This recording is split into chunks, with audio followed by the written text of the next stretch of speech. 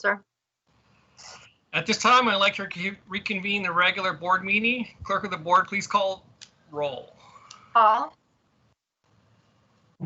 Present. Solis. Present. Pike. Here. Segura. Here. Tarantino. Here. Aguirre. Here. Adamos. Here. Yay. We'll now hold a moment of silence and a pledge of allegiance led by Vice President Arturo Solis. Thank you.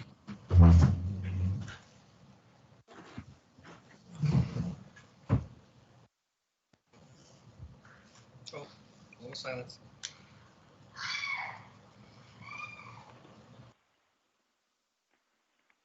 And place your right hand over your heart. Ready, begin. I pledge allegiance to the flag of the United States of America and to the republic for which it stands, one nation, under God, indivisible, with liberty and justice for all. Thank you.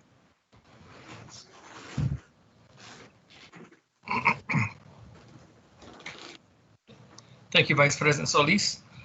The board met in closed session preceding this meeting to discuss the following issues. 1, public employee evaluation, appointment transfer, Government Code Section 54957. 2, public employee discipline, dismissal, release, reclassification, reassignment, and resignation, transfer, Government Code Section 54957. 3, conference with legal counsel, anticipated litigation, paragraph 2 of subdivision D of Government Code Section 54956.9. 4, conference with labor negotiator, Government Code Section 54957.6. Board took the following action. Moved by Solis, seconded by Segura, to approve the appointment of Mercedes Lopez as the principal of San Isidro High School with a vote of Hall yes, Pike yes, Segura yes, Solis yes, Tarantino no. Moved by Pike, seconded by Solis, to approve the appointment of Jennifer Barker Hines as the interim principal of Option Secondary School with a vote of Hall yes, Pike yes, Segura yes, Solis yes, Tarantino yes. At this time, I will entertain a motion to approve the agenda for September 28th, 2020 regular board meeting with the change that the board will first consider board agenda items K3, K4, and K5. After public communication, do I have a motion? I'll make a motion. I'll I will second. Okay. Moved by Trustee Pike, seconded by Trustee Hall. A vote, please. Hall. Yes. Solis. Yes. Pike. Yes. Segura. Yes. Tarantino. Yes. Adamos. Yes. Motion passes 5-0. Thank you. We will now provide an opportunity for the San Diego County Office of Ed representative, Dr. Mark Scabara, to make any comments. None tonight. I'd like to defer for a few comments when we start going through the audit findings with staff. Duly noted, sir. Thank you. Thank you. We will now have an update from our acting superintendent, Dr. Aguirre. Thank you, President Segura, and buenas tardes, everybody. For this superintendent report, I'm going to do something a little bit different. In observance of Hispanic and or Latino Heritage Month, I will be conducting it bilingually in Spanish and English. Antes que nada, bienvenidos a nuestra junta de la mesa directiva del Distrito Escolar de Escuela Secundaria de Sweetwater. En la semana pasada anunciamos que nuestro distrito permanecería en aprendizaje a distancia o virtualmente durante el resto del semestre debido a las tasas de transmisión de COVID-19 en el sur del condado de San Diego. Continuaremos monitoreando las tasas de transmisión y si se disminuye, existe la posibilidad de proveer apoyos a grupos pequeños o permitir que se reanuden prácticas de deporte. Para recalcar, esto dependerá de las tasas de transmisión de la pandemia. And now in English. Last week, we announced that our district would remain in distance learning or virtual learning for the remainder of the semester due to the reported COVID-19 case rates from San Diego County. Second, we will continue to monitor the case rates, and in the event that case rates decrease significantly, it is possible that we could offer small group supports and athletic activities. However, as much as I can seek to explain the data, metrics, and statistics, over the summer, I received an unsolicited video message from a student at Hilltop High School regarding the reasons why distance learning makes sense. Since he provided his permission to share the video, I'd like to play that for the public now. Ms. Vicedo, would you be so kind?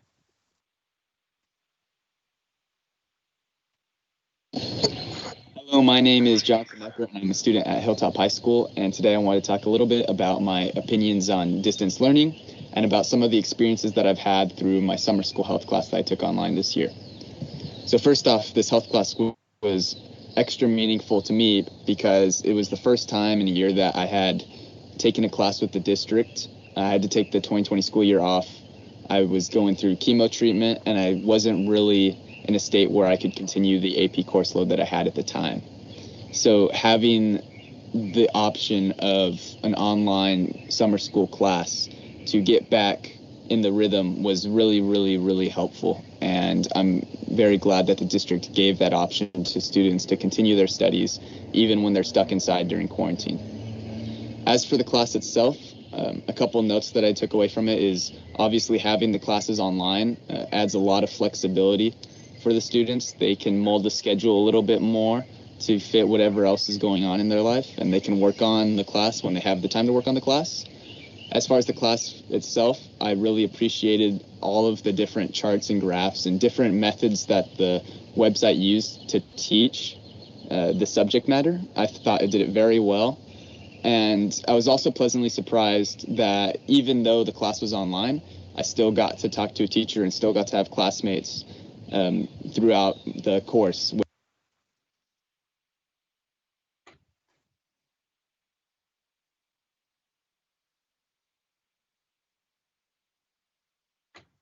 Okay, I'll try later. I'm sorry, I thought I was going to do it full screen and it messed it up. Don't worry. That's okay. I think it got to the gist of the, oh, there it is. Where did it? The subject matter. Sorry. I thought it did it very well.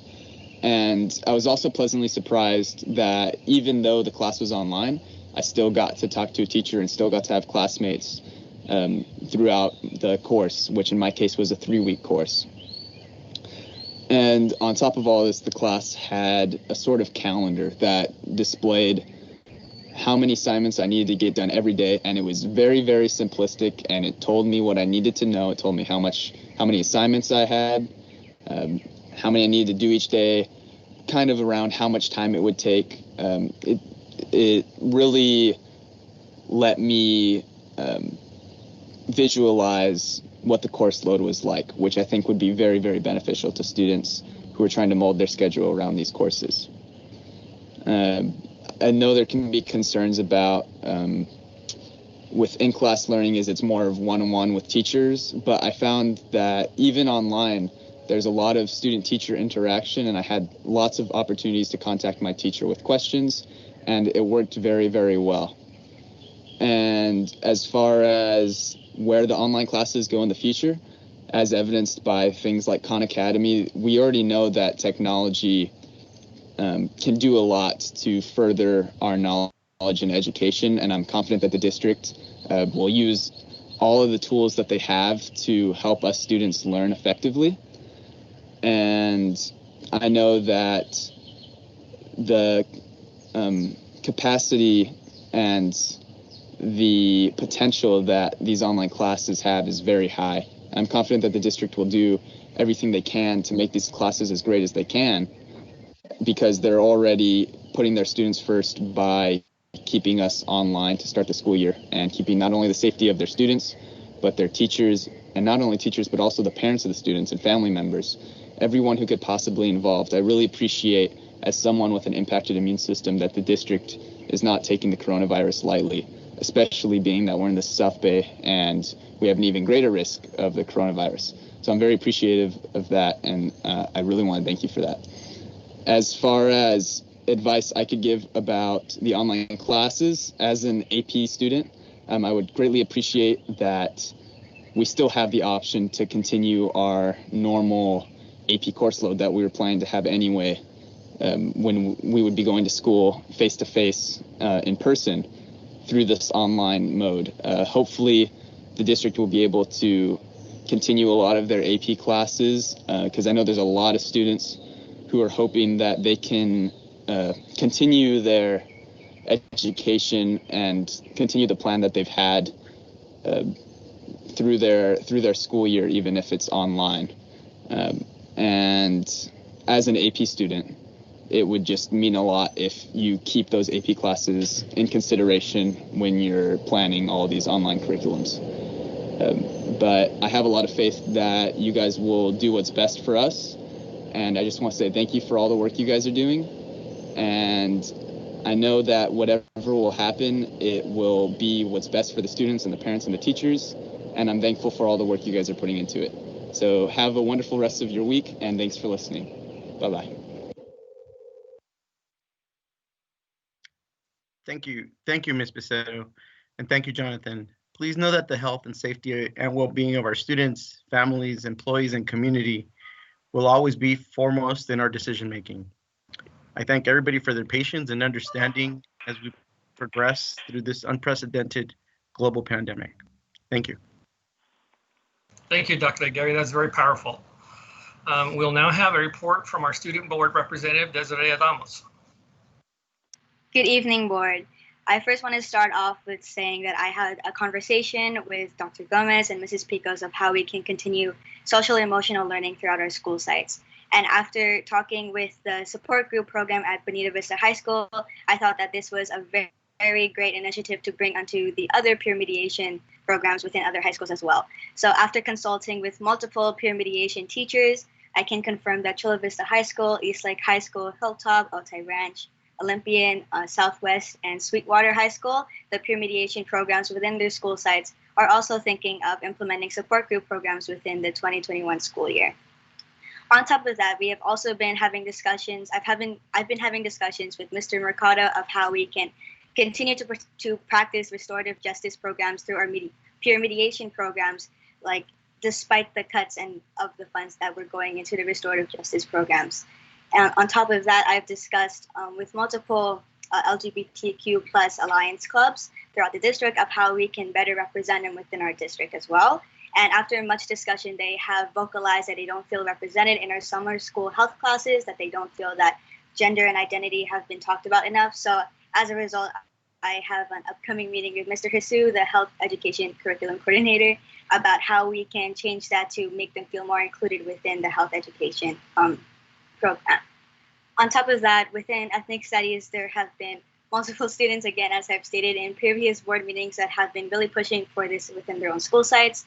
And after having one-on-one conversations with principals, assistant principals, and counselors at these school sites, Castle Park, East Lake, Olympian, Otay, Southwest, and Sweetwater have all expressed interest in implementing ethnic studies within their next school year.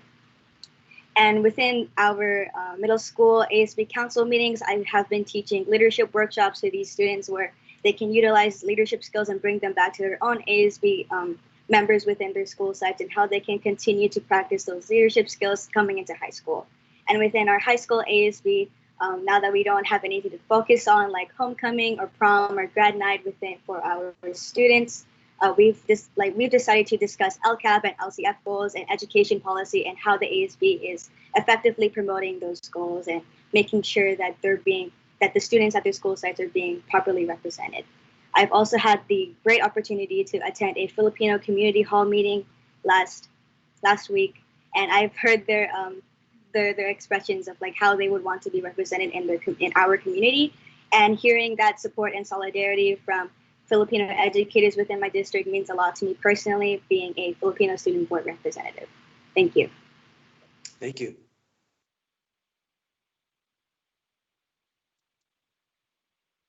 You're muted. You're muted.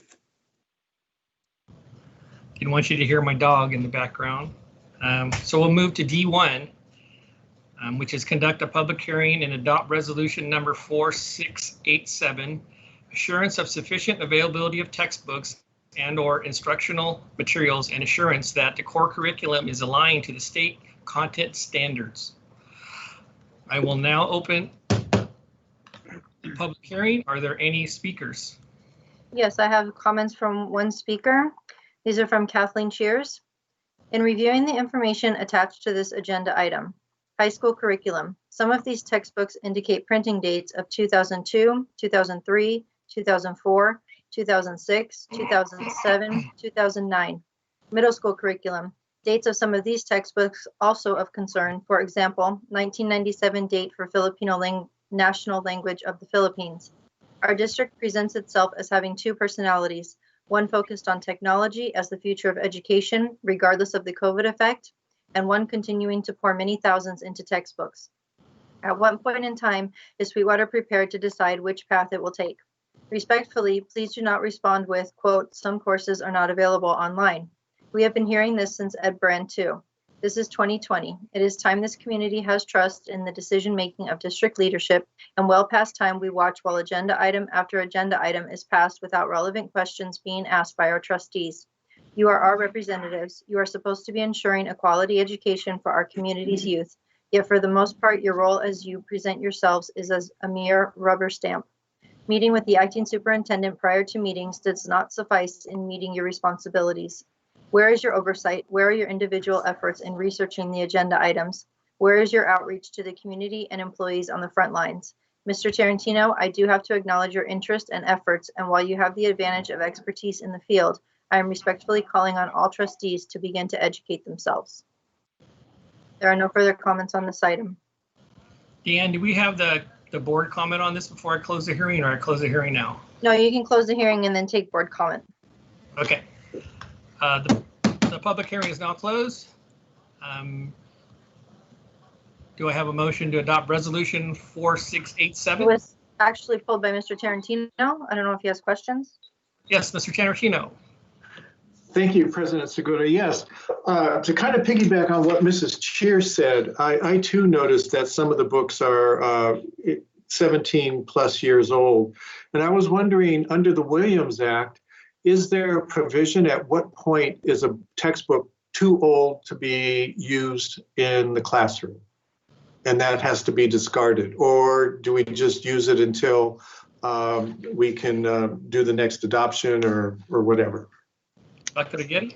I will ask Dr. Alvarez to respond to that question. Good evening, board members, Dr. Aguirre. So that's a very good question, Mr. Tarantino. Right now, we have the textbooks that we have based on those that we have purchased through the district. There are curriculum adoptions in terms of added requirements, etc. And when we adopt a new textbook, we try to find materials that keep up with those adoptions. But in the meantime, we augment the resources that we have with either supplemental materials or resources that the district staff creates to ensure that we're meeting the content standards.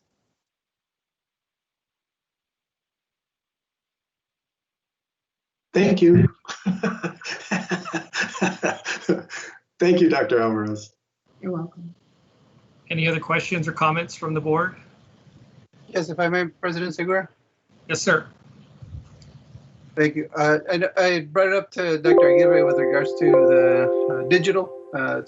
I know as more of the students are now having devices, and hopefully soon everybody will have a device. What are we thinking about going with digital books? So where we've been able to purchase digital licenses, we have. Most of the new adoptions that we've done since 2015 have included digital adoptions. One would think that digital adoptions are less costly, but they're actually not. It's kind of ironic. You would think they would be less costly, but they're not. But we do have purchased digitally, and we continue to do so. So, you know, the hope is to actually have both the text and the digital copies available. We did that with CPM, with the college preparatory math, and also with all the language adoptions that we did. Some students prefer a tangible copy versus an electronic form. And so we're trying to maximize, as we purchase these items, the use for students. Okay, thank you. Any other questions from the board? If not, entertain a motion. So moved. I will second. I was, Did you have a comment, Ms. Hall? no, I was just going to second. You beat Okay. me to the punch. Okay, thank you. Motion by Vice President Solis, seconded by Segura. Adamos, Yes. Hall, Yes. Solis, Yes. Pike, Yes. Segura, Yes. Tarantino. Yes. Motion passes 5-0. Thank you. This is the point on the agenda where members of the public may address the board on any matter not on the agenda and have 3 minutes each to do so. The Board of Trustees cannot legally take action on or respond to the matters not posted on the public agenda, but will refer the matter to the superintendent's office for review and report. Speakers' comments shall refrain from using profanity and shall be presented in a respectful manner. Thank you for your consideration. Clerk. Yes, the first comments are from Amanda Cabandon. I am the parent of an 8th grader at Rancho Del Rey. It is with my hope that the district decides to open the schools. Families are stressed to the max trying to adjust to distance learning. I have heard from several families that there have been more arguments over the workload and students trying to complete assignments. I emailed my daughter's principal last month to inform him of the toll that it has taken. She has always been a good student, but is now anxious and irritable due to being on the iPad all day to complete assignments. She has cried because of the workload. We know what studies show about screen time and children, so why are we continuing to do this?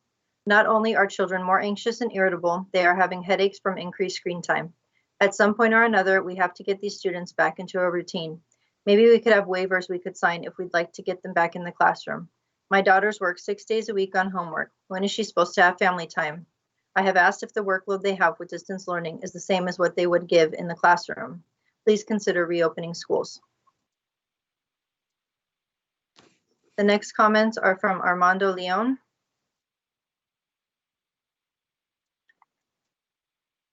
Good evening, Board Superintendent. My name is Armando Leon, and I am a teacher at Mar Vista Academy. I am writing to you about an issue that is, in my opinion, teachers should not have to worry about. Since January of this year, my classroom has been broken into twice. However, I am not writing to complain about someone breaking into my class. The purpose of my comments today is to make sure you know that break-ins at Mar Vista Academy are out of control. In fact, on Monday, September 14th, we found out that someone had broken into 8 to 9 classrooms, and the following day they broke in again. The issue of break-ins has been going on at Mar Vista Academy for at least the past 5 years. I am one of the lucky ones since they have never done any serious damage or stolen much of financial value from my room. However, there is a weird feeling walking into my classroom and knowing that someone looked through my cabinets and desk.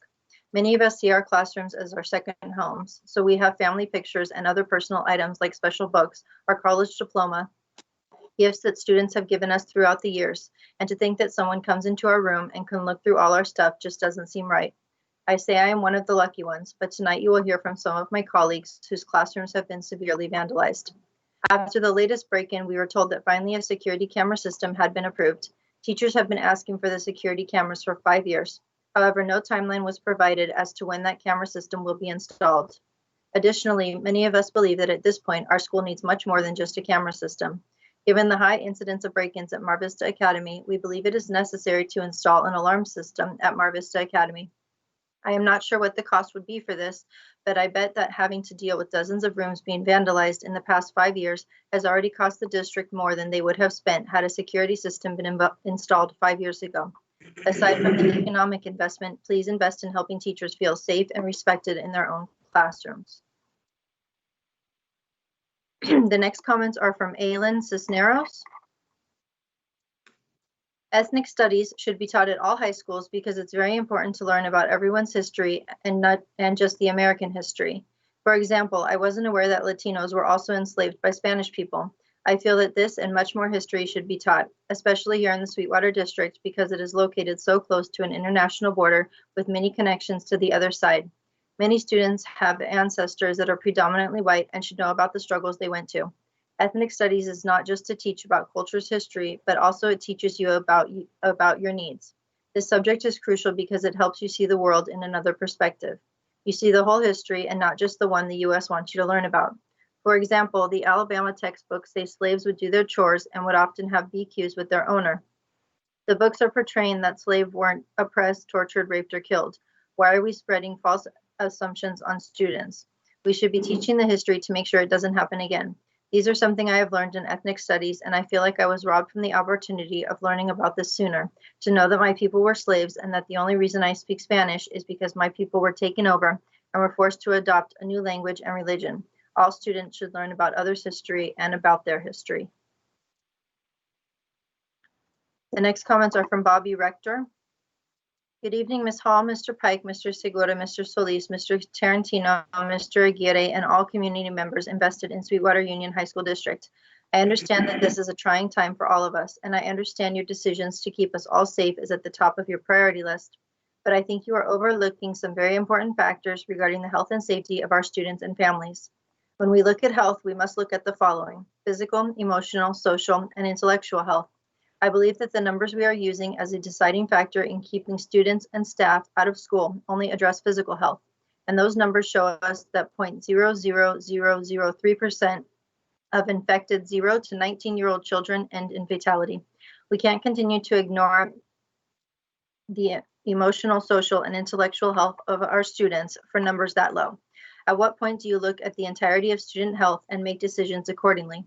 2/3 of the people most in tune with the struggles of our children, the parents, have already told you that they want their children back in school. When are we going to give the parents' perspective the attention that they deserve? Across the country, schools are back on campus, sports are being played, facilities are open for use for extracurriculars. Students are thriving across the country, and where are we? Let's begin the safe transition back to school so we can address the physical, emotional, social, and intellectual health of our students. Let's begin the safe transition back to athletics so we can address the physical, emotional, social, and intellectual health of our students. Please look at the overall health of our students and the ramifications if we don't. Thank you for your time. The next comments are from Camille Gonzalez. Good evening, Dr. Aguirre and members of the board. My name is Camille Gonzalez, and I am currently a part-time librarian at Eastlake Middle School. Thank you for giving me the opportunity to share my thoughts tonight about a deep concern I have regarding the district's decision to eliminate full-time librarian positions. I would like to speak on behalf of our students and their communities who desperately need your support to increase library personnel and resources, not reduce them. Since full-time librarians have been eliminated in our district, and we have been asked by administrators at both the site and district level to explain the roles and responsibilities of a librarian. What is that we do? What is that we do? Why do we exist, and what is our purpose? I could give you a laundry list of roles and administrative tasks librarians do to help the district manage resources and financial assets, but that list would not answer the question. Why does Sweetwater need full-time librarians? We parents grew up in a marginalized Mexican-American community in Tucson, Arizona. They grasped at every resource and opportunity so that against the odds, they could pursue their dreams of getting a higher education and give their children greater opportunities. If you ask my parents what a library is, their answer would be everything. Throughout history, marginalized communities in the United States have had to fight for their right to be literate. Literacy is fundamental to freedom. Literacy is the most powerful weapon we have against poverty and disenfranchisement. Students need and deserve a text-rich education, and the role of a librarian is to provide the students and communities we serve with a text-rich environment. Librarians are literacy ambassadors. We provide our students with access to information and the power that knowledge brings. The journey for all students in America to be given full access to a quality public education that provides every community with access to literacy regardless of race, ethnicity, or social class has been a difficult one. How can Sweetwater School libraries produce literate citizens and be effective without full-time librarians? The answer is that they cannot. The size and population of a school in our district should not determine the library services and resources that Sweetwater provides to students and their community. It is not equitable that small schools with communities that desperately need access to books, information, and literacy currently have some of the lowest allocations of FTEs for librarians. Having a full-time credentialed librarian at every site in our district should not be a site-based decision and should not be dependent on site funding. Every child deserves the right to have access to literacy, resources, and information that full-time credentialed librarians can provide.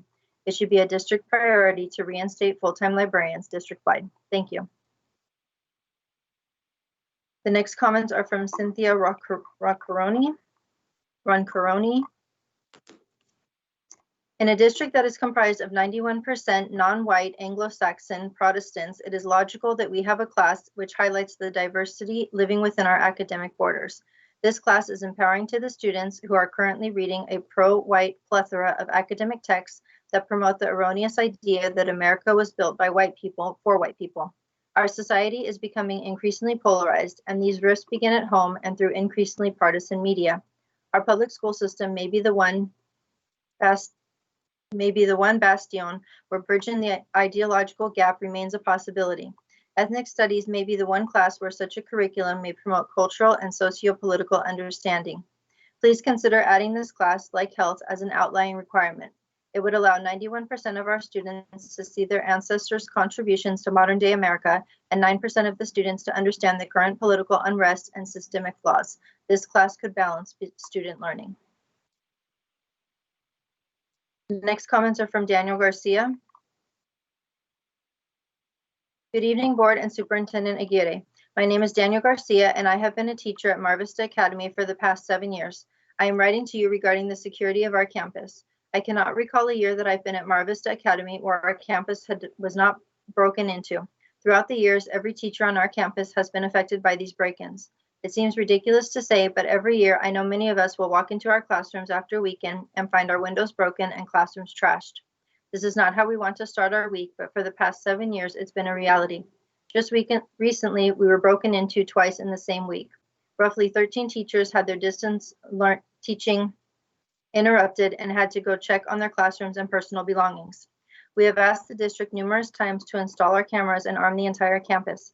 Recently, we heard great news that our cameras would be installed, but at this point, it is imperative that we go even a step further and secure our entire campus like many campuses do in our district. Please provide our site with the resources we need to feel safe and appreciated.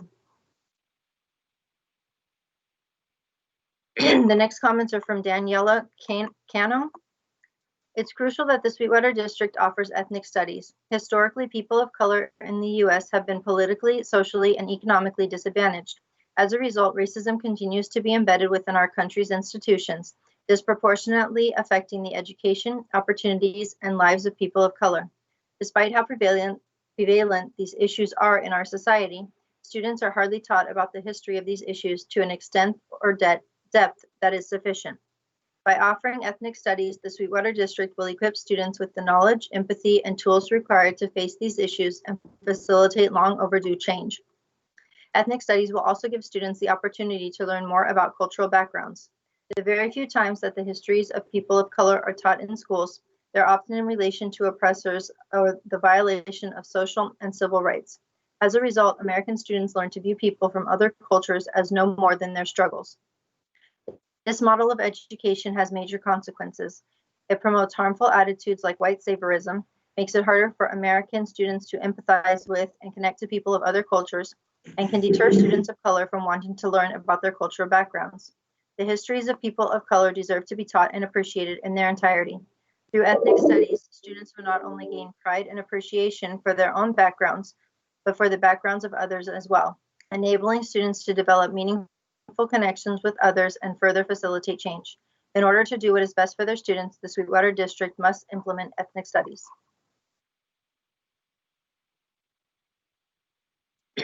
The next comments are from Elizabeth McKay. I am writing as a Mar Vista High School parent. As stated in the stakeholder engagement portion of the Learning Continuity and Attendance Plan, the town hall had over 1,200 participants. I believe the 600 plus comments submitted via Google Form should be available for all to read.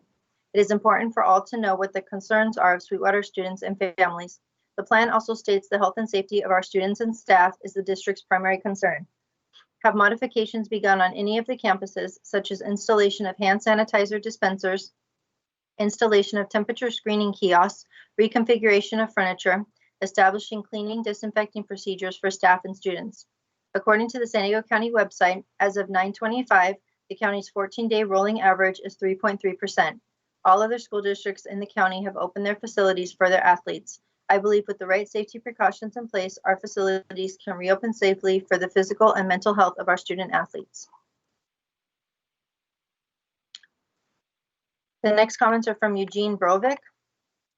Throughout the United States, schools are reopening to allow students to return to in-person education. The state of California has allowed San Diego County to reopen schools. Almost all of the school districts are doing this in some capacity. Sweetwater is not even considering it. As this pandemic started, health officials were concerned about ICUs being full and running out of room for the critically ill. This isn't a concern anymore, and as a result, the state has allowed schools to open. Before the pandemic, we learned that Sweetwater district officials squandered millions of dollars for their own benefit. These people chose their interests over the students. They stole money that would eventually rob students of proper staff and materials that would have had a positive impact on their education. Today, the district has shown that their personal interests are far greater than the intent of the district to educate and grow our children to become useful members of society. The only lesson the students learn from the school leaders is that nothing is more important than keeping money in their own personal bank accounts.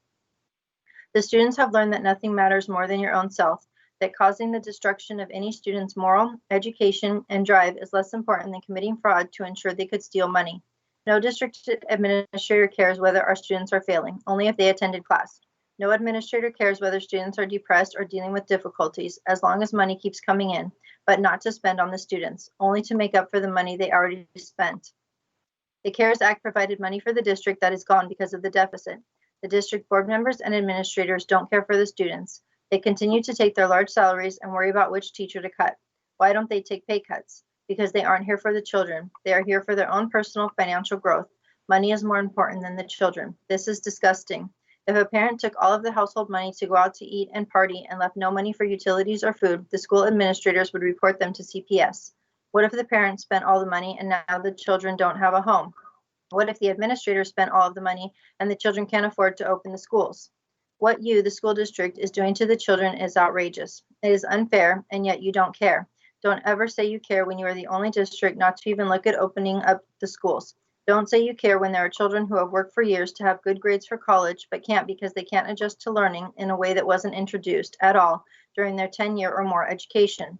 Don't say you care when there are children who have played sports their whole lives, hoping to be put on their college applications that they received a varsity letter in one or more sports for all 4 years, but might not be able to now. If any of the administrators or board members started as a new teacher, I bet you remember you would tell friends and families that you became a teacher to mold and help children grow. I bet you would even add that you are definitely not doing it for the money. How many teachers will say that? Well, you are now doing the opposite. You are doing this for the money and definitely not for the children. You even have teachers convinced they will die if they teach. You know this is false, right? The death rate is low, with the exception of high-risk people.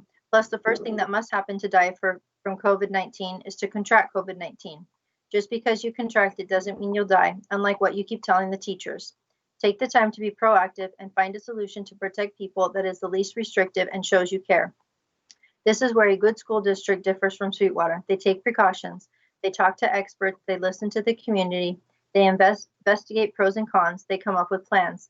The districts that care take time, and they don't just say no. Make a step in the right direction, or just take a step in any direction. Just do something. Just show us that the school district is now about the children. The next comments are from Francisco Saldana. Schools needs to be back in person teaching. Open the school. The next comments are from Jessica Lloyd. Good evening, Board Superintendent. My name is Jessica Lloyd, and I am the ASB Advisor and ACES Coordinator at Mar Vista Academy. I am writing to you in regards to the constant and numerous break-ins on our campus. During these break-ins, the ASB and ACES programs and rooms have been robbed, and our program funding has had to replace the items lost, leaving us in a predicament where our students regularly don't have access to participation in our regular program offerings. We make purchases and have invested in safes. We also need our district to provide us with the support of added security. It is unfair that our students have to continue to clean up and recognize what has been vandalized. Teachers have been asking for the security cameras for 5 years. Our ASB would like to see an alarm system. Please consider taking action to help our students and their programs with the security system.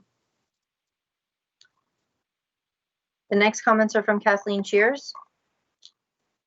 A few meetings ago, I raised the issue of the additional cost parents are bearing with respect to their internet fees. While I acknowledge the district did make a cursory attempt at offsetting costs parents see with the new distance learning curriculum, I continue to be contacted by parents being forced to choose between food or education as a necessity.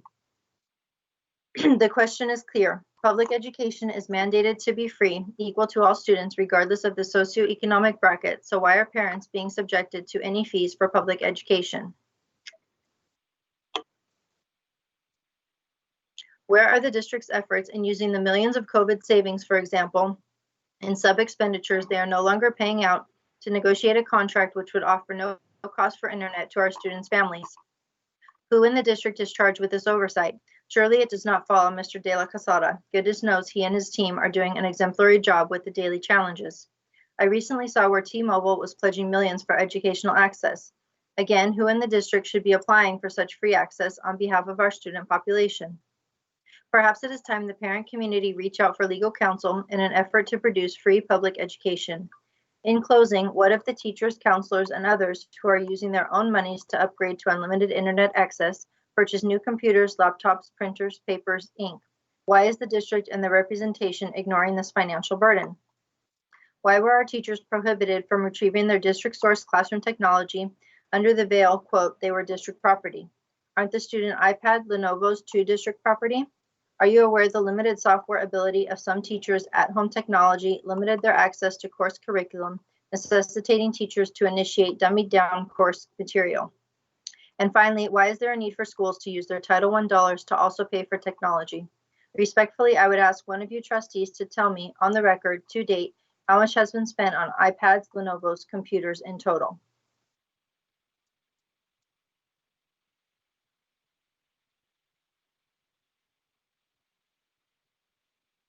The next comments are from Katie Davidson-Brovick. Board members, I am a parent of 2 Sweetwater students. My husband and I are both native to this community. In fact, my kids are the 3rd generation in our family to attend Sweetwater's high schools. We are very proud of our community and to be from the South Bay. Recently, however, I have started to regret my decision to raise my children here.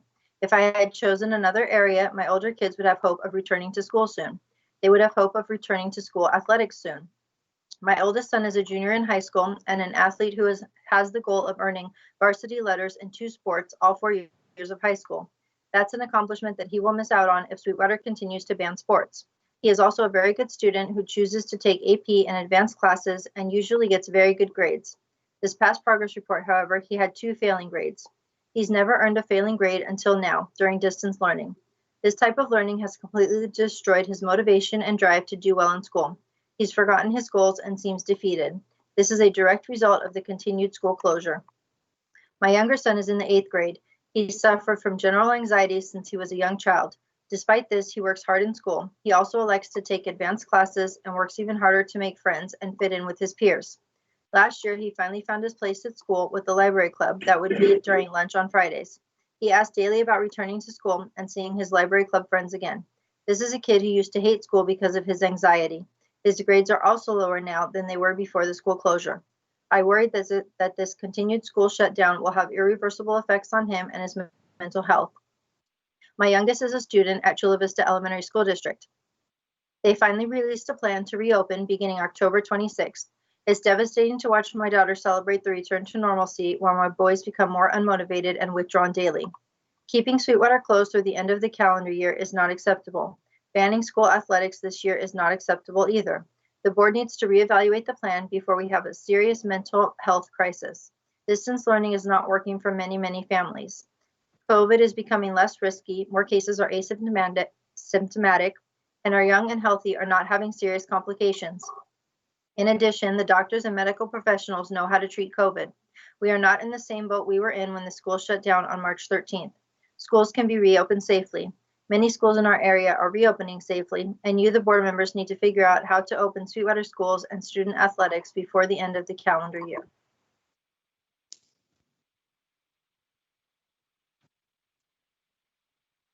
The next comments are from Kevin Smith.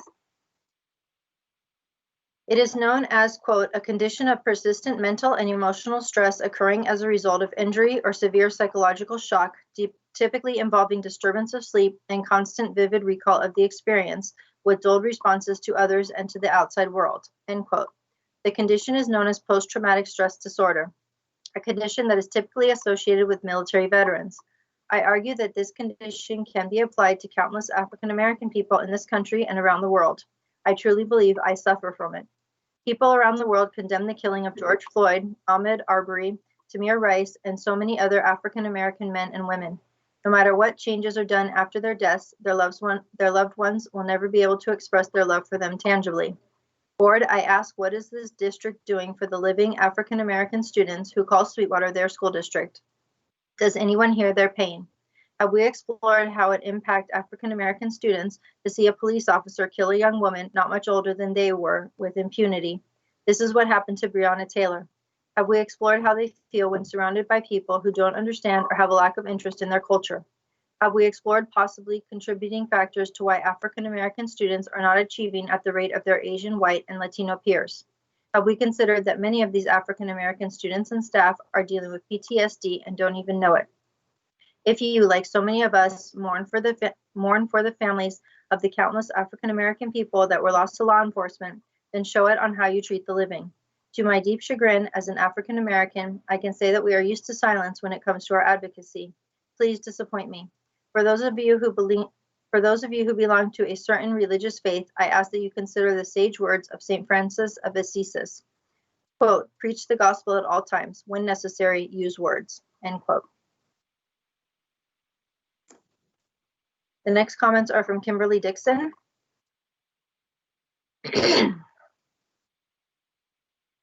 Dear Sweetwater board members and Superintendent Aguirre, thank you for your work during the COVID pandemic, as well as we are all navigating new territories. We would like to remind you that the decision to keep our schools closed rejects the science we know about COVID-19, ignores the advice of medical experts, and disproportionately harms our most vulnerable population, as stated by Dr. Jeanette Aldos, a local infectious disease physician in our San Ysidro community. Parents want a choice to return to in-person education. As physicians in the community, we see firsthand the increases in depression, suicidal ideation, anxiety, sexually transmitted infections in teens, and overdose. We recognize that returning to campus may not be the choice for all families or teachers due to their own risk factors. This is not a one-size-fits-all approach. We encourage you to offer options. Schools and teachers are essential. We encourage you to look at the science and the risk versus benefits of in-person instruction. Is the board keeping our facilities and schools closed under the veil of COVID to make up for the budget crisis? Or was the district simply not prepared despite many months they have had to make arrangements?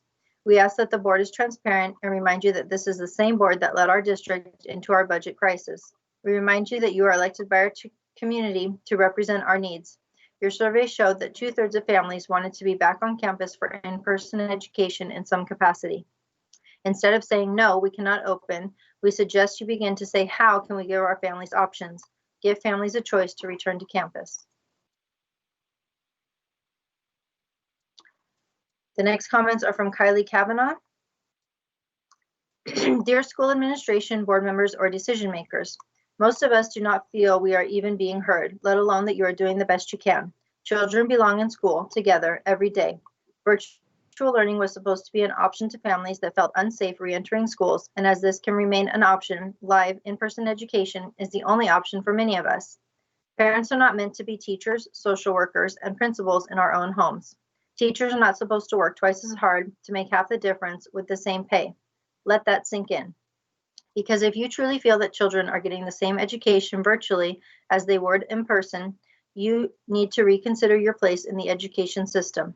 We are not okay with watching our children's education regress rather than improve.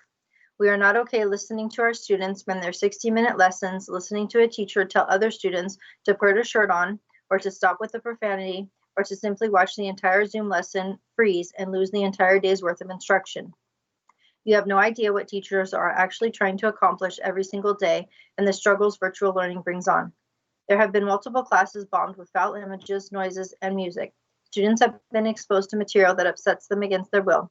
A student just attending class every day should not have to be exposed to this filth. Students that used to love school now are depressed and struggle to get out of bed every day. They are full of frustrations and resentment when it comes to classes and schoolwork and lack of peer contact and athletics, clubs, and other extracurricular activities. Death rates among school-age children are much lower than among adults. At the same time, the harms attributed to closed schools on the social, emotional, and behavioral health, economic well-being, and academic achievement of children in both the short and long term are well known and significant. Further, the lack of in-person educational options disproportionately harms low-income and minority children and those living with disabilities. These students are far less likely to have access to private instruction and care, and far more likely to rely on key school-supported resources like food programs, special education services, counseling, and after-school programs to meet basic developmental needs. The negative effects of keeping schools closed far outweigh the risks of opening them. We urge you to reconsider. Parents and students are not okay.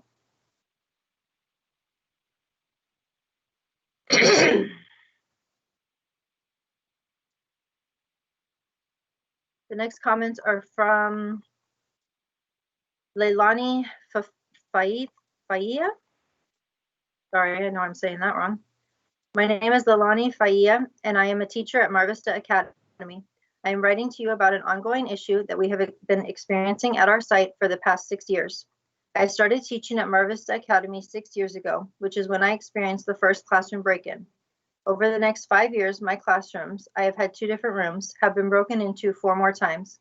This makes it a total of 5 times that my classrooms have been broken into over the course of the 6 years I have been working at Mar Vista Academy. The most recent break-in took place on Monday, September 14th. During this last break-in, they vandalized my wall and a cabinet with profanities, tossed several items from a broken cabinet, my desk, and a bookcase filled with teacher resources and student work. During previous break-ins, my cabinet locks were broken, my classroom window was pushed off of the track, food was taken, an empty lunchbox was broken, more profanity was written on items, change and toys were taken from my desk, and papers were always left strewn across my classroom. Due to the recent break-ins, I spent 5 hours cleaning my room, shredding student work and information, and going through every possible nook and cranny to see what needed to be replaced or tossed out. These break-ins have taken a mental and emotional toll on me over the years. I have since become increasingly aware that my room will be broken into each year, and have taken steps to alleviate the damage by removing personal items, shredding student work, and I found myself reluctant to add new items to my room in fear that they will just be stolen or vandalized. Although it was recently shared with us that our security system will be updated, this does not provide me with much relief. A security camera does not ensure that the people doing this will be caught in a timely manner. It only identifies the suspects. At this point, our site has become a target that these people know and feel that they can break into our classrooms.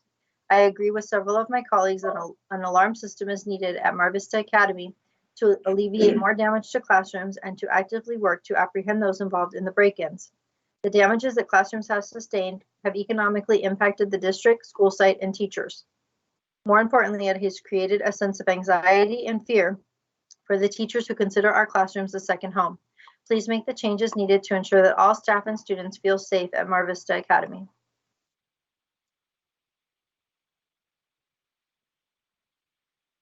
The next comments are from Lisa Brannon. Just wanted to pitch in my 2 cents for allowing small group support, athletics, and VAPA programs to resume with appropriate safety measures in place.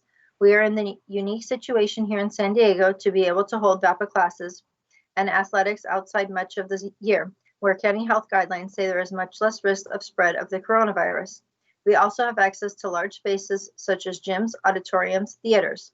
For a myriad of reasons, if school can't start, getting students back into these programs will go a long way towards alleviating depression, feelings of isolation, and lack of motivation that many of our students are struggling with. Small group support will also give at-risk students much needed access to help they need academically. Club sports are in full swing. Dance studios are holding classes and recitals. Community choirs are up and running. Not everyone can afford to pay for these private opportunities. Please give our kids the outlets they need for the sake of their mental and physical health.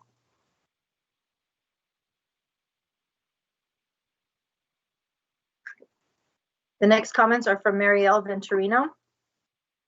My name is Marielle Venturino. I am a science teacher at Mar Vista Academy. I have taught in Sweetwater for 9 years, 8 of which have been at Mar Vista Academy. Throughout my time at Mar Vista Academy, we have had multiple instances of break-ins and vandalism to classroom, the library, and the main office. Since January 2020, my classroom has been broken into twice. While nothing of great value has been stolen, the invasion of my classroom space and feeling of vulnerability has created a stressful school environment for myself and my colleagues. Over the weekend of September 12th through 13th, my classroom was broken into, 4 cabinet doors were ripped off the hinges, door locks were forced open, and contents from cabinets and drawers were thrown all over the floor. Other classrooms were also vandalized with fire extinguishers sprayed everywhere and hate words graffitied on the walls. The knowledge that our classrooms may be broken into at any time has caused significant stress for myself and my colleagues. We leave school for weekends and breaks, expecting to come back on Monday morning to another break-in. Now the knowledge that even locked cabinets are not safe places to store class materials adds additional stress to teaching, especially as a science teacher at Mar Vista Academy. I have purchased many of our classroom supplies and science materials with my own money. Our shared school materials are often expensive, and there is not a science budget to replace broken or stolen materials. Throughout my years at Mar Vista Academy, teachers have pushed our administrators to ask the district for a new alarm system and high-definition security cameras. We recently found out that the security cameras have been improved, although we do not have an estimated timeline for these to be installed. In addition to security cameras, our school is in desperate need of a working alarm system to keep our classrooms and buildings safe from break-ins.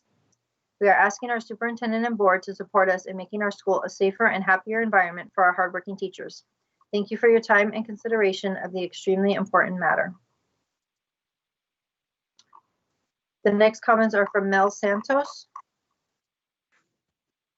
I am a student teacher currently in SDSU's teaching credential program. I am teaching at Sweetwater High School. I have questions regarding the RISE program and if it is still in effect. From the website on the RISE program, in an effort to build on the success and provide post-collegiate opportunities for Sweetwater students, Sweetwater District created the Return, Inspire, and Become a Sweetwater Educator program, which encourages compact scholars to return to their high school district as teachers. Students who successfully complete all program requirements are guaranteed employment with the Sweetwater District in the critical teaching shortage area, math, science, or special education, in which their teaching credential was earned. I have graduated from Montgomery High School, attended San Diego State University through the Compact Scholars Program, and am now getting my teaching credential through SDSU in single subject mathematics. The requirements say that I should graduate from Sweetwater District, attend SDSU through Compact Scholars, get my teaching credential in math, science, or special ed, then I should be guaranteed employment. I plan to meet all these requirements by the end of spring. I would like to know more about this program and if it is still even in effect because I cannot seem to find anything. The next comments were submitted anonymously. Ramon Del Rosario, Bonita Vista High School students want ethnic studies now. Representation for them should not be optional. Julio Alcala, Chula Vista High School students want ethnic studies now. Representation for them should not be optional. Ricardo Cook, Eastlake High School students want ethnic studies now. Representation for them should not be optional. Karen Hernandez, Hilltop High School students want ethnic studies now. Representation for them should not be optional. Bettina Batista, Mar Vista High School students want ethnic studies now. Representation for them should not be optional. Louis Zimstein, Montgomery High School students want ethnic studies now. Representation for them should not be optional. Ana Pedrosa, Otay Ranch High School students want ethnic studies now. Representation for them should not be optional. Eduardo Reyes, San Ysidro High School students want ethnic studies now. Representation for them should not be optional. Maribel Gavin, Sweetwater High School students want ethnic studies now. Representation for them should not be optional. To the teachers at these campuses, be the ones to offer a curriculum that provides representation to our students. Ethnic studies on all Sweetwater campuses by the 2021-2022 school year. The next comments are from Michael Ramos. Hello, my name is Michael. I am currently a junior taking ethnic studies at Southwest High School. So far, I've enjoyed the class because of being able to become more aware of the world around me and why the world is the way it is. Learning of basic human needs so that I can be more empathetic of others, but also learn to take care of myself. I've been able to de-stress in the class and learn of ways that I can improve to meet my goals and be a better member of society. I'm hoping for the implementation of this class in all schools in our district because if students can learn of others, they'll be better able to make connections and see the best in people rather than assume the worst. By learning of others, I feel I'm learning more about myself, which I believe everyone should be able to share these feelings. Thank you and hope you're all very understanding. The next comments were submitted from several different students at Mar Vista Academy. Caesar Holgan, I'm a student at Mar Vista Academy. When I heard our school was broken into, it made me extremely sad. I would like to see cameras put into our school so that it wouldn't happen again. It's unfortunate that when people break in, they can vandalize, which causes a loss in money. Luz Verduzco.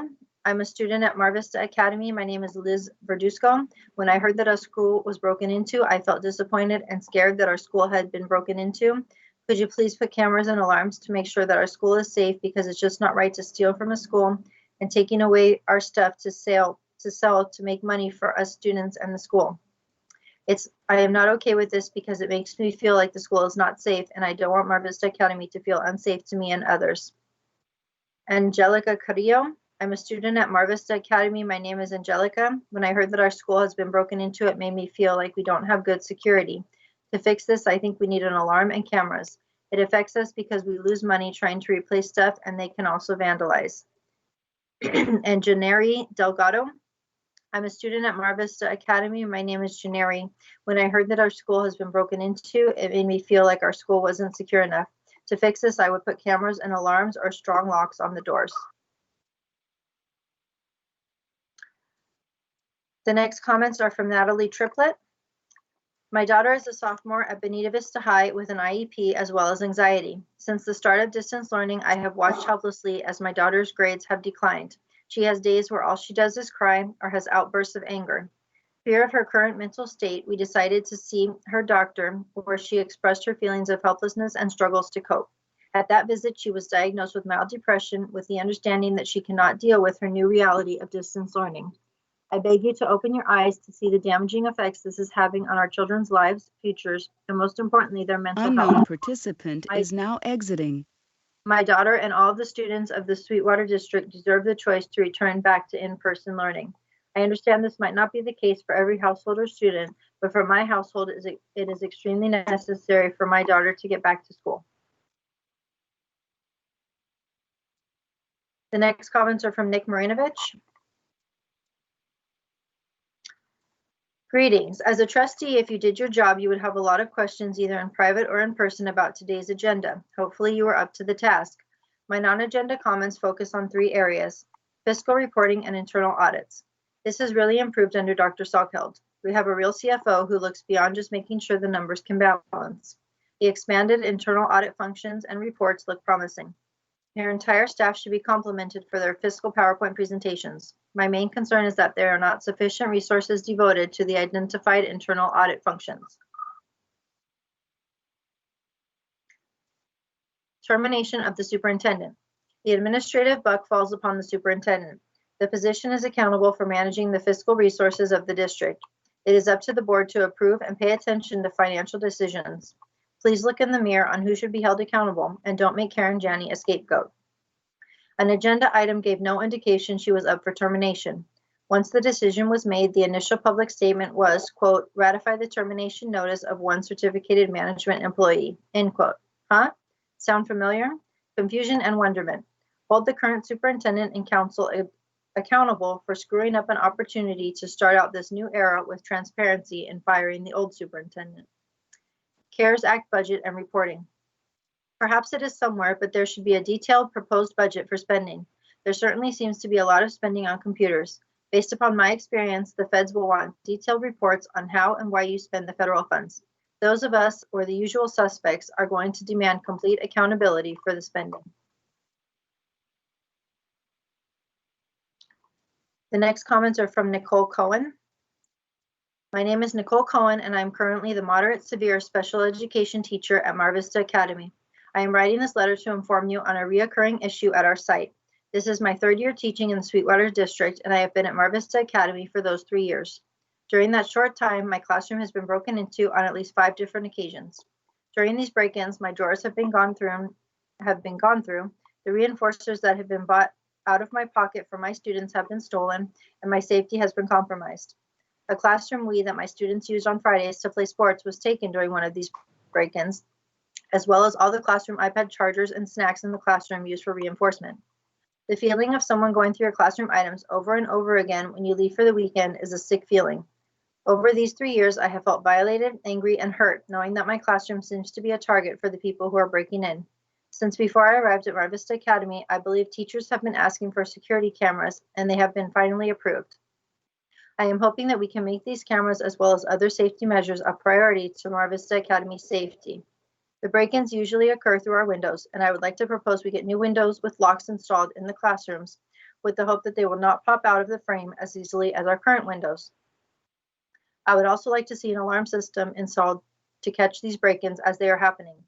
I hope you will consider these requests and understand that as a teacher, I should not feel as though I need to pack up my classroom before I leave each day, thinking whether or not someone may come in to take my students' equipment. Thank you for your time.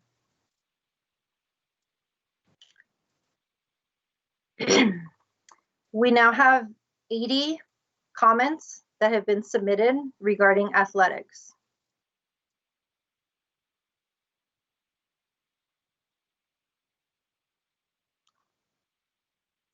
First is Adriana Ramirez. I feel it's very important for students to play sports. My kids were looking forward to begin sports. Please don't take that away from them. Allison Scanlon. We are parents and students from Eastlake. We are asking for a conversation with you and the board to discuss allowing sports practices and VAPA groups to have safe outside practices, to follow official guidelines put in place to allow our children to leave the house and relieve the stress and anxiety of being in their rooms alone for hours and hours with a screen. Mental health is just as important as physical. We just want the rights that many other schools and clubs around us have. If they can do it safely, why can't we? Frustrated and disappointed. Angela Acosta. My name is Angela Acosta, and I am the mother of Matthew Murphy. Matthew is currently a new incoming student at Eastlake High School. Practices were set to start earlier this month. However, they have been canceled due to Sweetwater District policy. My son Matthew has played football most of his life. He started out playing flag football when he was 6. It was at this time that he began to grow a love and passion for the sport. He has been playing ever since. He has been told many times on the field by his superiors that he has something his coaches cannot teach. He was named and given a reward for Best Defensive Player of the Year by his freshman team last year at Santana High School. Football is what keeps my son motivated in school. It's what keeps him disciplined. As a single parent, I can only do so much. Although I do my best for Matthew and his 2 siblings, still football is something that keeps him grounded. Football keeps my son focused with something that he can run to when he needs to clear his mind, something to keep him in shape. Football gives Matthew something to look forward to each week, to be able to learn and grow and be around his coaches and his peers. This is so detrimental for my son because he doesn't have his father in the home. He doesn't have that male figure to look up to on a regular basis. Being around his coaches and his teammates gives him the opportunity to have what he doesn't have at home. I know I speak for more than just my family. I'm sure there are many families with their own story. All I'm asking is to please consider all these things. Please choose to keep sports going for Matthew and for all the students who rely on this activity. If it is safe for other districts to maintain sports programs, then why is it not safe for us? Why should our children be the only ones who are let down? It's not fair. These boys work long and hard with their commitment to football. They have had such a long break already. Please bring sports back in our district. We want to keep our kids safe and we want to keep them out of trouble. So let's give them something to do in which they love, something that is healthy for their heart, mind, and soul. Armando Rodriguez. Please do not cancel sports as it is a path many student athletes rely on to make it to college. Scholarship offers will be taken away, especially for seniors. Other school districts are playing. Why can't we? Modern Day is right down the street from Otay, and they can practice and go to school all they want. At this point, it's not about COVID cases, because if it was, they would not be back in school. Please hear us out. My teammates and I put in lots of hard work and would hate to see it go to waste. We're only teenagers once. Football is more than a sport. It's life. It's incorporated into our life. For me personally, it's a distraction to all the terrible things happening in the world. If you cancel sports, I don't know where I'll be. B. Richardson. We are in support of letting families decide. Save high school sports. Barbara Scott. These are trying times, but let's get the children active again. I feel the district needs to keep our children safe, but to not allow sports or VAPA, I don't understand. They need to express themselves, not just sit in front of a computer all day. The sports and VAPA are an important part of a student's life. Please do allow as many sports activities and VAPA to resume as soon as possible. It is in the best interest of our students in our district and neighborhood. Bradford Burton. Please do not restrict the student athletes of the Sweetwater District from playing sports this year. All of the scientific evidence indicates that there is a minuscule risk to young people participating in sports and other activities. The cumulative effect of denying students the opportunity to participate in sports and to attend school on campus is far worse than any threat from the coronavirus. Along with the Sweetwater District's refusal to allow students on campus, this would be another source of embarrassment for the district and further call into question its motives. Brian Adelman. I am a parent who recently moved my 3 boys to Sweetwater School District. I am an Ivy League educated and lead a successful accounting business with my wife. I was not born and raised in San Diego, so I have an outside perspective of the Sweetwater School District leadership and how it compares to other districts. I have a few suggestions for the board members that may help us navigate the district's COVID-19 pandemic response. I would suggest that the school board actively support the students, parents, teachers, and coaches in following safety guidelines by allowing them to pursue athletics and club activities right away. The current district mandate to stop all activity for athletics and clubs is a demonstration of autocratic leadership, and it disadvantages the Sweetwater School District programs in comparison to the rest of the San Diego school districts who are organizing as we speak. I would caution the school board to not allow the COVID-19 situation to become an occasion where board members are making headlines in the community.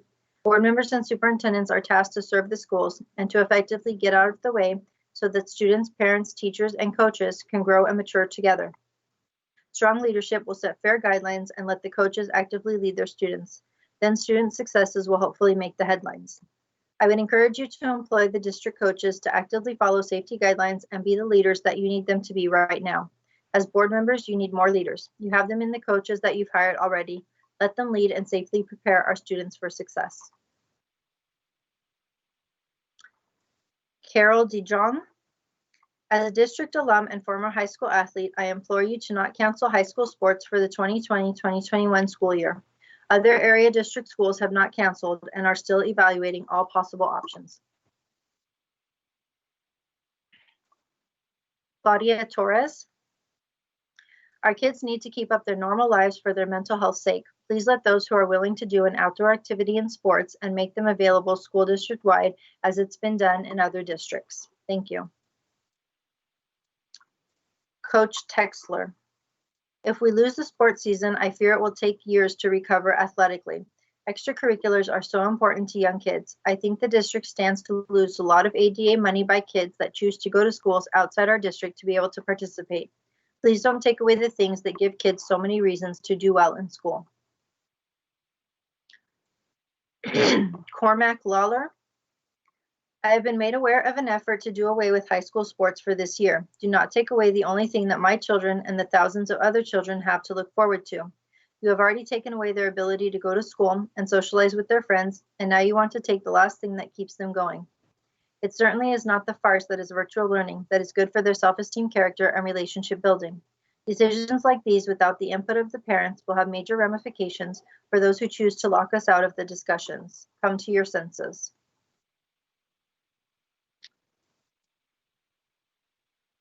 This is from Dana. She didn't submit a last name. It is my understanding that the schools are considering ending sports for the year. Have you any idea the impact this is already having on the youth?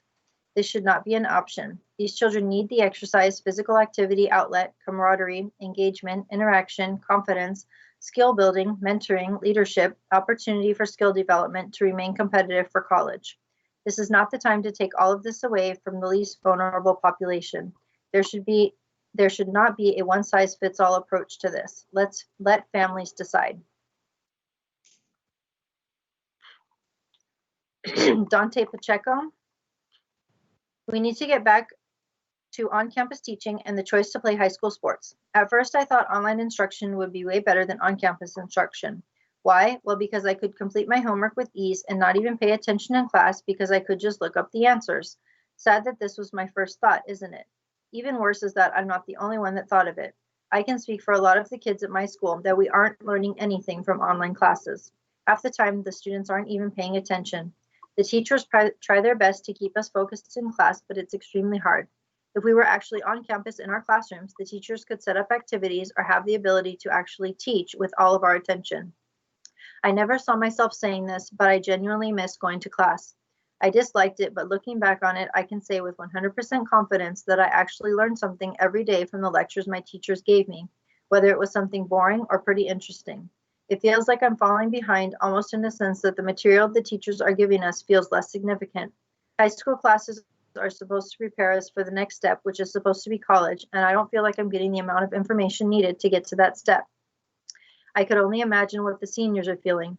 They are missing out on their last year of high school, the last chance to make memories. For most, the last chance to wear a sports uniform. Ah, yes, sports.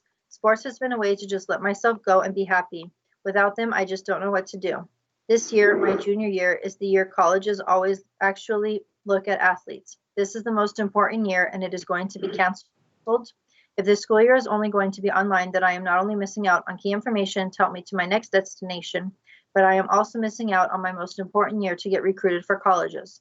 The worst part is that other districts in San Diego are already allowed to practice and will start having games soon, which gives them a step up on all of us in the Sweetwater School District. Most schools in our district are already small, and some colleges don't even come down to look at some of our sports, and now you guys are making it even harder to get scouted looked at. It just isn't fair. This could be a chance for many of us to actually get to college, and now we might not even get a fair chance against our competition. We are being handicapped by this happening. This has put so much stress on me. The thought of me not being able to fight for a spot in a good college, and there's nothing that I can do about it. It's up to you guys, my district, to make it right by allowing us to return to on-campus teaching and allow the return of athletic programs. Please make the right decision. Deshaun Burdett. You guys have to open up the school. We need to be able to practice and play. A lot of my teammates are seniors this year and have worked too hard to have their last year just thrown away. We are always told to work hard and reach for our goals, but how are we able to do that when we are not allowed to do what we are passionate about and have worked hard for? I feel like we are basically being told we don't matter, and neither do our dreams or goals. You are getting in the way of potential scholarships. I know the reason behind the school not opening, and it's sad that other people's selfish ways are affecting us. Let us play, open up our school. Deanna Macias. Dear Sweetwater School District Board, it is rumored that the board is wanting to eliminate school sports this school year. I wanted to let you know how important school sports are for my student athlete. My son works hard to make grades for the incentive of being able to play sports. School sports are a morale booster for the student athletes. If that is taken away, what will push those borderline students to make grades if there is no reward? Coaches and teammates mean a lot more to students than you can imagine. Coaches are father figures and teammates are brothers and sisters. You would be removing their family. I am asking that the school board allow the parents to choose if their student athlete should play. Deanna White. I oversee the COVID unit at Sharp Chula Vista Medical Center. I am the acute care director there. I see COVID daily firsthand. I also have a son who is a junior and plays football and a freshman daughter. I would love to help and be involved to keep sports safe. I also know if we don't start allowing the kids to practice, they will do it on their own in a way that may not be safe. The kids have been getting together to work out at gyms and encourage each other, playing basketball and doing things kids do. At least if it's organized sports, it will be regulated and more controlled to keep them safe. Kids are depending on scholarships for athletics, and not allowing them to play would hamper their ability to be seen and get scholarships. I am willing to help, and I know we could raise money to make things safe. Thank you for listening. Diego Blattler. I am writing to you today because I need your help. I need you to advocate at tonight's board meeting on behalf of the students and tell them that we, the students, the coaches, and the community want our sports to happen. And it would be different if it was a countywide cancellation, but it's not. Many other schools and other districts are practicing and planning on playing sports this winter. So I ask you, why not us? Please let us play. Edgar Murillo. I understand that athletics aren't one of the main priorities for you guys in the school board meeting. However, your decision to cancel could affect many students in a negative way. For some people, those sports are the only thing they are looking forward to after a pandemic like this. And if you were to take it away from them, what kind of message would that be putting out? That their district does not care about what is important to them. School sports should be there if possible and shouldn't be canceled unless it is due to the pandemic. Enoch Oko. I'm a senior at Olympian High School, and this is my last year at the school, and last year I only got to run 3 meets for my school track and field, including invitationals, which means I couldn't better my time, so colleges start looking at me more. And this year is the only year I have to get scholarships for my sport, track and field. And please, it is my last year. I am begging you guys to do everything in your power not to shut us down. Many of our futures depend on it. Thank you. Eric Barajas. Please don't cancel high school sports for your school district. Thanks, Eric, parent of a high school freshman. Evelyn Ramsier. I believe we should open Sweetwater District athletic departments. For the health of our student bodies and minds, we need to do this. It has been done in other school districts. Please research and follow suit. I realize Sweetwater is a large set of schools, but there are also other large sets of schools that have opened their sports departments. This lack of decision-making shows poor leadership, and it is at the cost of our children's mental health. With all the health initiatives in school and our communities, we need to get the children back to practice and play. Take a stand, be a leader, get the kids back to sports. Fernanda Carrillo.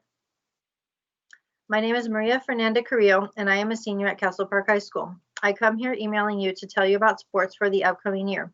I've been hearing there is a chance of athletics being canceled due to COVID-19. As selfish as this may sound, I feel it should not. Of course, I know that the district may feel as we should take care of our health. On the other hand, sports are the ones helping us take care of our health. As an athlete that is getting scholarships because I play a sport, it is very unfair that we would not have a chance to play the sports we like and help us. Personally, me playing lacrosse helps out mentally and physically. I tend to put all my problems out on the field and helps me stay fit. It has been about 6+ months staying home and not being productive. I cannot work out at home or a park where I feel everyone is judging me. At school, I feel secure along with my teammates as I feel I can speak out for them in that term. Being with my teammates also helps out my mental health. Being inside has drained my mental health, and I am sure other students feel the same way. It does not even have to be about in-person learning, but just athletics. Please don't just look out for yourselves, but for ourselves too. We need sports. We are nothing without them. I am sure that sports are one of the reasons we bring money like football or attendance too. Also, I am sure you guys will have the safest protocols you could have for us if you guys were interested in our education and health. Thank you for taking your time out of your day to look at this email. Gabriela Torres. Please do not cancel this year high school sports. Sports are so important to our son right now. It is the one thing he looks forward to. He has enough to deal with pressure that comes with distance learning. Sports offers him an outlet. Sports offers him a safe social setting and at the same time to exercise. George Abbott. I'm a student athlete, and I think and many other student athletes should be able to go back to school or practice our sports. I think sports during school is amazing because it helps take the stress off of school and helps get our minds off of stuff at school. Paris Kolosman. I am writing on behalf of a San Diegan myself. We need athletics. This helps our kids be more than anything, I promise. Please do not take them away and let us play. I hope you make the correct decision. God bless. Ian Ramirez. Have some ambiguity. I understand the need to be precautious, but taking football season away will ruin the dreams of many who aspire to play ball at the next level. Drastic measures should be taken without a doubt. Tests prior to all practices and games like most schools, colleges are doing around the country. Providing these tests for everyone could prove costly, but if I'm not mistaken, the funds athletics brings in, predominantly by football, should be more than enough to cover tests for our athletes. Personally, I've lived in my car and gotten accustomed to emancipation from the lack of food due to my current financial struggles, yet football has always been my resort, my only way out, if you will. I have worked relentlessly, day in and day out, for as long as I can remember, fighting and persevering in hopes of a better life. Please don't do this to us. Understand us seniors already won't have the senior experience that everyone so willfully deserves. Jacob Scott. I want an option to go back to school because this isn't learning, this is busy work with no substance. I want to finally be able to actually play a sport and not just sit on the sideline now that I am able. You say you care about the students, but what is best for us is actual school. This isn't healthy for us to just waste away in our homes. Many people I know only escape is school, whether it be from strict parents or bad living conditions. School is their escape and now they are stuck. Please give us the option to go back. Janet Granucci. Please don't eliminate high school sports. Our kids really need them. They keep them focused, excited to go to or attend school, and keep them out of trouble. I work with troubled youth. The main and one of the only things that gets them back on track and keeps them on track is playing football, baseball, lacrosse, water polo, etc. Playing sports keeps their minds and bodies active, keeps them focused on their current and future goals, and helps them out of trouble. If they are not participating in high school sports, they are finding other things to do, usually drugs, alcohol, and getting involved in criminal behaviors. I have seen this firsthand. Please keep sports in all high schools. They are so important for the future of all of our children and our future as a society. Thank you for your support. Jean Pacheco.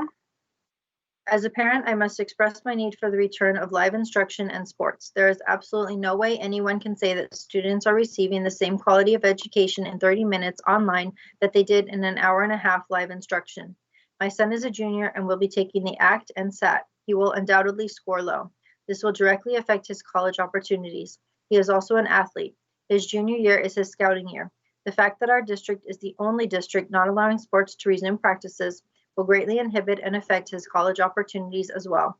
All other districts have been able to resume practices, while ours has not. Is it because we have a higher minority population than the other districts? It appears so. Is the district prepared for the lawsuits that will follow? We are a Mar Vista High School family, but if we need to transfer schools to protect the future of and provide opportunity for our children, then we will. Please allow the return of school and sports. Jeff Bowles. I am a concerned parent that is frustrated by the lack of concern over the students within this district. Can you imagine yourself as a student watching the news and seeing the rest of the county opening up and holding practices? As a parent, I cannot explain this to my high schoolers. What I can say is that there is not one rule for the entire county and the mental and physical health of its youth. All of the coaches that I have come across are wanting to return and hold practices, but are being denied by the teachers union. So in short, I would like you to be on the right side of history and get these kids back to practice and more importantly, back in the classroom. If you find that you have teachers that do not want to, then look for others that do, please. We all know that COVID is out there, but it isn't the death sentence that is being portrayed by the state and the media. The curve has been met to release the pressure of the hospitals, and now it is time to get back to it and allow kids to get back to practice and in-person learning.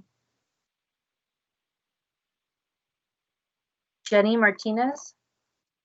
I am a parent of a freshman student at Eastlake High School. I know difficult decisions had to be made for the benefit and safety of our students, and I appreciate the district caring for the safety and well-being of the students. I do want to ask if the district can please reconsider their stance on students not being involved in sports right now. I know it's been difficult for these kids to get used to the new norm of virtual learning, no interaction with other students' friends, and no activity in sports regimens. I feel that sports activities can be safely done. Thankfully, my son is in an outside soccer league and has been at practice at a local park 2 to 3 days a week since June. The soccer league lines up with masks, gets temperatures checked, and made to put hand sanitizer on their hands before practice. Parents all have to sign a waiver and provide info of any exposure to COVID. There has not been one case of any kids getting COVID through my son's soccer practice. My son looks forward to these practices so much these days. It's his outlet, his time to be away from the computer, and he appreciates the time so much right now. Please, please, please reconsider letting these kids begin sports. For their mental and physical well-being, please let's allow these kids to be in high school sports.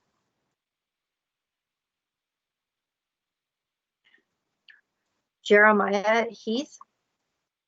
By far, the people paying the biggest price in light of distance learning and no sports are the kids. This approach is not working, nor is it necessary.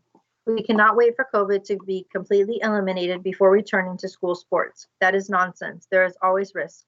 For those families who are not ready to return to school sports, let them continue with distance learning. For those of us who are very ready to return to on-campus instruction and sports, have us sign a waiver accepting the risk and get back to it. Let's go. Jerry Hartman. As a guardian of an Eastlake High School student and someone who is fully aware of the dangers of COVID-19, I do not follow the same argument of the parents and coaches pushing to dangerously throw thousands of kids back together. Fall sports is a bad idea, and in-person learning is even more dangerous, especially in the South Bay. Simply looking at all the high schools and colleges nationwide should be a very clear indicator of what's going to happen. SDSU over 1,000 positives over 3 weeks, not to mention everyone they exposed. Outbreaks among our youth will occur. No question about it. It's asinine to think the coaches will be able to control social distancing at practice and guarantee they won't be able to afterward. Outbreaks will occur, and I implore you to not buy into this propaganda. You're taking our children and families into your hands, and I guarantee these parents and coaches pushing the agenda will never have the face or gumption to stand up in front of everyone to apologize when deaths occur due to this needless push.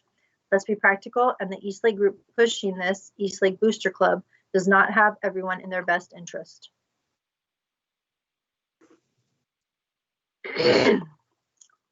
John and Rosalie Sanchez. As parents of a student athlete, we would like to voice our desire to be involved with the decision-making process for high school sports in 2020. We feel parents should have the ability to share their thoughts, concerns, and support of sports. For our son, sports has been impactful in many ways, and we see value in what athletes can achieve with a team who works hard. We also understand the risks associated with teams gathering and how this can impact the community. All in all, we are hopeful our voices will be heard. Thank you in advance. John Fallon. I got your email from the online petition to start practices for Sweetwater. You probably do not get many supportive emails. There is no petition for me to sign to oppose this effort, so I am emailing you instead. I'm a military member and parent of twins at Eastlake High School. My wife and daughter have asthma, and my wife has other medical issues that decreases her immunity. I implore you to follow the science in a tried and true methodology and do not let angry, frustrated parents force you into making a decision. We are a family that is okay with waiting and not rushing. You may or may not know that the Navy is under strict orders in the area to go to work and home, stops only for emergencies. If that is the low level of risk the Navy is taking for readiness, then I want my kids' school to take an even lower risk. If that means waiting for a vaccine, I am okay with that, as is the rest of my family. There is no online petition for me to express my views. I just wanted you to know you have our support.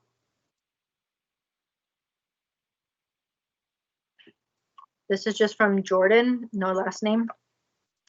I am the editor-in-chief of DagoFootball.com. We are a website that has been covering high school football in San Diego for over 5 years. Athletes in the South Bay are nervous about sports not happening in your district. These athletes use sports as an outlet and love competing with their teammates. Not having sports would cause immense danger to their mental health and irreparable damage to sports in the South Bay. Please consider letting these athletes back on the field like the rest of the districts in San Diego. It's the right thing to do. Please read this article and see for yourself what athletes have to say about the current situation. Jordan Swan. It would mean the world to me if you would let my brothers and I have a season this year.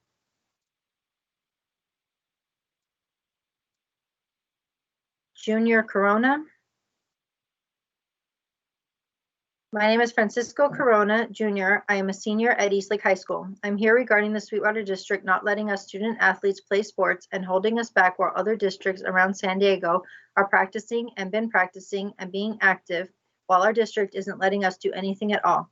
If the district continues to not open up any school practices, any sports practices, or open up any sports seasons, I don't think they know how much of a negative impact they have on the students. They are putting student athletes' futures in jeopardy, all because of the Sweetwater District mistakes, and they're putting it on us kids. I have several teammates and friends at other schools that have full scholarships to colleges that are seniors and might have their senior season taken away from them. So along with their futures being at risk, there are so many other athletes that their lives are depending on these scholarships for them to make it out. We want change. Carlos Jimenez.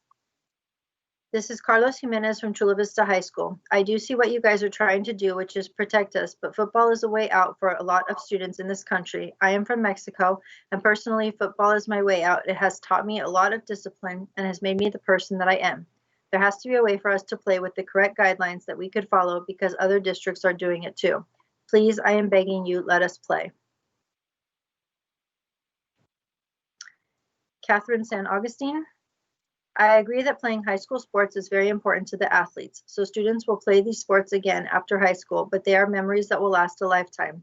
The hard work and drive will carry them throughout their life into the workforce or college. Please let them play sports in the very near future. Christina Lopez. Please do not cancel high school sports. Let families decide what is best for their students. Sports are so important for health and well-being. Our kids are suffering without school and sports, and that's not okay. Lauren Goldstein. Please do not cancel high school sports. Let each family decide whether or not to have their kids play. These kids have lost enough already. If parents don't want their kids to play high school sports, they don't have to let them play. Luis Perez. I am a student who attends Olympian High School in the Sweetwater District. While I am speaking for myself, I am positive that I speak for other students, whereas in terms of learning and being able to expand my knowledge, distance learning fails to reach my needs to succeed. Distance learning is not at all helpful to me. I lose my motivation to do work, to teachers just assigning so much work. At this point, I am only doing work to meet deadlines and not learning. In-school instruction is way easier for both the students and teachers. Students can learn material a lot quicker and more efficiently. I personally learn so much better in a classroom than in front of a computer at home all day. In addition, there needs to be sports in the 2020-2021 school year because so many students have spent hours after hours to train and prepare for their respective sports, just for it to be canceled while the rest of San Diego County plan on doing sports. Sports are the only way for some students to attend school after high school. Sports also teach students to be responsible and manage their priorities, which are skills for adulthood. If you really want students to succeed and be happy, you would want for schools to go back to in-school instruction and allow there to be sports this school year.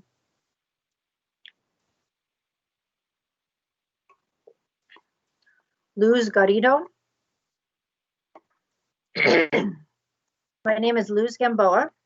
I have two children who attend schools in your district, and I'm a Mar Vista High alumni. I understand that as a district, you have concerns about going back to in-person learning, and as a parent, I can appreciate it. But my boys need to go back to somewhat of a normal life. They need their sports. Why are sports being taken away?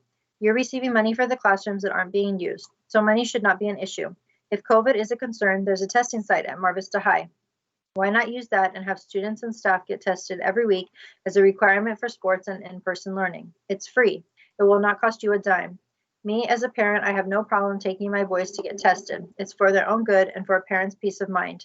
The county is paying you to be there. Utilize it. Do you not have faith in your coaching staff? Do you think they won't follow CDC guidelines?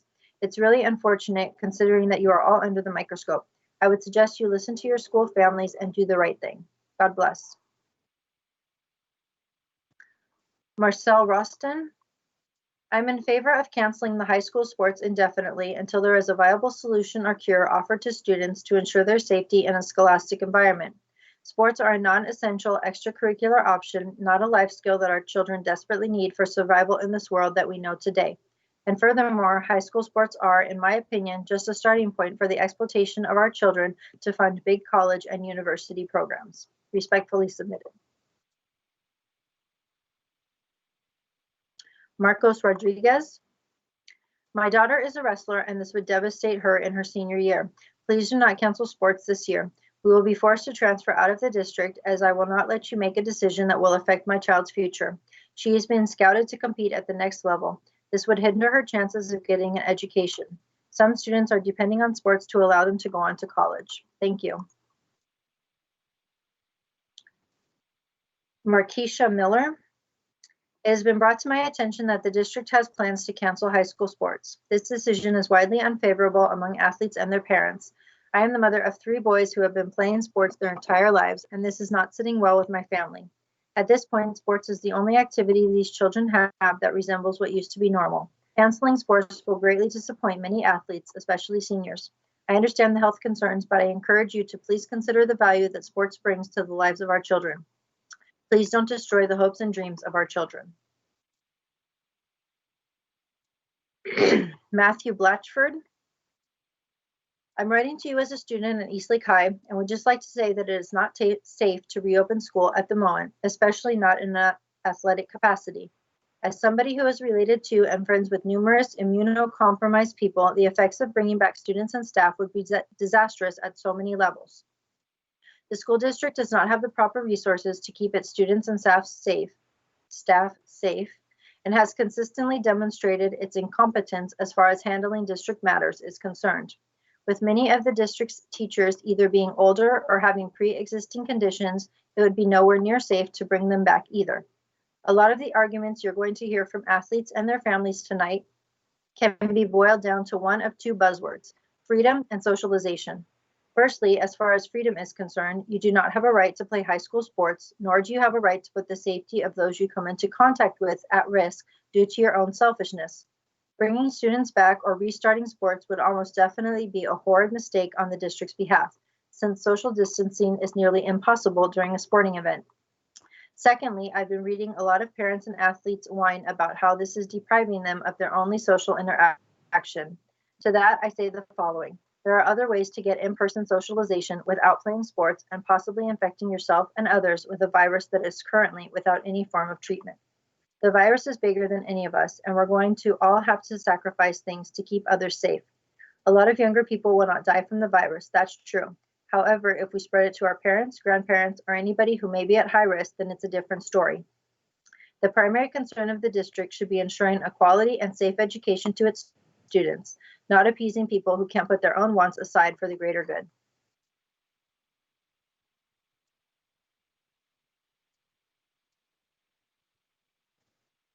The next comments are Matthew Davis. According to Washington Post, child abuse has went up 61%. Kids 18 and younger represent 10% of the cases in the United States. When you cut out all the good outlets for kids, they will choose drinking, drugs, and other ways to cope with their pain, because millions of parents have lost their job. You guys don't get it. I have friends where their only way to make it far is through the field. They don't get a salary after the decision is made.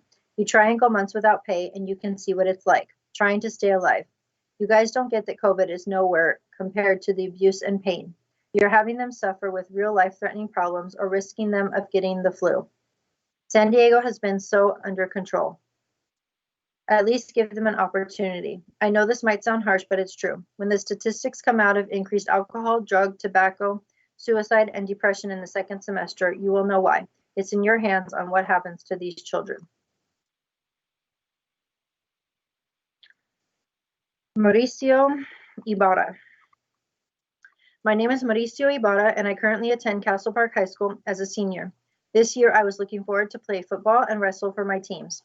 I am currently reaching out to let you in on a student-athlete's point of view as of now. Since there is no sports, most of us do not feel inspired to do anything. Sports make us want to go to school, to work harder, and to improve as a student. No sports can cause a lot of depression among the students of your district. Some of us need sports in order to go to college to help pay for our education so our parents don't have to, and we are very stressed since we are given a lot of pressure to get there. A lot of us show up to school just to play, to feel as if we are part of our family, to get away from trouble and make new friendships that cannot be found anywhere else. I am speaking for my brothers of other schools, all athletes trying to speak out, but their voices are yet to be heard. We athletes need this to get away from problems at home that we have no control over. We have dreams to accomplish. Some of us want to go through some of us want to just go to college and get the experience. Thank you for reading my email, and I hope that us students are put first, just like the slogan, this is our choice. Melissa Burdett. You have no idea how this is affecting the kids all around. They had something to look forward to, something to keep them in line, and a brotherhood. I see what this is doing not only to my son, but his brothers. We are the only district not allowed to play, and it's so unfair. You are taking so much away from these kids and doing a huge disservice to these boys. They have worked so hard these past 3 to 4 years to just have it taken away from them. Think about them for once. I know what the motive behind the closure is, and I know it's not because of their safety and well-being. If you have a heart, hear them out and let them practice and play. Michael Pennington. My name is Michael Pennington. I am the father of Brian Pennington, a junior at Eastlake High School. They told me I can send you comments for the board meeting tomorrow. I want the kids to go back to school, and I want the kids to play athletics, especially football. I believe that they are very inappropriately making the wrong choice for the kids. I believe if the district decides to not have athletics and not let the kids go back to school, the big apparently cannot do the job they were tasked with, and they should change the whole board. We already know they are corrupt. Now they seem to be inept. Monica Urquiza. I am sure you are getting pleas and wants for high school sports to continue this year in the South Bay, and I just want my voice heard along with my sons. Andrew is a sophomore and played 3 sports last year and wants to continue. I no longer believe the numbers or the hype about COVID. Yes, it's real and yes, can harm, but not as much as keeping these kids in isolation and risking their mental stability for all of this. The numbers don't match. I am tired of seeing the running total. How many are currently active?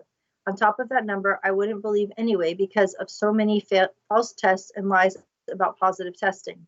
I have friends who never even took the test and got a call that the results are in and they are positive. This goes beyond any political play.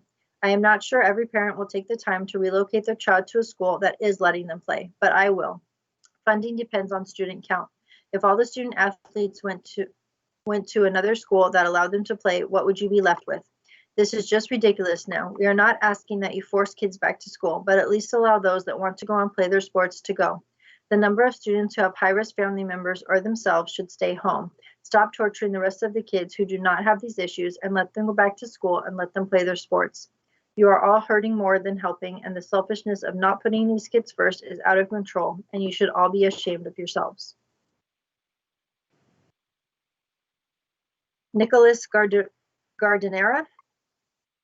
My name is Nick Gardenera, a football player at Scripps Ranch High School, reaching out on behalf of the Sweetwater School District's decision on fall sports, particularly football. I chose to reach out because I understand the pain and heartbreaking feeling the players whose futures are at risk better than anyone. I've been playing football for 13 years now, and over that time I have developed a love for this game that goes beyond words. As a 16-year-old kid, I really don't know much else in this world besides family, school, and football. Now, I don't question your district's ability to understand the pain and heartbreak you'd be putting on these kids with the decision to cancel fall sports, as I'm sure you must have had in the back of your mind.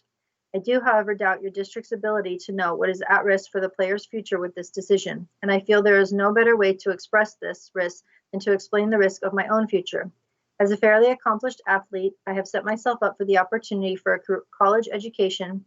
Mind me saying I'd be the first in my family's history to receive a college degree, meaning this accomplishment would not only be huge for me, it would be history for my family's name and a stepping stone for the future Gardeneras that a college education is possible with hard work.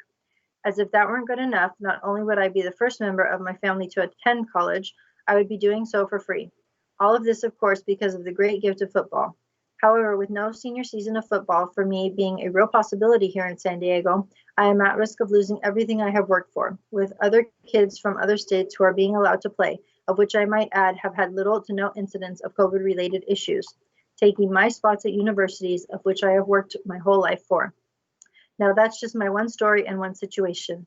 However, I know for a fact there are numerous kids within your own district who are faced with the same challenges I am writing you about today. Now, if this isn't enough, I want to also add how successful other states have been with their COVID present football seasons. For example, in the state of Utah, there have been over 1,000 football games played now, with not one COVID case being found. As seen, it is more than certainly possible to have a safe season under COVID guidelines. We just need the rule makers like you to set them for us. We're ready to go. We're ready to abide by all guidelines set. We just want to play. We have too much of our future to risk to not. So please allow us to make this decision for ourselves. I know many of us are willing to take the risk when this much of our future is at stake. Thank you. Nicolene Richardson.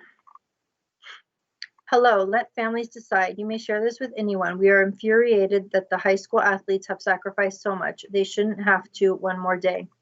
What a travesty and weak incompetence on the school district's part if they eliminate high school sports. Stop the red tape, bureaucracy, and dysfunction. Do not eliminate high school sports.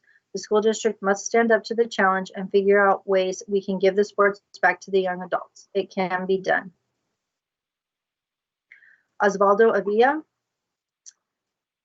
I just wanted to speak on the possibility of sports being canceled. We are still young, powerful, and smart young people. Canceling sports will be bigger than what you think it is because we only, and I repeat only, get 4 years of high school out of the many more years we have to live. Also, some kids like myself are relying on sports to take them somewhere in life, and cutting it off would not help whatsoever. So many of us have been training and working hard for this year of sports for it to just get canceled with a choice that was made in 1 week, a month. This is a lifestyle for us, and you guys taking it away is not helping. I know this was unexpected, but please look more into it. This is too much to just let go. Thank you and have a blessed day. Rebecca Marino. Not having my freshman in a school setting is having an impact on his growth, both physically and mentally. As much as I try, he isn't interested in anything. Not being able to be around kids his own age or play baseball has taken a toll on him. I am afraid for him as well as the kids his age of depression. This is supposed to be the most influential years to mold him into the young man he needs to be to succeed. Being stuck at home is not the answer. My son has worked extremely hard at baseball. He has always talked about playing in high school. I know the older boys that would play this year, as well as my son, would be affected by not being able to play. Sports is a very important part of our small community. To take it away this year is a poor idea. Please do not keep our children at home any longer than they need to. Other schools are safely making it happen. Why can't we?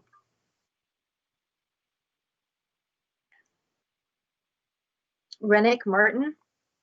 My name is Rennick Martin, and I am a senior at Eastlake High School. I wanted to send an email personally addressing you regarding the possible cancellation of the 2020-2021 sports season. I have played football and lacrosse for Eastlake High School ever since my freshman year, and I don't know where I would be without having these sports offered to me. Sports have served as my second home, a sense of therapy, and a sense of motivation for me throughout high school. Lately, through these stressful COVID-19 times, student depression has been rising, and I truly believe there are a lot of students that could not do it without their sport of choice. Sports, more than ever, mean more than just actually playing the game. They serve as a healthy escape from a student's stressful reality. There is a large portion of students, including me, that have our futures dependent on these upcoming sports seasons and simply cannot do without them. Thank you for taking your time to read my email. I really hope you strongly consider what I had to say. Raina Doer. Sports are one of the most important part of a kid's life. Are they kidding? Enough is enough. Let's go. Let parents decide what's best for our kids. Rita Risley. I'm a parent of an athlete and straight-A student at Mar Vista High. My son is JP. He plays baseball and football. He's been playing sports since he was 3. Him not having his sports has shown me how much he really loves his sports. I've never seen my son stressed like this until COVID took his sports and school away from him. My son is a straight-A student, and to not be able to be in his school is also hurting him. My son is a social butterfly, and for your district to take this from kids is mentally damaging and physically damaging to so many kids. Our kids are in the times of finding themselves and planning their careers, but not being in school is completely discouraging them in any future they dream of. A child can't develop properly always being home. They need their peers and things they love like sports, drama class, art class, a science lab. A lot of kids use sports, drama, art, and school as an escape from home, especially if they don't have the proper love at home, which they can get from teachers, peers, counselors, and coaches. Our teenagers that want to be back deserve to go back. They understand they have to wear a mask, wash hands, and sanitize. They're not little kids that don't understand, and if they want it that bad, they know to follow the rules. You need to let us parents and our children decide if they are willing to follow the safety rules, then they can go back and do what they love, which is learn, play sports, go to drama class, and do science in a lab. But you not even giving them an opportunity is selfish on your behalf. Why is our district the only district stealing from our kids? It's not fair or right. All you're doing is mentally and physically harming our kids. We have the right to make this decision, and we know the repercussions if our children are not responsible. Roberto Jimenez. Football has been a part of my life ever since I was 8 years old. Please don't take my last year of the sport I love so dearly. As a senior who plays football, you always get this grand send-off. It would be so devastating if I wouldn't be able to experience my senior year properly. Please don't take my pride and the countless hours I put into the sport. Rana May Sablon. As a mother of 2 teenage boys enrolled in the district, distance learning has been a challenge. Online instruction is not the same as in-person instruction, and the district has had enough time to come up with a plan for in-person instruction. I believe the parents and children should have a choice to return to in-person instruction. Now we wait another 3 months to possibly reopen in January. Not only are children at home all day in front of a screen, for those who are student athletes and are in performing arts have been told they cannot have any teacher, coach, student contact. This is very disappointing. Most of these teens have been involved in sports and visual and performing arts since they were youth, and to keep this away from them is affecting them physically and mentally. I was told that the district might be eliminating athletics for the year, while other districts and conferences are allowed to play. Please rethink this issue and see how much this will be hurting our children. Thank you for your time. Reopen and let the kids play. Samuel Brewer. Dear Sweetwater, let's not pretend that it hasn't been a rough couple years. The whole money scandal and the severe budgeting was bad, but you somehow made it work.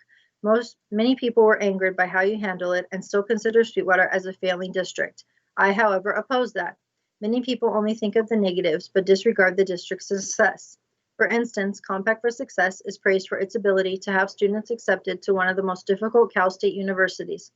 The district has had lots of success throughout my time in school, and with this pandemic in the world right now, which is getting much better, I only ask you to do one more thing as a senior in high school. Please let the kids play. I know many people want kids to be back on campus indoors learning with their peers, but realistically, many kids prefer the distance learning format. It has allowed students like myself to get more sleep, exercise more, spend more time with my family, and even do my schoolwork at my own pace. So the only thing missing here is high school sports. Baseball to me is everything, and last year I was supposed to play my first year of varsity athletics. Unfortunately, the pandemic started to spread quickly and everything was shut down. However, this year I believe distance learning and high school sports will be able to be accomplished, not only because the number of students on campus would be significantly lower than usual, but because the student athletes want to play so badly that they will be responsible enough to follow protocols and stay indoors. We students don't mind having to stay home and learn as long as we will be able to play after. One may think that physical health is at risk, but many are neglecting mental health. Not being able to go outside and play our sport is driving me and my peers crazy, and our day is only filled with virtual meetings and computer screens. I know it may seem difficult to do, but the Sweetwater District can do it. I believe in it, and I am positive that if you let athletics return, even with distance learning, families will give back for being able to put a smile on several students during a time of struggle. A mask can do much more than we think. All we are asking for is a chance. School dances and events can be ignored, but an athletic season is something we all want. Please don't rule out sports. To be completely honest, it could be the only thing keeping us sane. You can do it. We can do it. Saul Garcia Contreras. Schools in the Sweetwater District should allow sports and school to start up now. For many students, sports are an outlet for them to relieve some stress and help with their mental health. And for many, playing sports is the only way into college. Allowing sports to come back will help kids with their mental and physical health. After sitting in their house for over 5 months, it will be very helpful. For many students, sports help them with school as well. Kids need that motivation to do better in school, and sports give them that. It helps them maintain good grades and a better GPA. Sports motivate kids into getting up in the morning. They look forward to going to practice. Many students can't afford to pay for college, so they use sports to try to get in for free. Taking away sports is like stripping them of their future. All athletes and coaches have agreed to practice all the safety precautions and guidelines put into place. And for seniors, it will be their last year of high school sports, and I know it will be a bummer if they miss out on it. A lot of states have opened up and have allowed kids to go back to school. They have also allowed sports to start up again. Parents also just want to see their kids out on that field, court, or pool one last time before they graduate.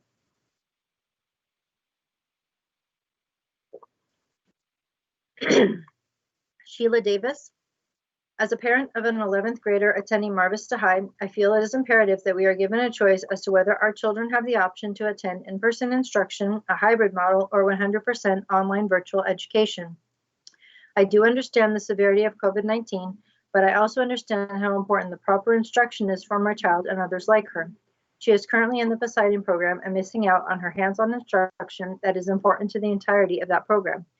She is also missing on socialization with her teachers and other classmates that help develop students into productive and thriving adults. My daughter also participates in roller hockey.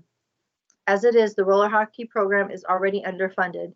They don't even have matching uniforms like the football team and other sports on campus do. However, the kids playing have heart and are eager to get back into the rink. Athletics is so important to the health, development, and well-being of children. I'm hoping that the board takes this all into consideration when determining the next steps for children returning to school in the Sweetwater School District, as well as the continuation of athletic programs. Thank you for your time and consideration. Sophia Morales. Students should be able to participate in school athletics. Other school districts in San Diego are allowed to practice with their teams, so I see no reason as to why Sweetwater District cannot. Being able to play sports really helps with mental health, and it is greatly needed during these times. Our district is taking away opportunities to improve for next year's sports season, and they're taking away something many students are passionate about. I need to practice lacrosse with my teammates, and that is not possible without being able to practice with other people and a coach. I see no reason as to why we can't play sports if they're outside. I would appreciate it if you would consider these points when you let students go back to practicing sports. Thank you. Stacy Scott. As a parent of a senior who is involved with both sports and our VAPA program at Bonita Vista High School, I think you need to know how important these programs are to our kids, especially right now. My son is begging me daily to allow him to return to school. He is suffering from the loss of his friends and his community. At this point, their mental health has to be taken into consideration. It is time to start to open back up and let these kids sing, dance, and play sports. All other districts have found a way for their students to get back to practices in a safe way, and it is time for us to do the same. These kids cannot continue to sit in front of their computers all day. It is not healthy for their bodies or for their minds. Please let them go back to playing.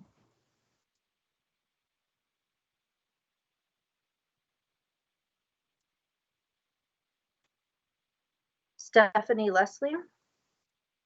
I wanted to speak to the importance of students returning to in-person teaching and a return to sports. Our experience so far from the educational perspective has been disappointing to say the least. The interaction that my student has had with an actual teacher has been far too little, and with that has come very low expectations from both teacher to student and student to teacher. Classes are not consistent and the work is not challenging. I don't understand how the district expects that these kids are going to come back from almost a year out of the classroom and be ready to learn. At an already low-performing school and district, this seems to be detrimental to the future of our students. It makes no logical sense that you would not be able to get these students back into the classrooms and on the fields when other districts seem capable of doing it. It speaks volumes about the incompetence of the district, of which we have been made well aware of the past year. This is just another way that the Sweetwater School District will be failing our students and communities. Sports play a vital role in the development of many of these students, and it is unconscionable that you would take that away from them. It is not right for these athletes to be forced to sit on the sidelines while you play games with their mental, emotional, and physical well-being. This will have tremendous negative consequences for many students. For many students in the Sweetwater District, the only opportunity for them to play sports is through the high school programs. Taking this away is unfair. The importance of sports goes well beyond the game itself. It is the character and hard work that is learned from these activities that students carry with them throughout their lives and share with the rest of society. The decision to not return these students to the classroom and their respective sports will have consequences far beyond their time in high school. I beg that you hear our voices and do what is right for the students, families, and communities. Let our children come back. Stephen French. Do not cancel high school sports. These kids have done nothing wrong. They're not in danger from this virus, and they will need adult leadership that thinks rationally. There is absolutely no reason they can't be practicing right now and be able to play in January. A perfect example is college football. A few conferences canceled, others didn't. When no one followed suit, those conferences reversed their decisions. It is not virtuous or cool to cancel sports and try to set precedent. These issues will absolutely be evaluated by the parents of your school district when it comes time for board elections, etc. Let your kids play. We are not from the Sweetwater School District, but other school districts may follow an irrational decision if you make one. It's 3 months away. You shouldn't be trying to cancel this far out anyways. Thank you. Sue Davis. I'm writing to express some serious concerns regarding parents and coaches who have taken it upon themselves to inappropriately utilize forums that are designated to provide information regarding school athletics to promote an agenda that not only encourages students to miss school, but also violates current district guidelines for the safety of students. A particular group of parents and apparently a few coaches are pushing their agenda to get school athletics back regardless of student and community safety. These parents, coaches are bombarding parents, athletes on a daily basis to sign petitions and do a school walkout, and also encourage other students to walk out by promoting their walkout during their distance learning classes this week. Their petition does not reflect a true picture, as many of the signatures appear to be duplicates, anonymous, people who have graduated or left the district, or fake joke signatures, i.e. idiot parents, highly contagious. I find it incredibly irresponsible that these individuals are permitted to utilize these forums to promote an event that is most definitely not in the best interest of the students. The district should prohibit any team communication forums from promoting these types of agendas. If parents, coaches wish to do these types of activities, they should be utilizing their own private social media accounts. I understand that our children would like to return to athletics and clubs. Believe me, my children would love to be back with their friends playing sports. However, I do not agree with having students return to athletics at this time. The data indicates that not only is our community spread much higher than most of San Diego County, but the numbers are projected to increase dramatically over the next few months, and then we also have flu season starting soon. The district would be negligible to allow students to return to athletics at this time. Colleges that are allowing athletics to return are investing millions of dollars in an effort to try to protect their student athletes and their communities. School districts do not have the funding required to implement the same safety protocols. Frequent testing of individuals, testing with results within 72 hours of all competitions, contact tracing, quarantine, creating small pods for training, medical personnel on site, and full cardiac evaluations for individuals that test positive to minimize the risk of cardiac events that are found to be high risk factor for student athletes. Then you have the issue that a large number of athletes may have comorbidity issues, weight, diabetes, asthma, etc., on top of them potentially carrying the virus to their families and into our community. I support the district's decision to continue to reevaluate the issue periodically. I do not think everything needs to be canceled, as things may change, but postponing things appears to be the best choice at this time. I agree with the district that the data demonstrates that now is not the time to return to athletics. The focus should be to bring our community numbers down so that our kids can return to school safely, which most definitely will not be until sometime in 2021. I also hope that the district will address the serious issue of parents, coaches overstepping boundaries in their utilization of school team forums to push their personal agendas that are detrimental to the health and safety of our students and community, as well as detrimental to our students' education. Promoting truancy from school to go play in the park is most definitely irresponsible and has no place on school team forums.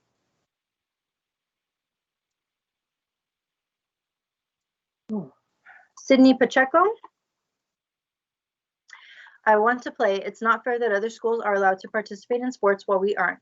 Taking away the season can mean taking away opportunities to be looked at for college and the chance of us students to lose a season that we could have played amazing in. This is from the Garys. What do you have to say to the student athletes who are counting on having sports this year? With distance learning continuing till the end of the year, how are you planning on bringing these kids back to play their sports? And how can you ensure their safety when playing against teams who have been practicing for months now? What do you have to say to their Let Us Play movement? Tiffany Dagenhart. I am a mother of a 9th grade boy who plays football. Eliminating sports this year would be a negative thing. His sport is what keeps him active and engaged. I can tell the difference that COVID has made on my child this year, and it's heartbreaking. The football season was something he was really looking forward to.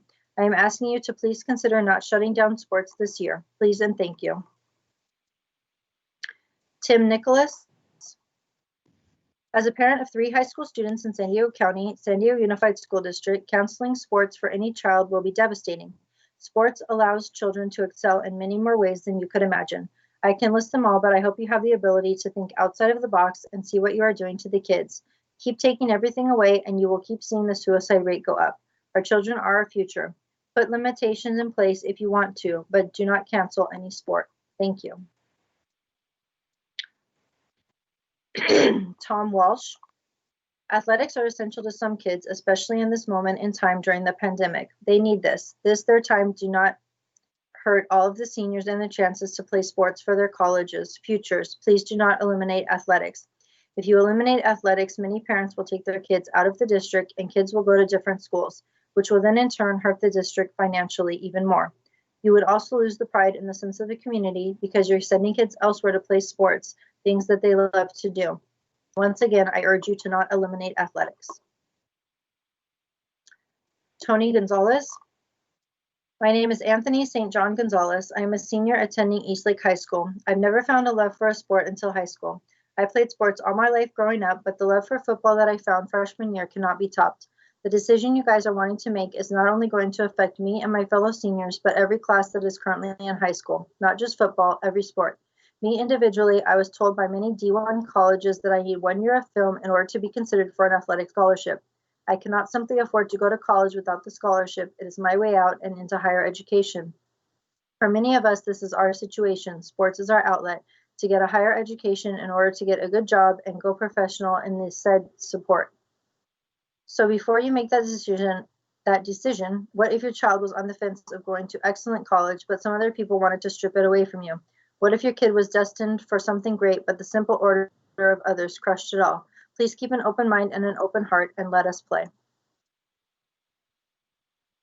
Tracy Lawler. It is essential that we allow high school sports to be played in San Diego. This is so important for our kids on so many levels, physically, emotionally, and even academically.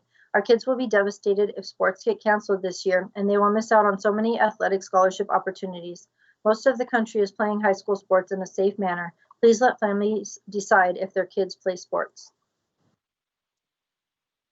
Trey White. My name is Trey White, and I go to Eastlake High School. I play football, and I am saddened to hear that you guys are leading towards eliminating sports this year. Sports are an outlet to many kids who are looking to escape their home lives. It is a great device to help athletes clear their mental space and live in the moment instead of stressing about school. We have all been in our houses for going on 7 months, and it is really damaging all athletes' mental health. I know I will be very depressed to hear that sports will be canceled because I am looking to move on to the next level and earn scholarships to get a free education. Every other district in San Diego is allowing sports to happen, and most schools are even practicing.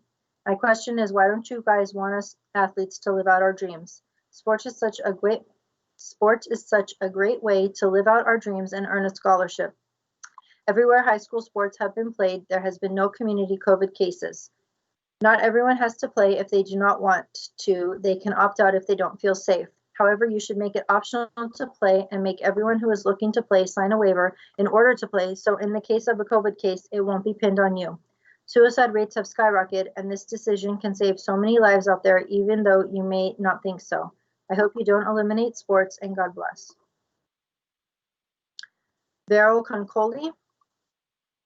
On behalf of our student athletes, I strongly encourage this board to allow our students to begin practicing for their school sports and develop a plan for them to play this year with your CIF programs.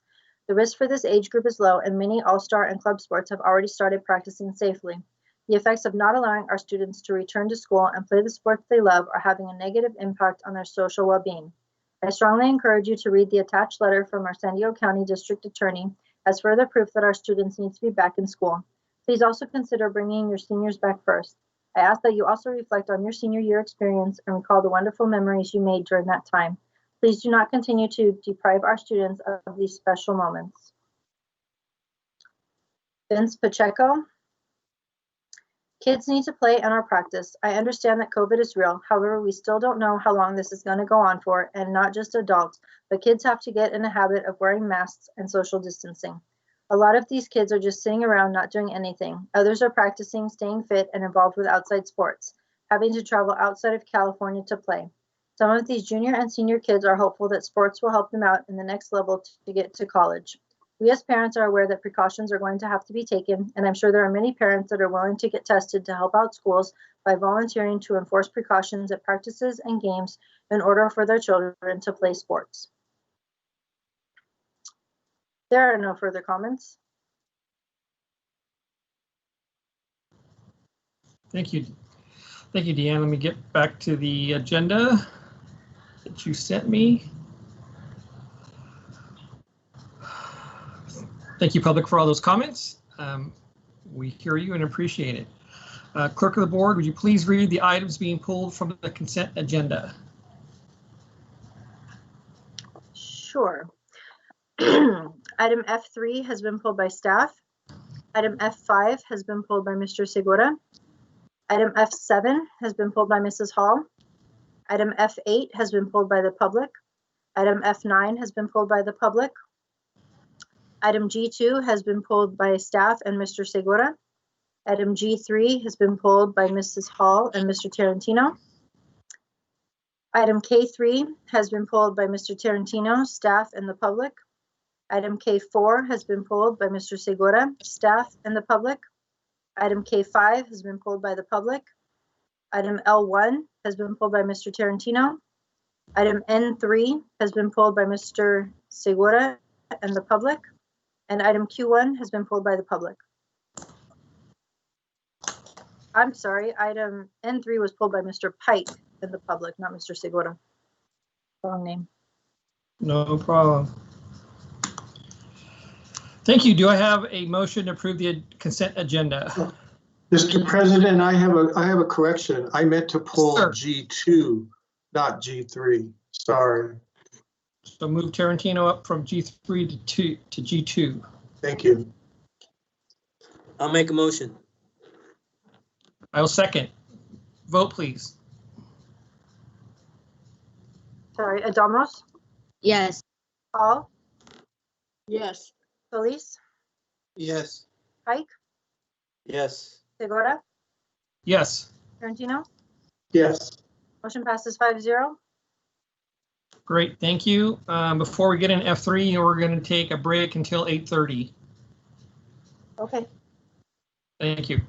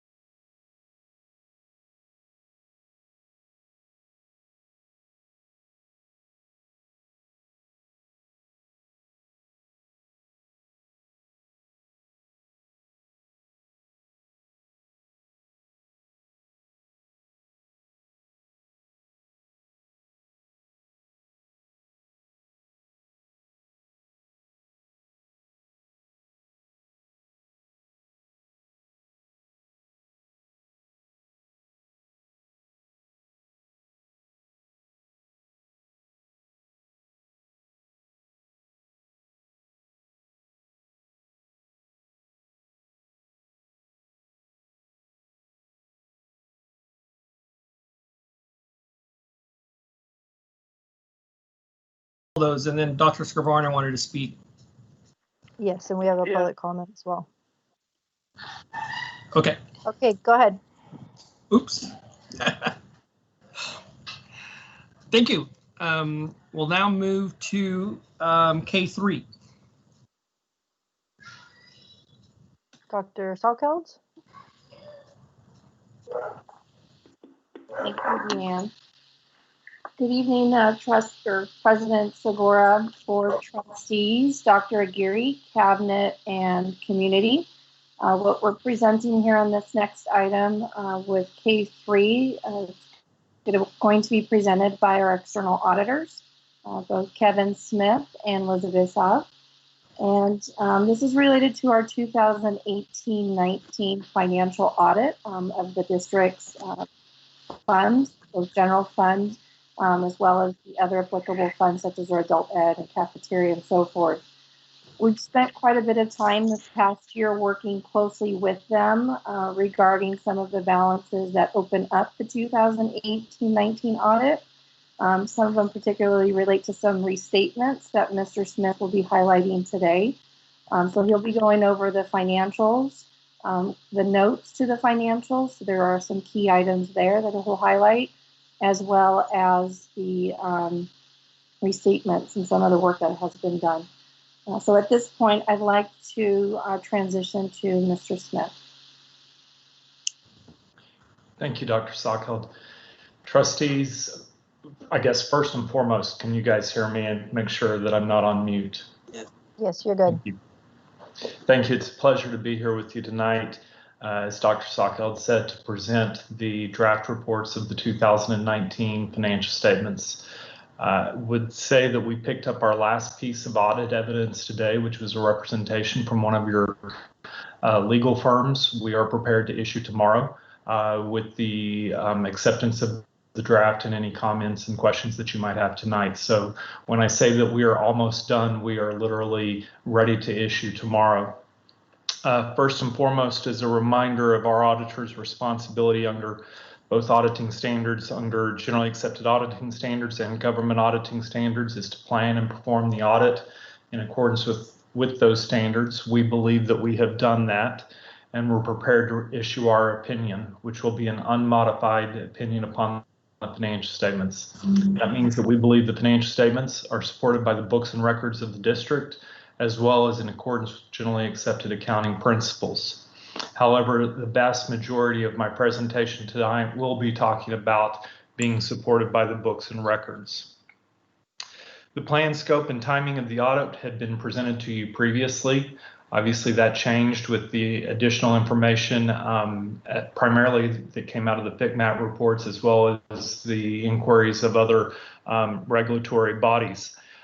Those changes in plan scope have been discussed in depth with the audit or the audit committee of this board, led by Trustee Hall. I would say that they were very active throughout the engagement, kept apprised of the status, asked very good questions throughout, and I believe fulfilled their fiduciary responsibility. During the current year, very few new GASB statements that had a significant impact upon the financial statements. However, just as a side note, you will have two in the next coming fiscal years. They've been delayed due to COVID-19, but could have a material impact upon your financial statements, one relating to fiduciary activities and the other one related to leases. Embedded within the financial statements that we'll go through today are both estimates as well as hard cash transactions. Those estimates really relate to a portion of the local control funding formula, the useful lives utilized in capital assets, the pension and the other than pension obligation, various assumptions there, loss contingencies, and an evaluation of going concern. We've reviewed the qualitative aspects of your accounting policies and deemed them to be adequate. The most underlying issues were with the underlying books and records, and we'll discuss those when we get to our findings or our recommendations to the internal control. We had numerous corrections of misstatements, and we will also identify those in our presentation. That's my required communications, and now we'll delve into the financial statements. And Elizabeth, if you could pull up the first draft.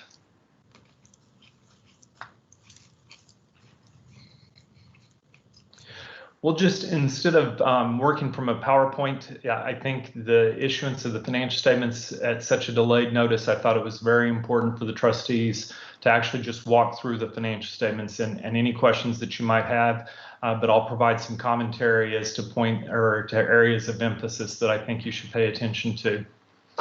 So this is the basic financial statements of the organization. As you can see, it's a document of well over 100 pages long. Really, Crow's responsible for 2 pages within those 100. Everything else is the responsibility of management, and those 2 pages are our independent auditor's report.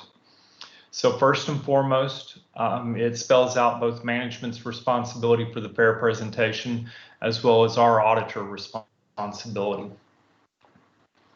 After we've conducted the audit in accordance with what we said, we render an opinion. And as you can see here within this paragraph, we are issuing an unmodified opinion. Again, we believe that the financial statements are prepared in accordance with generally accepted accounting principles. We have included 2 emphasis of matters. Emphasis of matters can really be thought of as an item that does not change our opinion, but we believe it's important enough that a reader should be alerted to it. And it's really referring to both Note 12 and Note 13 within the financial statements. The first emphasis of matter is the going concern, which really discusses kind of the overall fiscal health of the district, as well as management's plans to correct those matters. The second emphasis of matter, which is discussed in more depth in detail in Note 13, are the various restatements required to book to either fund balance or net assets as of the beginning of the fiscal year. So this is where both management as well as Crow had identified errors in previously issued financial statements and have booked that to the beginning amounts. The following matters are just related to the required supplementary information and supplementary information required by either GAAP or the federal single audit requirements.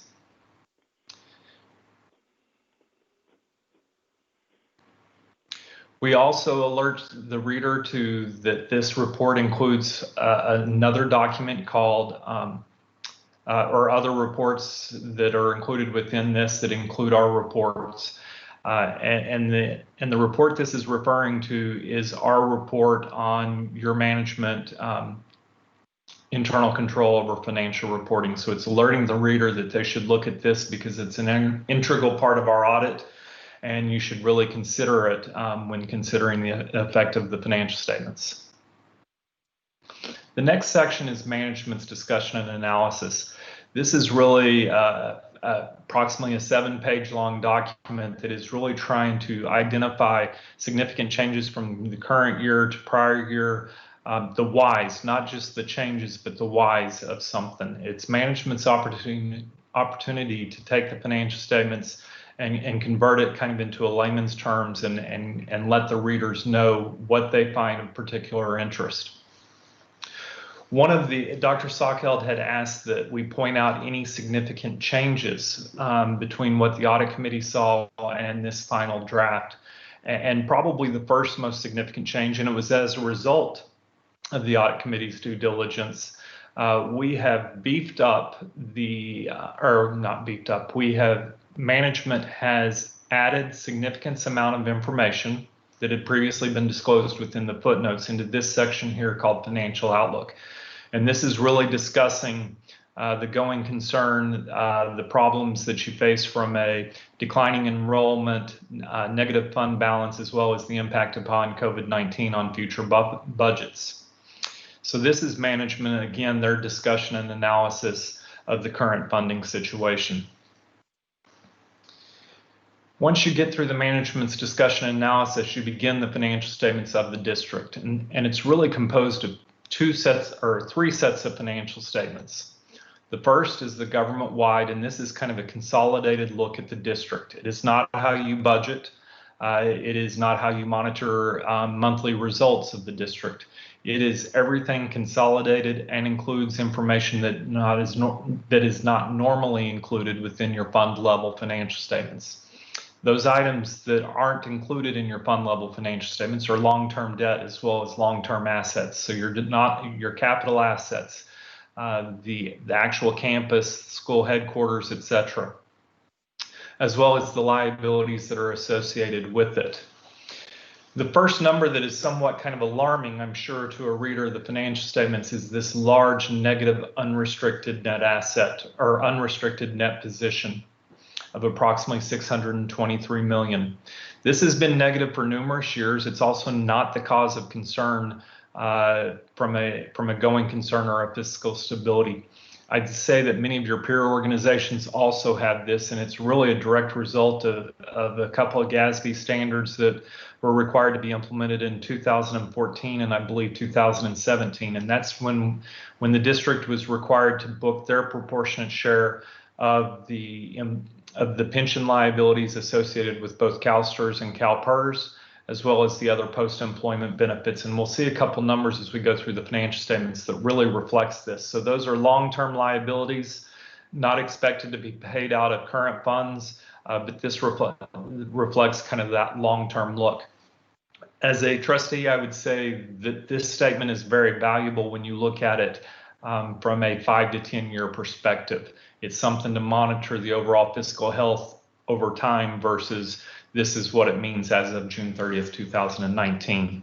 The next statement merely roll forwards this balance. It's an income statement, presents expenses, then the direct revenues that offset those expenses, and ultimately come down to what the general revenues or what the taxpayers, the state and federal resources are responsible for. The next set of financials, and as Elizabeth kind of pauses and points out to me, this is the first time we've also alerted the reader within the financial statements that there is a restatement to these beginning amounts, and for the reader to refer to note 13 for additional information. This next set of financial statements is probably more familiar to you, and it's the fund level financial statements, and it's really of critical importance. We audit at a level to where we're opining upon each one of these columns: the general fund, the building fund, special reserve, capital outlay, etc.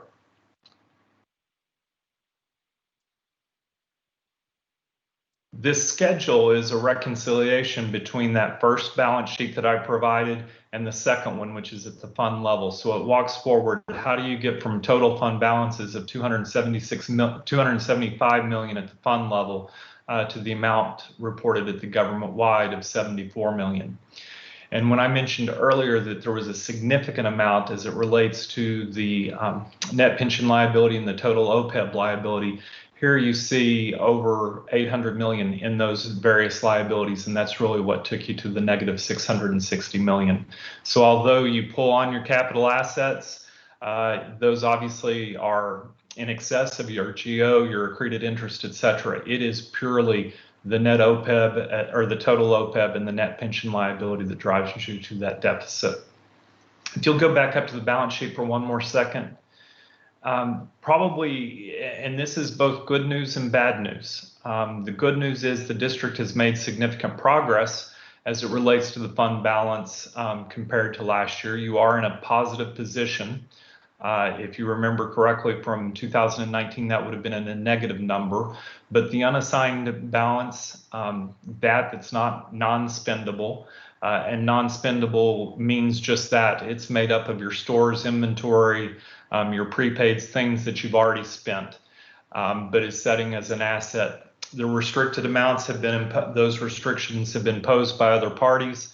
So what the district can control from a general fund perspective, you're still in a negative $2.7 million deficit. And that really drives the concern that was in the emphasis of matter, as well as note 12.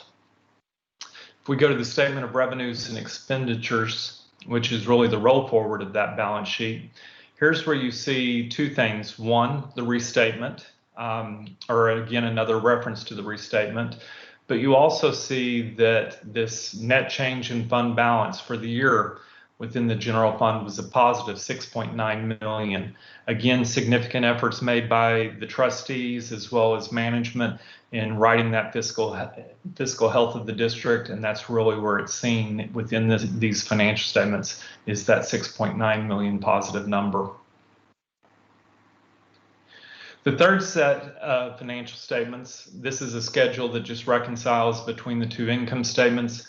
The third set are really immaterial to the district as a whole, but it would be your agency funds or the school activity funds and the scholarship trust, all subject to audit and received an unmodified opinion as well.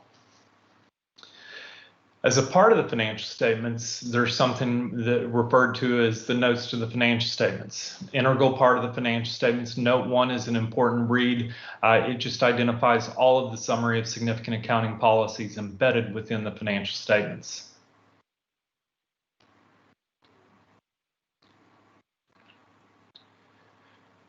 After note 1, it goes through a variety of detailed information as it relates to the more significant amounts embedded within the financial statements. Note 3, I think, is important from a borrowing standpoint, particularly from an interfund standpoint. As you can see, as of June 30th, 19, there was still a significant balance and payable between the capital projects for blended component units, or the Mellorews, and the general fund. A lot of that has been taken care of since 6/30/19, but again, played heavily in our factor of the going concern analysis. It also details the more significant transfers that have accumulated between the funds.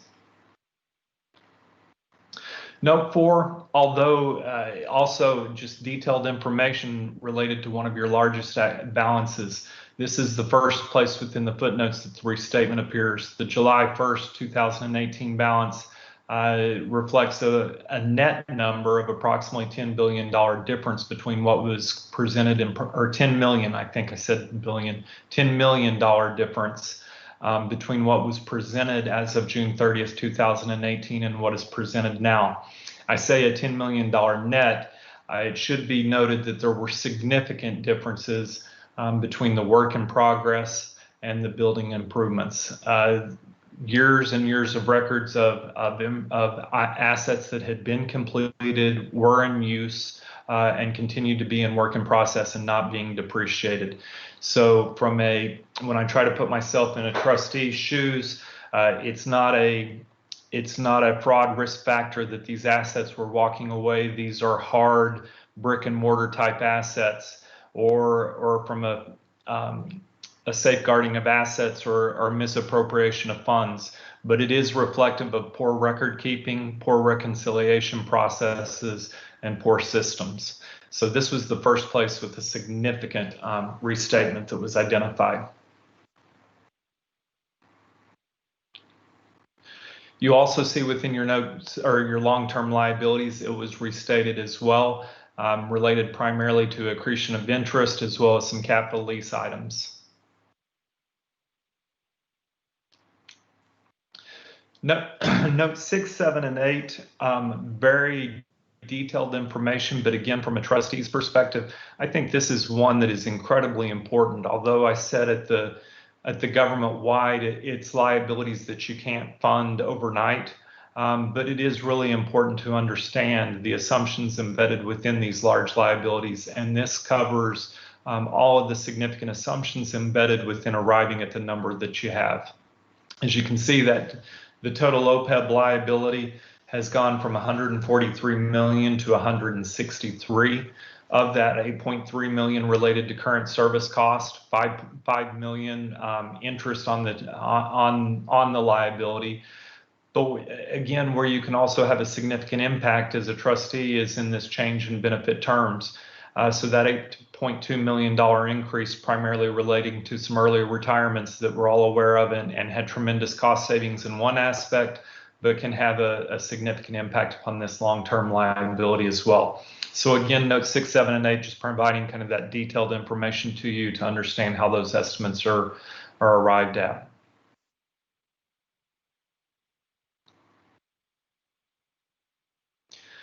Note 12 is an area where I would expect you to spend a significant amount of time. This is the second and final area with significant changes from what the audit committee saw last week to now. There has been no new information added, but at the request of one of the audit committee members and further discussion both with management and as a CRO team, as well as with our national specialist, we took some of the narrative out of this and placed it within the management's discussion and analysis.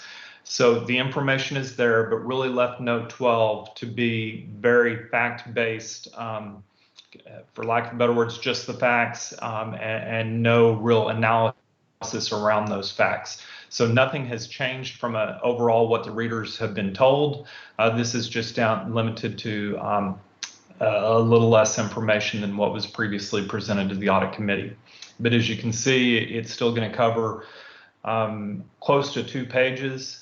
Very robust information, and it really talks. It has the good and the bad. It talks about the challenges that you faced this past fiscal year, as well as the successes, as well as some of the challenges going forward, even as it relates to COVID-19 and the effect of the deferrals that the governor's office has proposed. The next note is the restatement footnote. And it walks through at a narrative level describing what caused the restatements and then the impact of those restatements. And where you can really see the impact is in each one of those columns that we referred to earlier. We walked through what the fund balance had previously been reported as, and then what we are reporting now as restated, and the impact of those line items.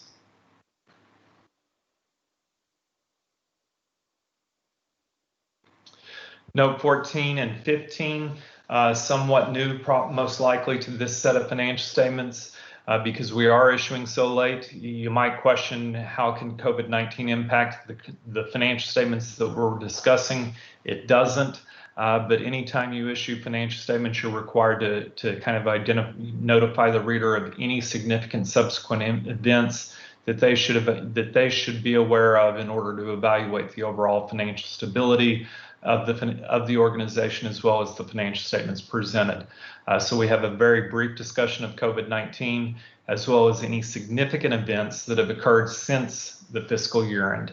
The 2 events that were disclosed, one is the movement of kind of that borrowing from the Melrose Fund over to the County of the San Diego Treasurer, as well as a property that has been sold during this past fiscal year. As part of the basic set of financial statements, you're also required to include certain required supplementary information. This is the general fund's budget to actual. You will also see required supplementary information as it relates to the OPEB plans, walking forward the liabilities against some of the assumptions, as well as other kind of key benchmarks as to how to look at these things, such as what percentage of covered payroll it relates to, as it relates to cost sharing plans, what's your percentage compared to the whole, etc.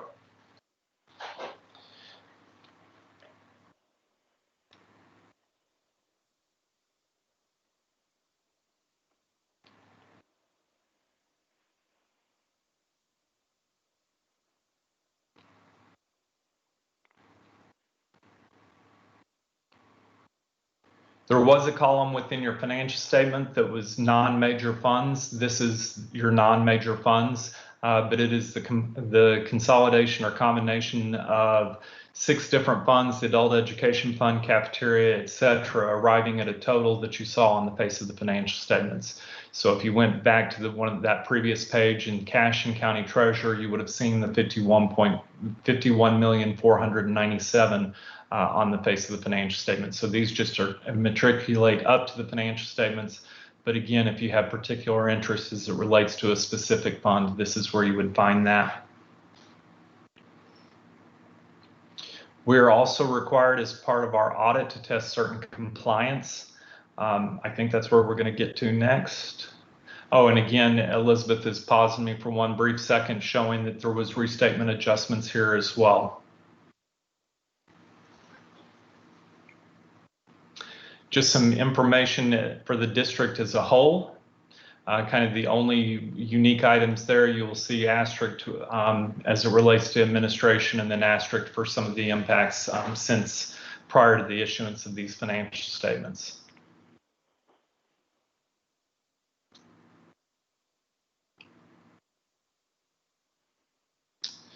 One of the other focal points of our audit is the required audit under the Uniform Grants Management Standards, or what some people will refer to as the single audit. We're required to test compliance with federal expenditures. Were they expended in an allowable manner?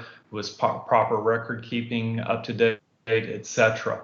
We have issued, or we will be issuing, our opinion here on compliance, and it is an unmodified opinion. And the really good news is, as well, is that we had 0 findings as it relates to your grant compliance.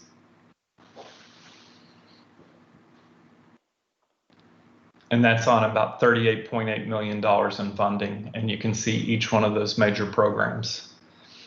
There's a schedule.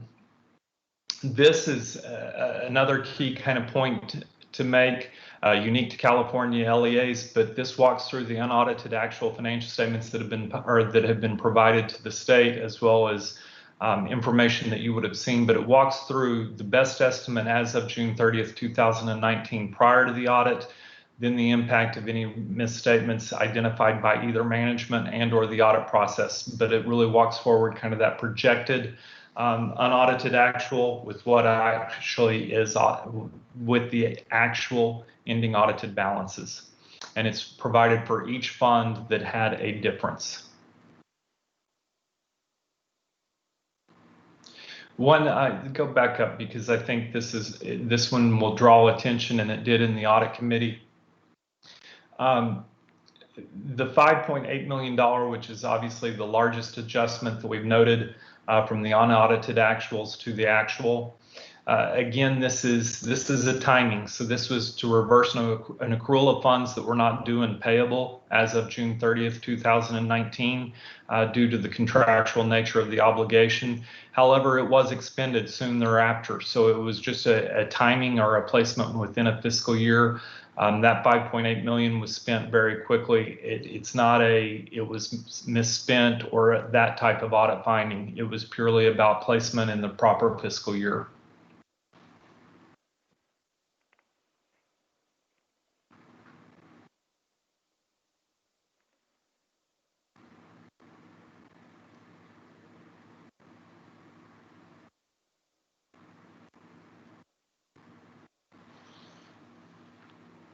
We're also required to report to you on a variety of tests that the state requires within the audit guide for annual audits of K through 12. And you can see in each of the areas the procedures that were performed. And if no, we document why, but the no's are just not applicable to Sweetwater. But in each of the cases where you were subject to test work, we noted no compliance issues or no findings.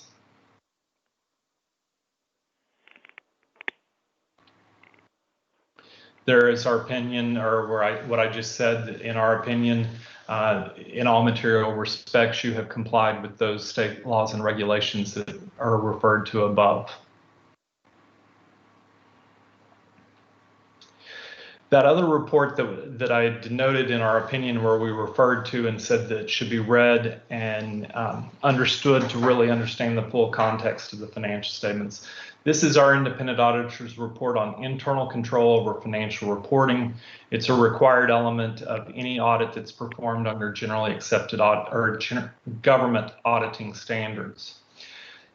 So we do not test internal controls as in a PCAOB or a Sarbanes-Oxley and to opine upon the internal controls, but it's really kind of twofold. It's an overall part of the risk assessment, understanding what could go wrong, and then understanding what internal controls are in place to prevent said things from going wrong.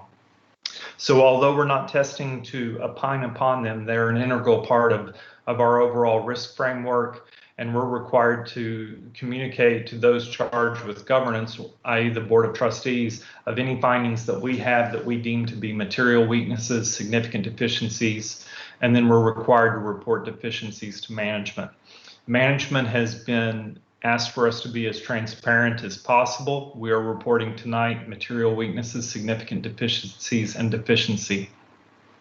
So really, I think kind of the way to describe it is a deficiency is if anything goes wrong from an internal control perspective, it is a deficiency. A material weakness is kind of the worst of all worlds. It's that a material misstatement could occur and management not have controls in place on a normal operating basis to identify said material misstatement. A significant deficiency doesn't have quite as precise definition. It's less severe than a material weakness, but it is more severe than a deficiency, and it warrants the attention of those charged with governance. We had 7 findings. 3 of those we considered to be material weaknesses. So as I said a few minutes ago, a material weakness in my mind is about as bad a thing as an auditor can try to tell those charged with governance that it occurred. So in each of these findings, there will be a management's response in each one of them. But very quickly, so 3 material weaknesses, 2 significant deficiencies, and 2 deficiencies. We then go into, once our report is concluded, we go into said findings. Oh, excuse me, one more report, and this is on the single audit and the major programs that we were audited.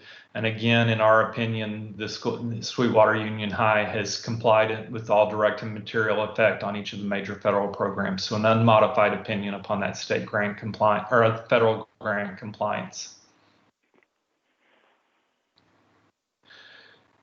So again, just kind of a summary of if you had to question what we did, we issued an unmodified report on your financial statements. We have identified material weaknesses and significant deficiencies, no non-compliance that was material to the financial statements, and then from a federal award standpoint, no findings whatsoever. But it's also key to kind of mention here are the 4 major programs that were subject to our audit test work as it relates to the grants. And then as it relates to the state compliance, an unmodified report was issued as well. Financial statement findings, and this is where the material weaknesses, significant deficiencies, and deficiencies are denoted. The first one relates to the fiscal stability. So all of the things that we mentioned, or management mentioned, both within the management's discussion and analysis, as well as within their footnotes, we're calling out that non-compliance with state recommended fund balances, as well as the controls that were in place that were not in place that allowed that overspending and has created this fiscal instability. Finding number 2 is kind of an overarching material weakness over financial reporting. And it includes a variety of kind of issues or symptoms depending upon how you want to look at it. And we started off with just kind of a simple criteria, and I think management would concur. But I'd also say that management had already addressed many of these, or were in the process of addressing many of these as far back as January of that fiscal year, so January of 19. But what management found, as well as Crow found, was that there was a lack of timely reconciliations or lack of reconciliations of many key balance sheet accounts. That can be accounts payable, accounts receivable, as well as all of your cash accounts. Lack of reconciliation of cash leads to all kinds of issues, as you guys that I'm sure you're well aware of. I am pleased to say that as of the time of issuance, management had caught up with all of these reconciliations, had dispensed with all reconciling items that needed to be dispensed with, and those were primarily the items that drove the restatements that you saw earlier. One of the key elements to point out, the net number of those restatements might have been considered quantitatively immaterial, but we believe them to be material based upon the sheer nature, the lack of reconciliation, as well as the volume of the entries required. And again, some of those were identified by management in their cleanup, as well as Crow through the audit process. One of the key elements that I think I would also be remiss if I didn't stress and hammer home as it relates to this material weakness, management has done yeoman's work in trying to rectify this reconciliation process, and they must continue to do so. But they are hamstrung and really trying to backfill and create additional internal controls of a manual nature due to a very, very poor IT system. It's old, but I would argue it probably wasn't very good when it was new. This is a system that does not have strong internal controls. In order for any of the information to be considered complete and accurate that comes out of it, it's subject to a very, very robust set of manual internal controls. I'm pleased to say that the management has put those in place, but they must continue to be designed properly and operated effectively during this time period prior to implementation of that new system. A new system is never the silver bullet or the pantheon that makes all problems go away, but I am confident to say that these problems will continue to exist absent a new system. So I just, as board trustees, I want you to be aware of just how important that system implementation is. The third finding related to the material weakness or the significant material misstatements that were identified in capital assets and long-term liabilities. Again, I think my description on the capital asset, not worried about fraudulent activities, campuses don't pick up and go away, but again, it was a lack of record keeping and attention to detail, as well as the fact that it was kept manually on an Excel spreadsheet versus being embedded within the IT system, because the IT system wouldn't allow for that type of subledger. So it's really critical to continue to move forward with the efforts that Sweetwater that currently has in place. Our next finding related to another restatement, but this was just really the idea. It's kind of a twofold finding. One, ensuring that the due to, due froms are incurred within 120 days of calendar year end and or paid back, as well as charging the appropriate interest amounts between those two funds.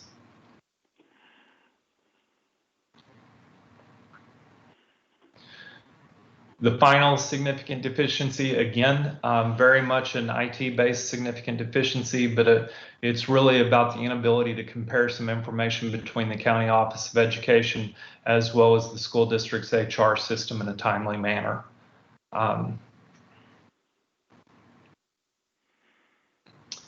Two more deficiencies, again, considered a deficiency. This is one, or these are the two that were required under auditing standards to communicate to management, but not to you.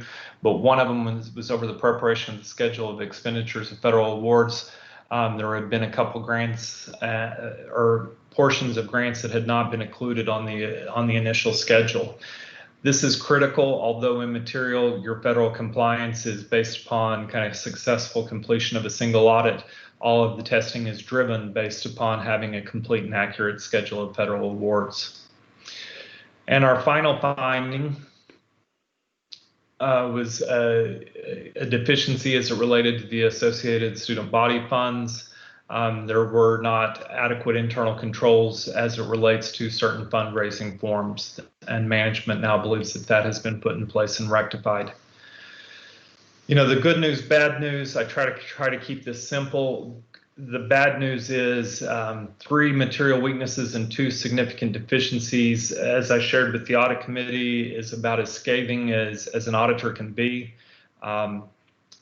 Lots of work to be done. The good news is management has done a lot of the work that is required and is fully aware of the additional work that is required. That additional work, again, is not cleanup of 2018 amounts or 2019. I believe we put a stake in the ground and said amounts are correct going forward.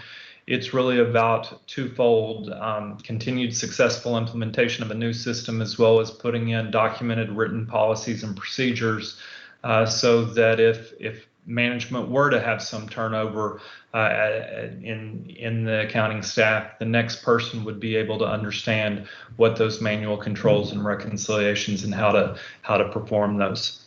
So, like I said, the bad news, scathing report. Good news is I believe you're positioned well to move forward. But as an auditor, I'm trained to look backwards, not forwards.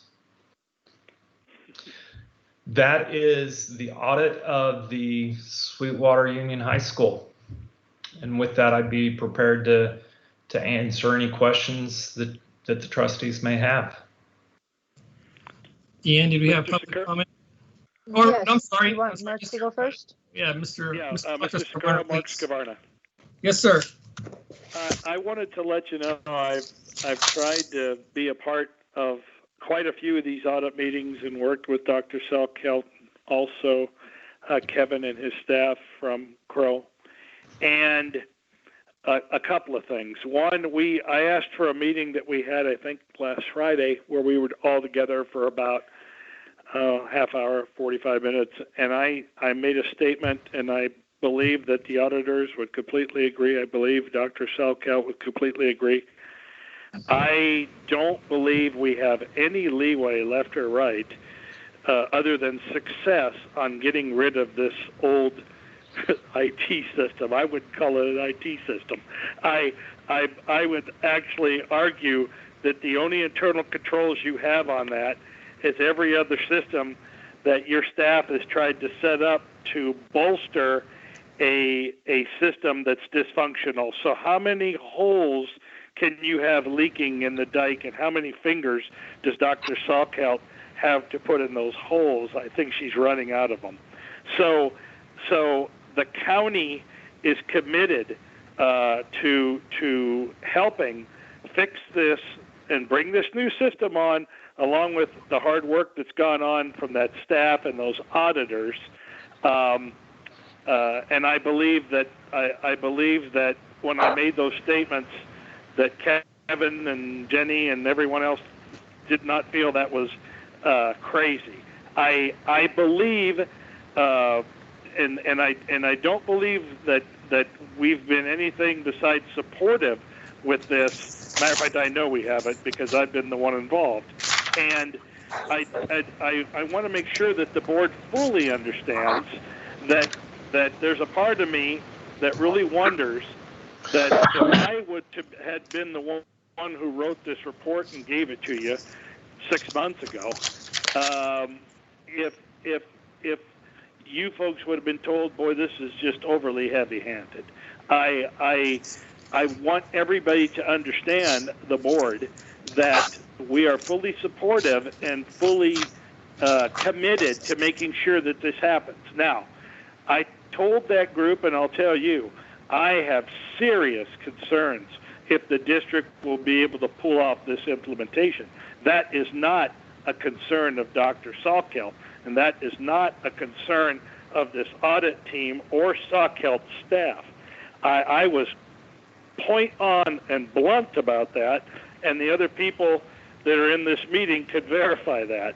I want you folks to be understanding of that I have major concerns and am not really going to be willing to listen to somebody go to you folks or go to me or go to that staff after all this hard work and say, well, you know what, I don't know if we're going to be able to implement this on the timeline, and I can't make it work, and blah, blah, blah, blah, blah, blah.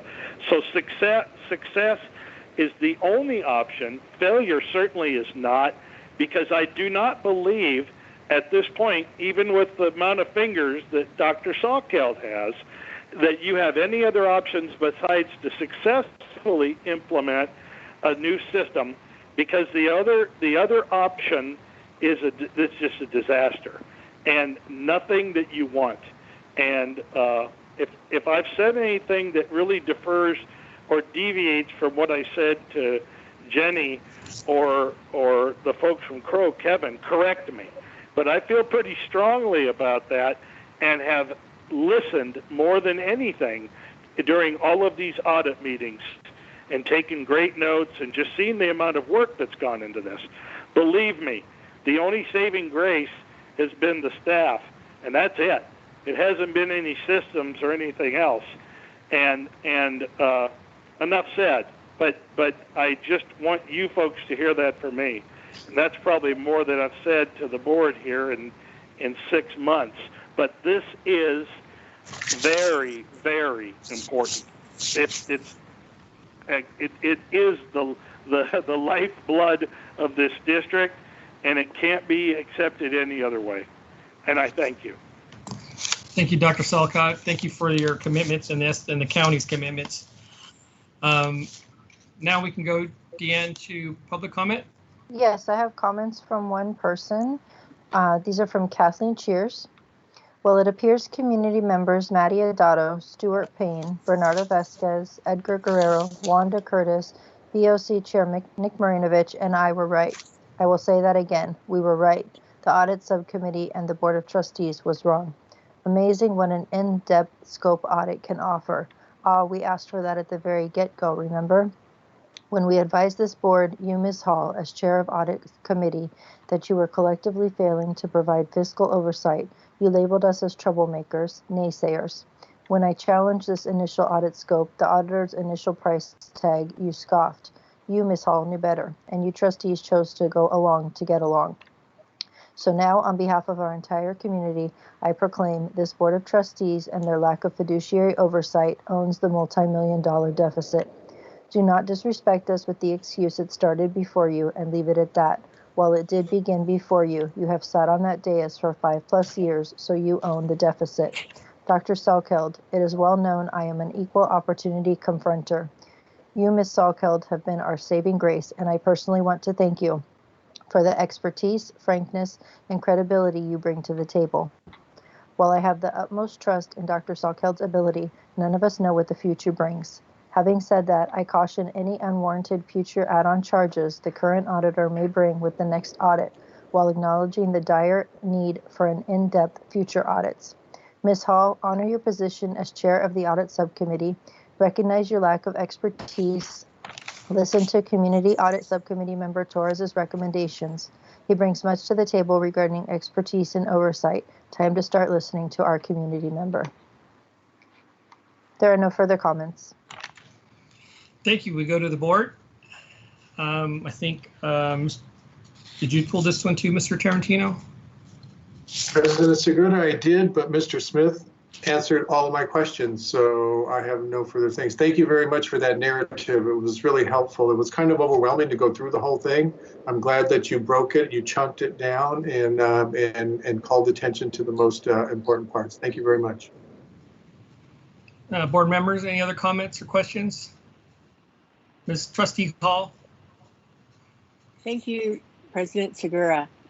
Yes, I just wanted to add that this was vetted through the audit subcommittee, and there were very good recommendations by both our community members, Mr. Dan Gutowski and Mr. Jerome Torres.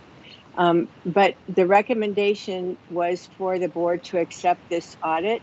It is thorough, it is factual, and I think we need to, and also it is for 2018-19. Later on, we'll be considering accepting the engagement letter for the 2019-20 audit, and I'll speak to that at that time, but I would say that the committee did recommend that we accept this report. Thank you. And I wanted to thank the Crow auditor team, Mr. Kevin Smith, Ms. Elizabeth Sav, and Mr. Tim Crudup. Cupid. I always pronounce it wrong, sorry, but yes. That's okay. Thank you, Trustee Hall. Thank you. Any other trustees have a comment? I'll just add that I appreciate that presentation. It was very understandable, easy to decipher with all that. With a mass amount of information there, I went through it, but I learned a lot more just listening to your presentation, and especially hitting the highs and the lows. And thank you for pointing out the hard work that that Dr. Salkow and the team with Dr. Getty and everybody that has done to this point to get us where we're at. I appreciate Dr. Scavara's comments and his commitment to help, and I just want to know how we can make that, whatever we got to do, we got to make that work and going forward. I appreciate that, and I appreciate the public, the members of the committee, Ms. Hall and Mr. Solis, I believe, right, on the Audit Finance Committee. Appreciate your work, and Mr. Torres and Dan. But with that, and the SEC, the county's help, obviously, I think I said that already. It's been a long road to get to this point, and I know we still have a lot of work to do. And we need to continue to support the finance team and whatever they need to get us go in the right direction with the software and IT systems, at whatever we need. So with that, I'll entertain a motion to accept. If that's your choosing. I will make the motion. Moved by Hall. I'll second. Solis. Seconded by Solis. Vote, please. Adamos, Yes. Hall, Yes. Solis, Yes. Pike, Yes. Segura, Yes. Tarantino. Yes. Motion passes 5-0. Thank you. We go to K4. President Segura says the next item, K4, is tethered to the one that was just presented. It is our Proposition O financial audit for 2018-19, as well as the bond performance audit that's required for Prop 39 requirements. So Mr. Kevin Smith will be going over that report as well. Thank you again, Dr. Sockeld, and please, trustees, don't panic. This one will not take as long as the last one. So as Dr. Sockeld said, we actually issued 2 reports as it relates to this. First being the financial statement audit. And again, this is a portion of one column within your financial statements, but it is limited to only those funds, whether that are still cash or that has been spent as it relates to the Prop O general obligation bonds. It's structured very much or very similar to the other financial statement or the other set of financial statements that we just went through. First being our opinion, and again, you can see that we will be issuing an unmodified opinion upon these financial statements. Did not include an emphasis of matter. This is not an entity-wide, so there's no concern about a going concern, nor were there any restatements to this financial statement. This one emphasis of matter is required under auditing standards, and it's very innocuous, but it's just alerting the reader to the fact that, hey, this is not the entire financial statements of Sweetwater. This is only the Prop O general obligation bond activity, and it does not purport to be, nor is it, the financial position of the district.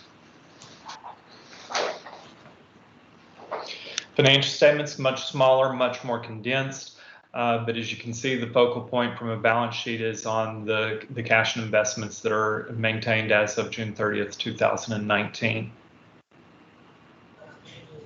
Focal point of the income statement is really upon the capital outlay. Its focal point is the total expenditures, which is made up of capital outlay as well as current expenditures associated with those bond projects, and that can be classified salaries, related employee benefits and materials and supplies, as well as contractual services. So these are expenditures that we're testing to ensure that they are in compliance with the Proposition O bond language, and that they are in fact proper to be spent. Does include a set of significant accounting policies, as well as a few other footnotes.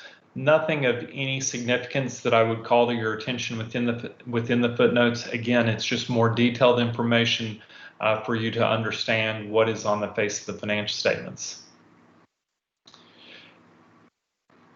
We are also, again, because we perform the audit in accordance with government auditing standards, we issue our report on internal control over financial reporting. I'm going to kind of make a key point of saying what's not here.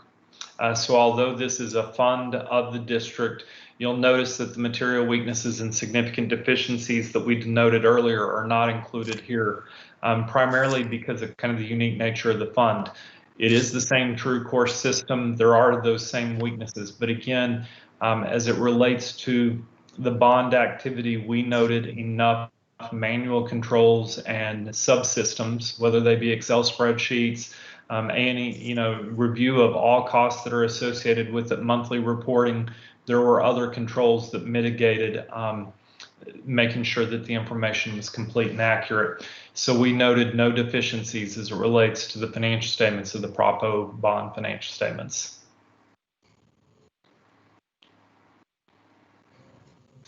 The second item that we issue as it relates is the performance audit report, or the performance audit report of the Propo bond program. And as Dr. Sockeld mentioned, a couple of these requirements are legally required. Some of these I would call an expanded version of those performance objectives that were presented to the CBOC as well as the audit committee, or as well as the trustees last year. So they go above and beyond the state requirements. As you can see, our opinion here, the results of our test indicated that in all significant respects, with the exception of the item noted on page 4, related to the failure to comply with the public contract code related to bid improvements and district policy for change orders, the Sweet Union High School District met the objectives listed on page 4 through 10. So what we're saying here is we're going to tell you on pages 4 through 10 what the objectives were, and we believe that in all material respects, with the exception of one finding, you met those objectives. There's a brief kind of executive summary of the work performed, as well as the items that the Propo funds can be used for, as well as the various bond issuances. We really then begin beginning on, I can't see which page this is, beginning on page 4, so 4 through 10, we walk through each objective as well as the procedure performed, and then if there are any conclusions to be reached. So this is the one item that had the exception, and it was the district did not comply with all applicable sections or was not able to provide documentation of the DVBE percentages required as it related to the Hilltop High School track and field contract. So we can't say that the DVB was met or not met, but there was not records to support whether it was or not. We then go through the other performance objectives. We looked at compliance with district policy for change orders. No exceptions noted there. We also looked at bond expenditures and record keeping. And again, some of these procedures performed and conclusions reached are why we believed that there was information to address the completeness and accuracy outside of the true course database as well.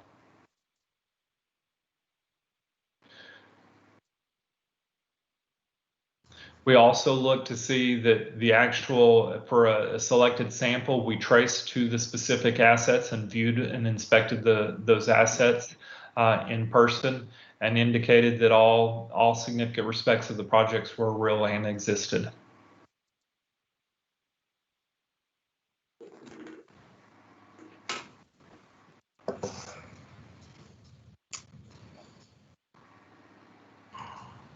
We also looked at program management procedures, the documentation as it relates to what are the control points, as well as forms that management has in place to track the program management.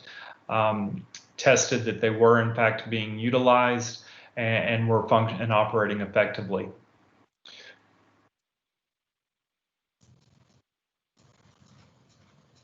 We then looked at, based upon discussions with management at the time of beginning our process, as well as the CBOC, we looked at certain special interest items, and it primarily related to budget position control and how it impacted the CBOC. We also looked to see the overall effectiveness of the CBOC with their meetings and that they were receiving information needed from the district. We also looked at both websites as well as other information to ensure that the district had been informing community stakeholders about the bond funded projects. We performed inquiries with a variety of people as well as review of the website, and determined that you had met that objective with all significant respects.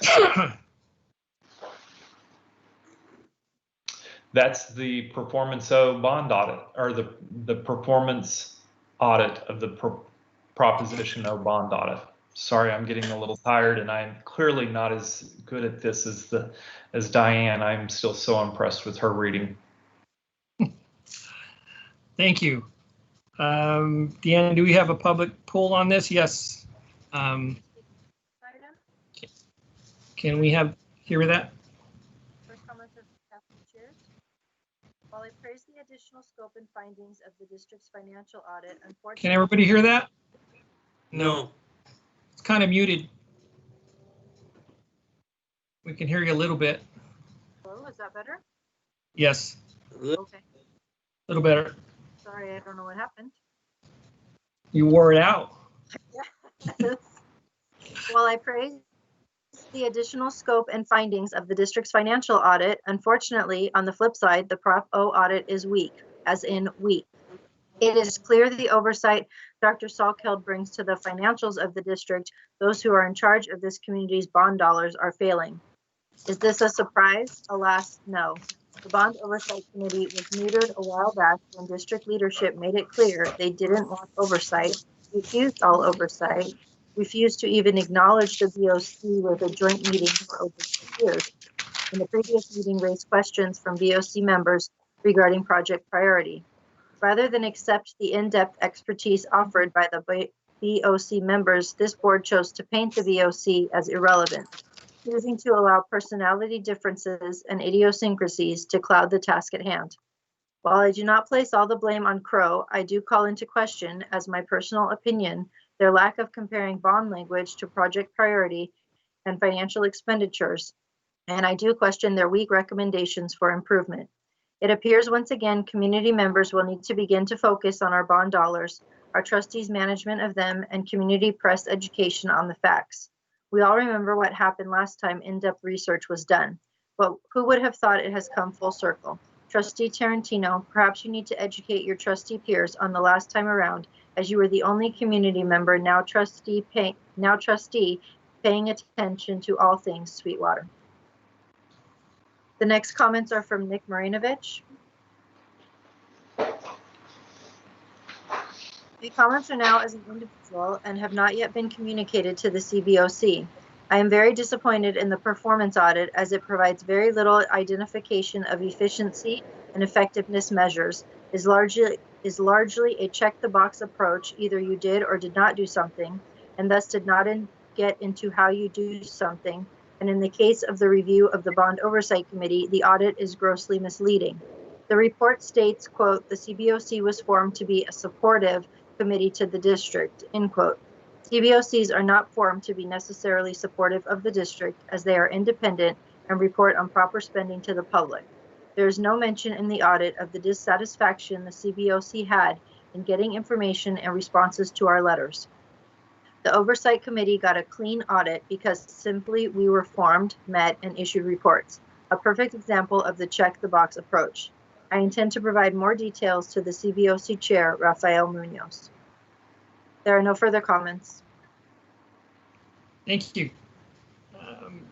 I know I had pulled it. Was I the only one, I believe? Yep. So I would just like to say that actually Mr. Smith answered the one question about the DVBE percentages and whether, I guess it has happened, but it just, as far as documenting whether we had conformed to it or not, it was the only thing. And from what I understand, we did, we just couldn't prove it. So I appreciate that. I understand. I'll ask Dr. Getty if, how we're going to make sure that that's correct going forward, or documented going forward, the DB. Yeah, thank you. Percentage. Yeah, thank you, President Segura. I'll ask Janaea Quirk to provide an answer to that, but basically we'll be working closely with the purchasing department to ensure that all DVBA requirements are met. Janaea?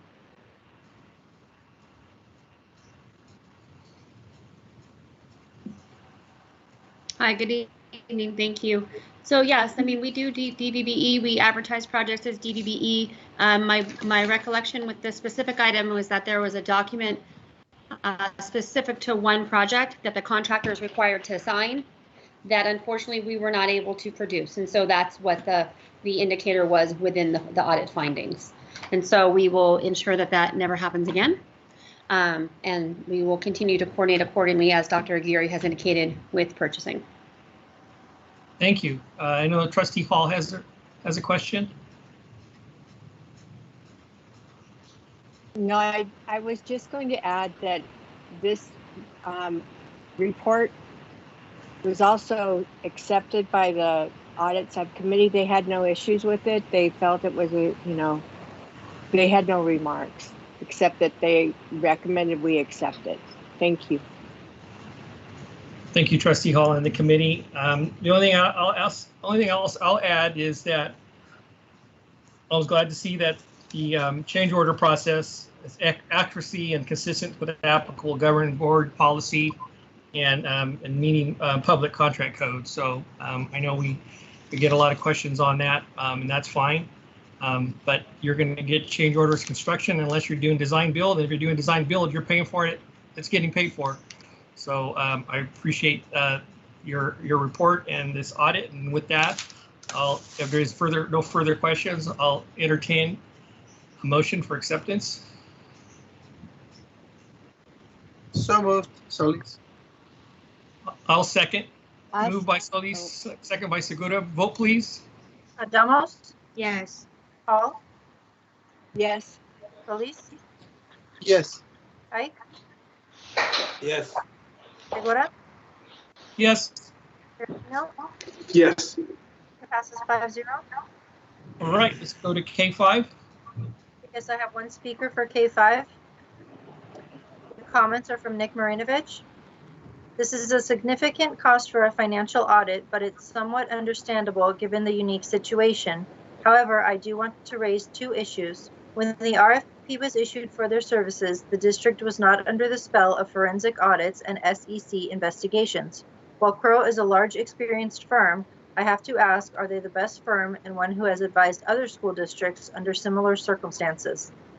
I doubt whether experience in such situations was one of the evaluation criteria for their selection. Go to page 7 of the engagement letter. They are setting you up for added costs by including those bullets in the second paragraph. Speaking of Crow, if I was a board member, I would ask for a copy of the last Probo performance audit under the prior auditor and compare to Crow, then compare the costs. You will get the point. It is quite remarkable. There are no further comments.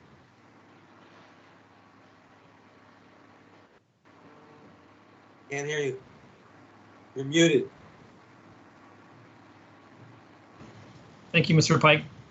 Do I have any questions or comments from the board on K5? If not, I'll entertain a motion for engagement with Crow LLP. I'll make the motion. Moved by Trustee Hall. Second, Solis. Seconded by Solis. Vote, please. Adamos? Yes. Hall? Yes.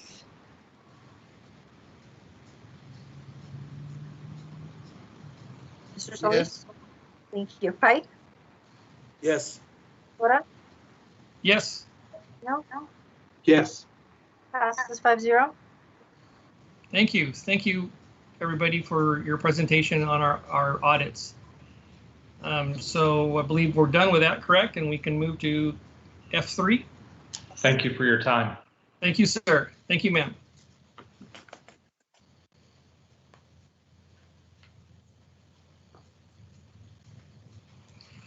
Okay, F3, who would like to volunteer to go first for F3? I'll go first. All right, how about Mr. Pike, then Mrs. Hall? I have been listening to these comments about Mar Vista Academy for the last 45 minutes tonight, and so I have to agree with them about the break-ins and how they feel, and I think getting something done at that school is way overdue.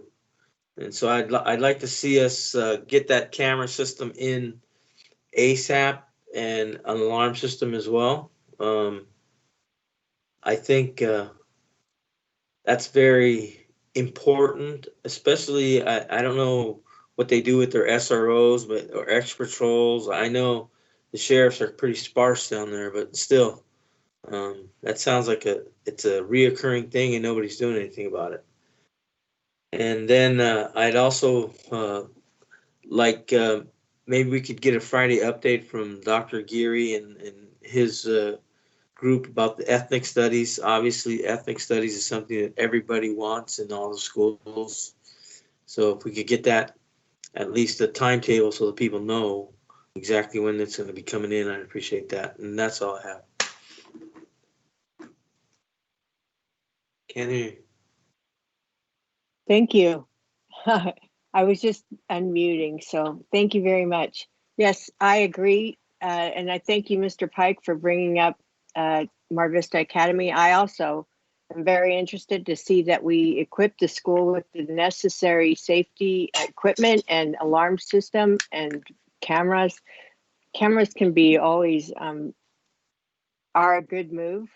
I don't think that's foolproof, so I really think the alarm is necessary. But I also would request a report on the break-ins for the last 5 years, because I was surprised that they've been experiencing so many with nothing to seem to have addressed it successfully. So if we could have a report on what the responses are, how were they handled at this school? Were they reported to the district, or were they reported to San Diego police?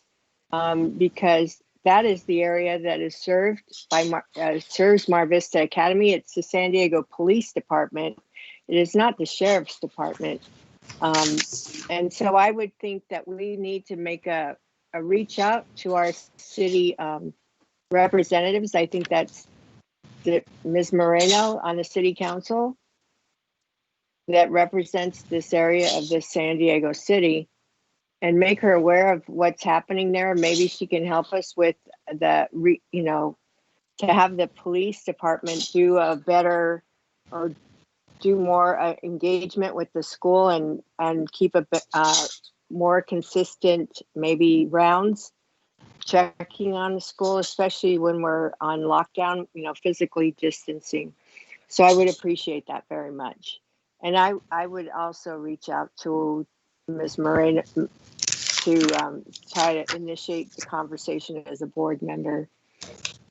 Also, I would like to say that the audit subcommittee had a very good engagement we've had 2 meetings. I think during our August meeting, I reported to the board afterwards about one of our members, not just one member, but actually Mr. Solis also, and both of our community members were recommending an additional person be hired for the audit, for the internal audit function. And it was at our August meeting, our subsequent board meeting, that I reported that to the board. And I also believe that our superintendent, Dr. Geary, followed up with comments about how he was addressing that by allocating certain functions that were assigned at the time to the internal audit team to other areas of the district that were more suited to handle those types of tasks. So I think that we can ask Dr. Geary to report through a memo, or maybe if he wants to do an oral report to the board on how that's working and what kind of reorganization of those tasks occurred in order to enable the 2 internal auditors we do have to have sufficient time to complete their audits in a timely manner, and to make sure that they are able to do the very steep looks into our systems, and especially as we transition into a more robust financial system. And until unknown participant is now exiting. So I would want to ask for that. And last but not least, I would like to announce that tomorrow the district is hosting a forum, an information forum with UCSD on their COVID task force and their COVID vaccine research for our community at large. Anyone can go and listen in on this. It's an educational, it's not trying to recruit, but it's an educational forum so our community, which has been impacted so heavily by this virus, understands the impacts of what's happening and also what the medical community is doing to try to bring vaccine and information around that. So that will be at tomorrow night at 5:30, and the link will be on, I think we have a link on the district website. I'm not sure, but if you're able to send that out or put it out where we can click on it from the main web page, I think that would be very helpful, because it will be at 5:30. There'll be a doctor from UCSD as well as a doctor from San Ysidro Health that will be presenting and answering questions at the end. So we appreciate that. We appreciate having our having that access for our community to learn and gain an understanding about the efforts being to address this virus. So thank you. That's it. Thank you, Trustee Hall. Who would like to go next? I can go next. Oh, Mr. Tarantino had his hand up. I can wait. Go ahead, Mr. Tarantino. Okay, thank you, Vice President Solis and President Segura. In response to all of the comments about athletics, I guess I need some clarification in terms of, I thought that when CIF issued its guidelines, that we were to abide by those guidelines, which if my memory serves me correctly, practice was to start in December, and then 3 seasons were going to be compressed into 2, starting with the 2020 school year, starting with the 2021 calendar year. And I don't understand if like I said, my assumption was we were to abide by those guidelines, and yet I'm hearing not only from the speakers tonight, but also parents and community members who have reached out, that there are other school districts that are allowing practices, and I thought everybody had to go under those same guidelines. I know that club ball was exempt from that. I think that was a specific thing that they said the club balls were exempt from that, but I don't understand how if an edict was, and maybe it wasn't, maybe that's where my assumption is wrong. I thought it was something that was binding on all school districts, but what I'm hearing from everybody is that it wasn't. So maybe some clarification, and you don't have to do it tonight, but I think some kind of clarification in terms of what kind of advisory we're under, and then, you know, again, sometimes people have to hear things 8 times in order for it to sink in. Maybe some outreach to parents throughout the district in terms of why we're doing what we're doing, and that's all I have. Thank you. Thank you, Mr. Tarantino. Mr. Solis. Yes, thank you, President Segura. Thank you, Mr. Tarantino, for bringing that up. I was going to also bring that up. So thank you for that. And another thing I wanted to mention was with regard to the break-ins, there's an organization, I guess they're called CEPTED, Crime Prevention Through Environmental Design. And I believe they go through the police departments. So maybe we can ask them to see if they can do a walkthrough with not only Mar Vista Academy, but all our sites. Yeah, so I think that might be good to do. And also the City of National City, for any National City resident, they're funding what's called an Emergency Family Utility Assistance Program, and that's up to $1,000 of utilities that they need help with. So they're going through the South Bay Community Services. So if anybody in need, and this is in National City, go to the South Bay Community Services site, and there's an application there. And also I'll give the number for the National City Family Resource Center. It's at 619-336-8360. Or you can email utilityassistance@csbcs.org.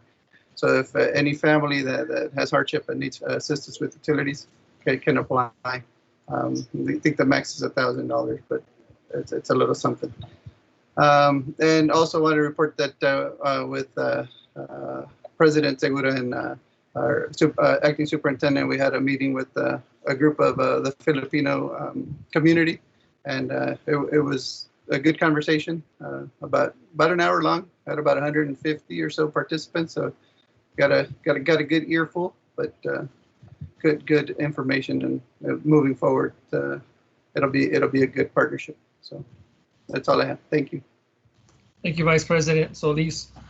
And I would like to echo, piggyback on Mr. Tarantino's comments around the athletics, and we could follow up with that, and maybe if it's not already on the website somewhere on the front page where that could be clicked on and people could read, what the guidelines are and what we're doing and why we're doing it, that'd be very helpful. And like Vice President Solis mentioned, I was on that call as well last week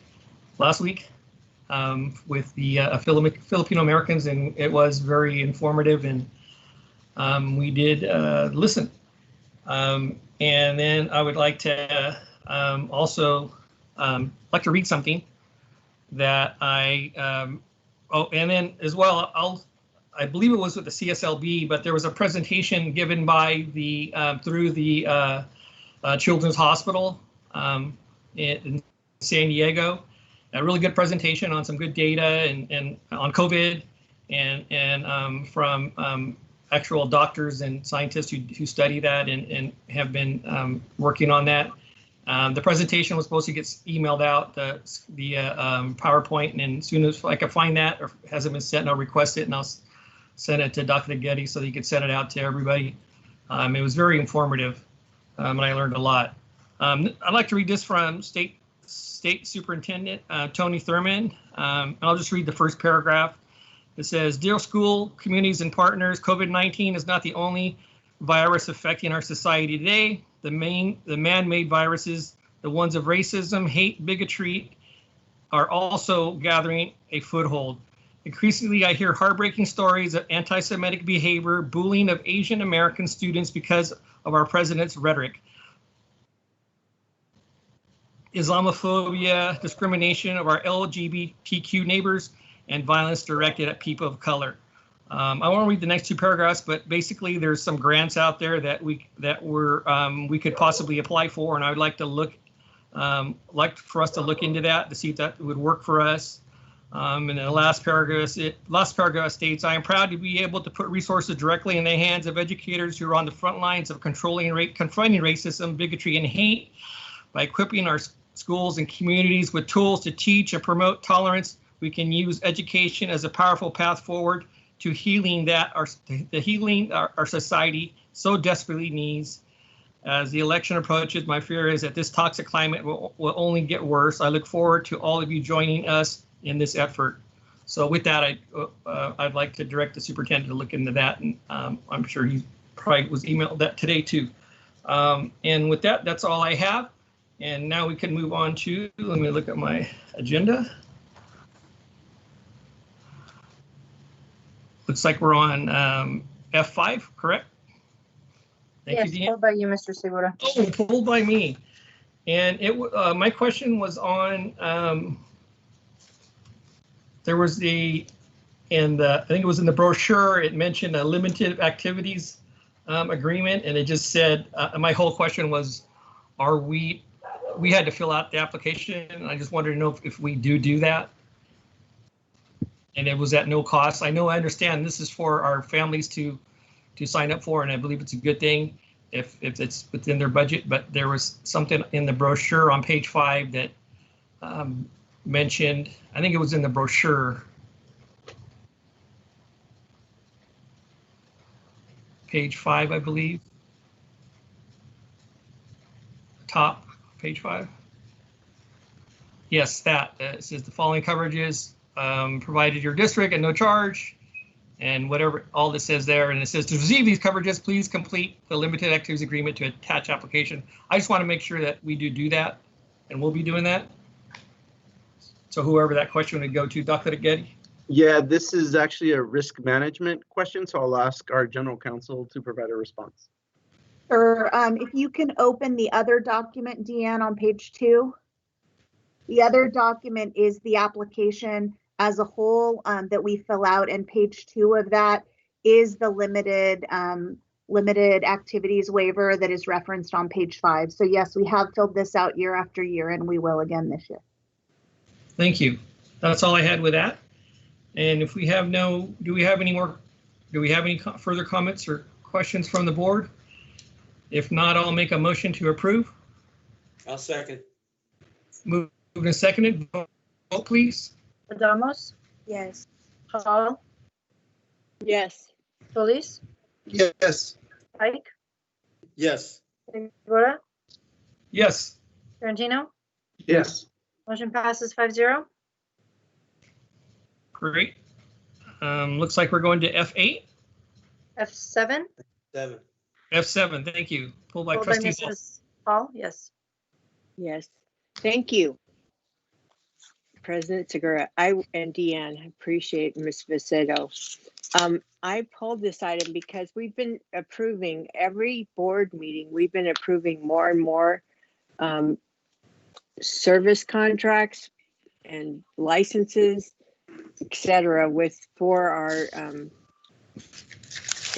information technology department. So I'd like to find out, is this the last one we're going to see, or what? Can we get a comprehensive list of all the licenses and all the POs that we've approved and how many contracts we have, and kind of like what they're all for? Because it's a lot of money and we're kind of getting every time. So it's not like we're having a comprehensive picture of what's happening here. And I'm inclined to say, can we wait until we have that picture before we approve any more? Thank you.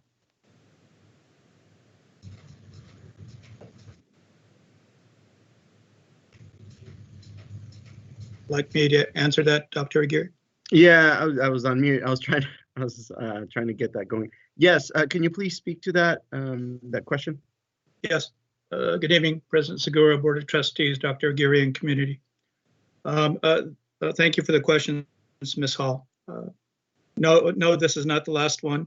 And we are in the final stages of preparing what you had requested regarding all contracts for information technology since 2015 through the current school year.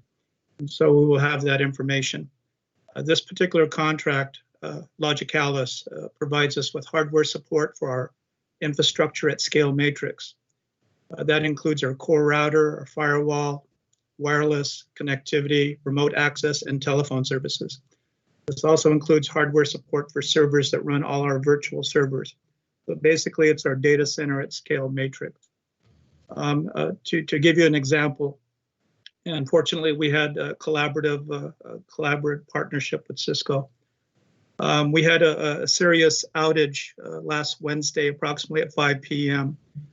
We anticipated that it was basically our core switch.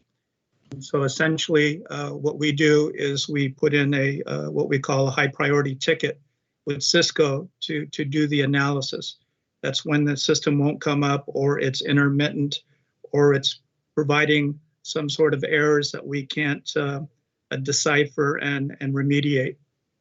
And so if it was the core switch, and if in fact Cisco wanted to play hardball, so to speak, we wouldn't have been able to place a ticket and get assistance and bring up the system. So that would be the immediate example of this particular contract or license.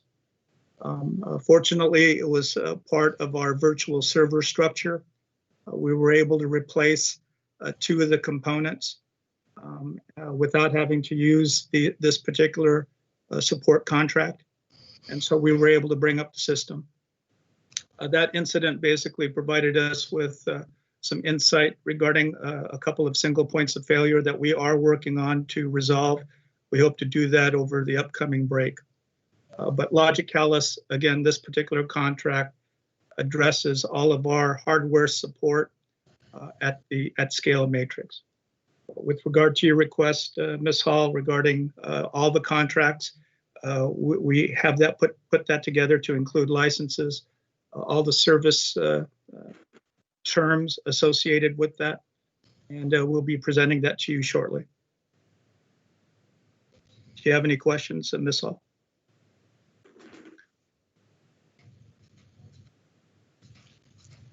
I think you're muted, Ms. Hall.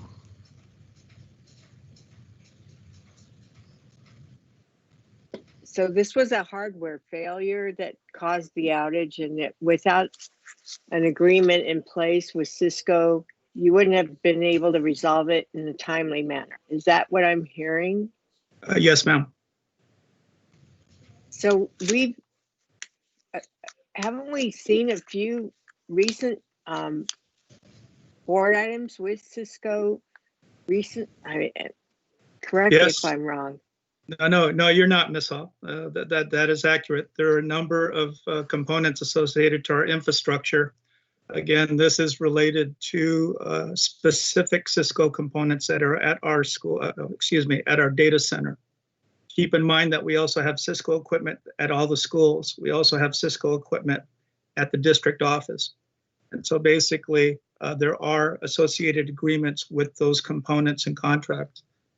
Again, we're going to try to simplify it so that when you get this 800-line document that stipulates all the licenses and contracts that we have for hardware and software, we'll try to put a picture together so you can see the evolution since 2014 of the contracts that we did have, the contracts that we have consolidated, and some of the savings that we incorporated by consolidating that.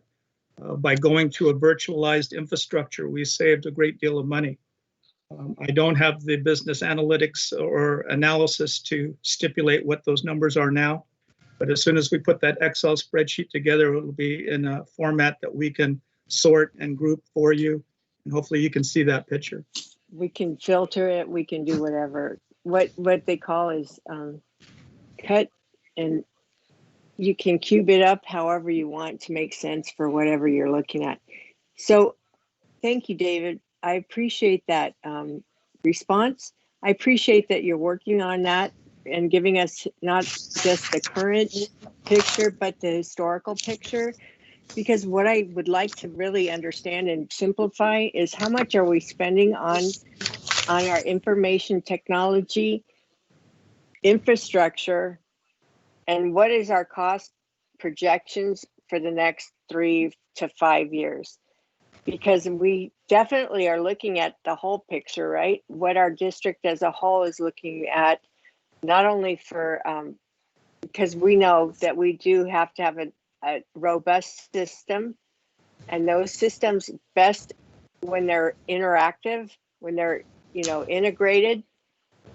So I don't question the fact that we need to make investment in our information technology. But I feel like we need to get a handle on what that is and as a whole. So I appreciate that information. Thank you. You're welcome. Thank you, Ms. Hall and Mr. De La Casala. If there's any more comments or questions from the board, if not, I'll entertain a motion for F7. I'll make a motion. Moved by Mr. Pike. Second, Solis. Second by Mr. Solis. Vote, please. Adamos? Yes. Hall? Yes. Solis? Yes. Pike? Yes. Segura? Yes. Tarantino? Yes. Motion passes 5-0. Thank you. Now we'll go to F8. Pool by the public. Yes, I have comments from one person. These are from Kathleen Cheers. My comment is short, to the point, and not this agenda specific. While our special ed students and parents were seeing a strategic downplay of resources per COVID, What students and their parents are currently enduring is catastrophic. All of these words on this agenda item, yet students, parents, and teachers are struggling each and every day to keep from drowning due to the lack of resource and proper funding adjudication. No further comments? Thank you. Do we have any comments or questions from the board? If not, I'll entertain a motion for F8. I'll make a motion to approve. I'll second. Moved by Hall, seconded by Mr. Tarantino, I believe. Vote, please. Adamos? Yes. Hall? Yes. Solis? Yes. Pike? Yes. Segura? Yes. Tarantino? Yes. Motion passes 5-0. F9, please. Pulled by the public. Yes, I have comments from two people. First ones are Kathleen Cheers. In reviewing this agenda item, one significant question came to mind. What of the computers and other devices which are allegedly currently delayed in customs? What is going to happen to them when released? Who will they be assigned to? Again, I respectfully ask which of you trustees will, right now, on the record, divulge the total amount of the millions in tax dollars which have been spent on computers, Lenovo's, iPads under your tenure. I will be researching that question. Once again, lack of foresight, leadership, expertise, and fiscal responsibility has placed us in this position. The next comments are from Nick Marinovich.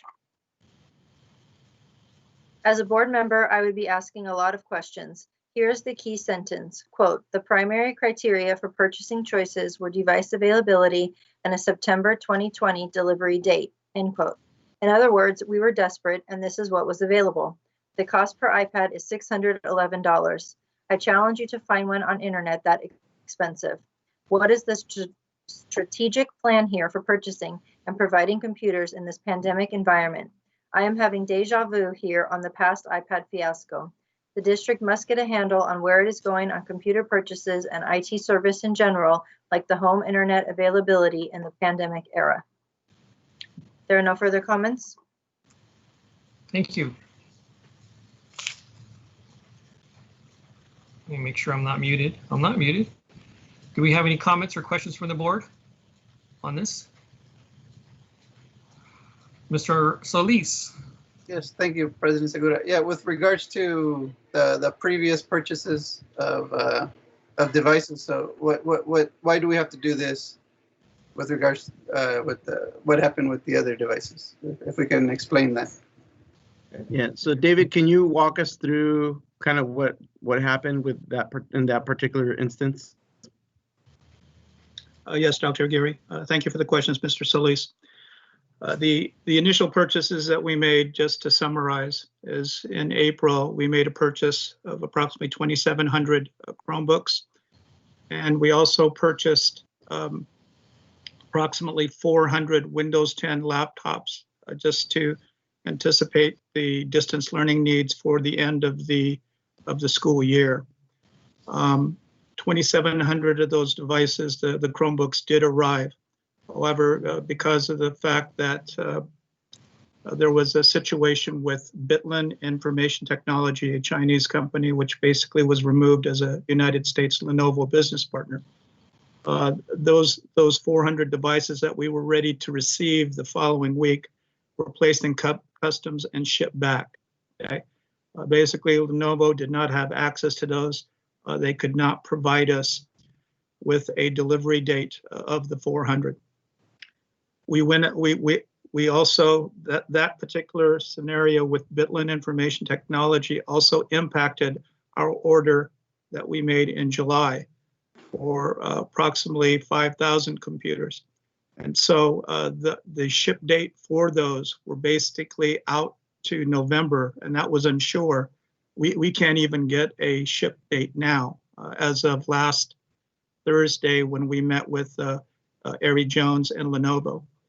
So consequently, we took action once we heard of this and we didn't have any confirmation. We needed the devices, and the criteria was who had basically a supply and who could promise a delivery in September. Basically, all companies, and this is not just with us, this is basically across the nation. Basically, it's minimally a 12-week, 3-month period before they can even determine whether a computer can be shipped and received within that time frame, and that's optimistic. So basically what we did is we took a look at our alternatives. The first alternative was with C2K, Computer to Kids. This was basically refurbished computers. They could only provide 500 at a time. We went ahead and purchased 500 of those devices because we needed them immediately. And we have received those, we have distributed those to schools. The second alternative was related to a program that the California Department of Education recommended. There was a special presentation announcement by Superintendent Thurman in conjunction with Apple and with T-Mobile. And so basically what they did is they are providing an iPad with broadband capability, LTE, that would be included in the price. And basically, maybe some of the community did not understand that or know that, but that was a very special price, and it was reduced. And also, Apple made it available within 3 weeks, 3 to 3.5 weeks. We received those 2,500 devices about a week and a half ago. We're in the process of preparing them. We've already distributed approximately 800. All the middle schools have the required iPads that they need to process.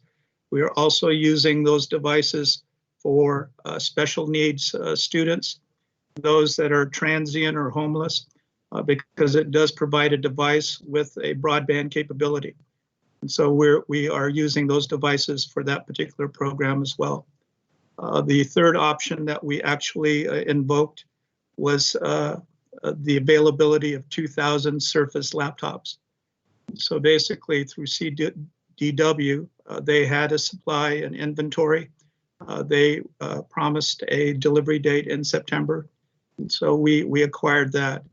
This particular device, unlike the C2K devices, basically the C2K devices were refurbished computers, useful life of approximately 1 year, possibly 2, which is why they were very inexpensive.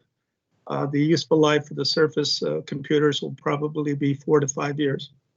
Nice. So we're anticipating that delivery within the next 5 to 7 days.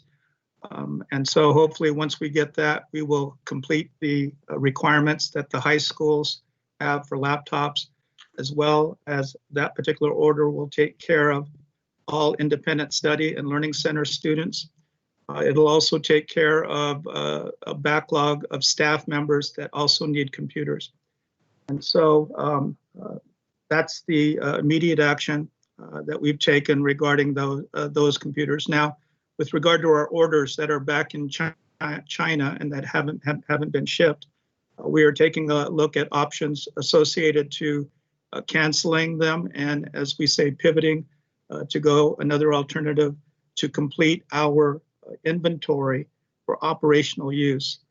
Because of the criteria and the priority that all students would have devices, we have used up all inventory to include daily operational use. And what that means is that if people start turning in devices that they have and they don't work, we won't be able to replace them. And so we need operational inventory to continue that. Now, the iPads that we received should get us through at least this year for the operational needs. We are definitely in deficit regarding the laptops.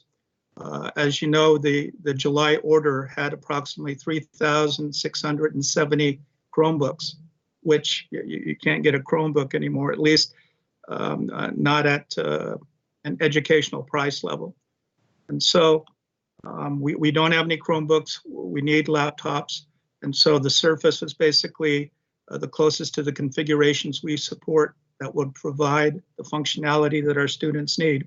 And so hopefully with the 2,000, that'll take care of the immediate need, but we still need the other order to provide us with operational support, just so that you have a good understanding. We support approximately about 45,000 devices to include staff, okay? Usually you keep a 17%, 20% operational overhead so that you can, again, address the daily needs. That's approximately 300 devices per school site. We have about 24 school sites plus the district. Now, that's not that many. If in fact you're at the tail end of our life cycle for computers, keep in mind that we did not continue the replenishment plan starting in 2018 when Dr. Salkett had come in. That was a plan that was there with Miss Michael. And so that was eliminated because we were evaluating everything. But we do need to start to review how we get back on that replenishment track where we are replenishing technology every 2 to 3 years so that we have a cycle and we don't have to purchase it all at one time that we're attempting to do right now with portions of our computers. Also, keep in mind that we had 5,000 computers, desktops, that were supposed to have been replenished in 2018. That did not occur. We have a number of computers that are 7 to 8 years old, and they need to be replenished. They're going to fail. Some of the ones that the teachers have taken home because of lack of laptops that we have that were taken home did fail, and now we don't have a replacement for those. So and the desktops aren't built to go home and connect wirelessly. There are other aspects. There's no audio on there, and there's no webcam. So there's a number of items that we need to address and get back on a structured plan, a structured methodology to sustain technology. I don't believe it's a matter of, are we going to use computers or not? I believe computers is a necessary tool. So we do have to have an appropriate plan to sustain that technology and not do it all in emergencies. So that gives you an overview of some of the challenges that we have. I will be putting together information as part of the review or replenishment plan that I'll be presenting to Dr. Aguirre in working with Dr. Salkeld so that we can start establishing that. We have financial challenges, we have priorities, and so we're doing the best we can to get through this particular dilemma that we have. However, we do need to structure an appropriate replenishment plan so this doesn't occur again. And that includes our network infrastructure, which we did, a stop replenishment as well. So I'm sorry, I covered a lot of material. Are there any questions that I can address at this time? I appreciate that, Dr. De La Calzada. That's great information. I think it goes back to what Paula said about us being able to see the whole picture, because there's all the little pieces that we get. Sometimes it's just tough to bring it all together. So you working on that and giving us the update is fantastic. And the other question that I also had was regards with the T-Mobile and the iPads. Are the students going to be responsible for paying monthly, or is that covered, or is the district covering that? How's that working? That is covered. That was part of the cost that was embedded in the cost for the iPad and the LTE. So the students do not have to pay for that. In terms of the data plan piece. Okay, so and I wanted to say thank you for all the work that you're doing and your staff and your department's doing through these times. So thank you. I appreciate that very much. Thank you. Thanks for all the explanation, David. You make it very easy to understand. Thank you. Thank you, Mr. Trustee Hall. Yes, thank you, President Segura. I just wanted to also rein in and say thank you, David. You did really walk us through the challenges that you faced, that the district has faced this past few months. Everybody across the nation, and I'm sure across the world, has been really trying to get a hold of devices so that they could access some sort of normality in the pandemic. So I think what you've outlined, especially for our neediest, most challenged students, has been very critical in us providing those instructional supports to them. And I want to thank you for that.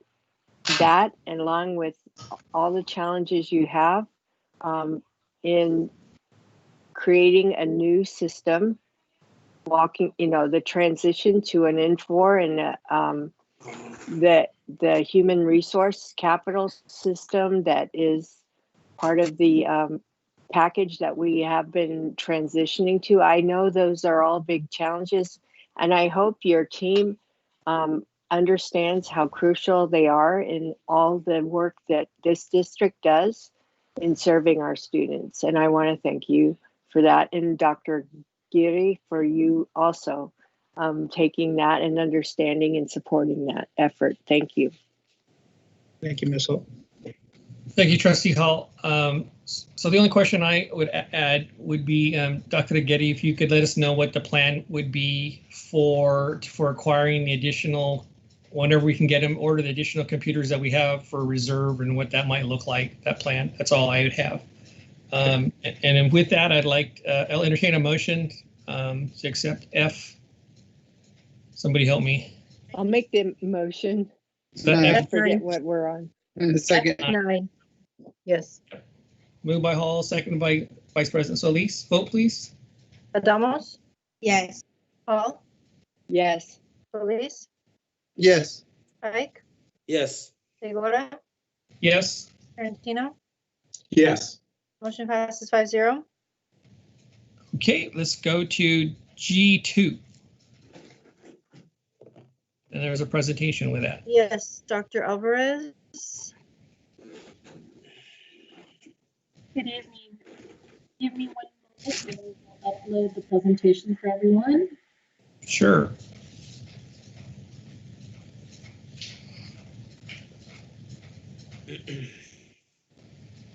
Can you see that? No. No. No.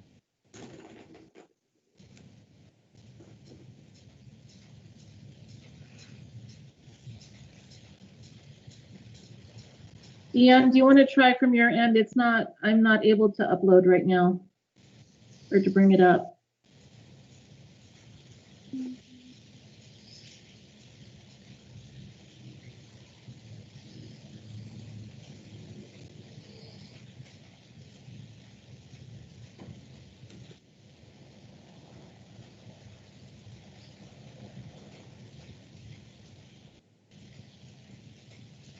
Can you see that? Oh. Hold on. Are you sharing now? Am I now sharing? I think you're sharing now. Can you see that now? Yeah, there you go. Yeah. Okay. Yes. Yes. System was a little slow. Okay. Well, good evening, Board President Segura, trustees, Dr. Aguirre, staff, parents, and students, and our community members. At the last board meeting, I presented the draft plan for the Learning Continuity Plan. Although the guiding principles and main actions and services are still the same within this current plan, my team and I did make changes and additions based on stakeholder and staff feedback.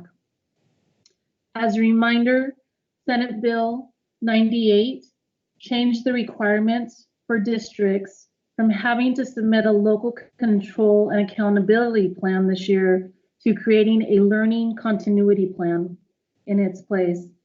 All the elements of the learning continuity plan presented in this document are from the Sweetwater reopening plan for distance learning and in-person instruction that was presented to the board in late July. It guides all of our work in the opening and reopening of schools.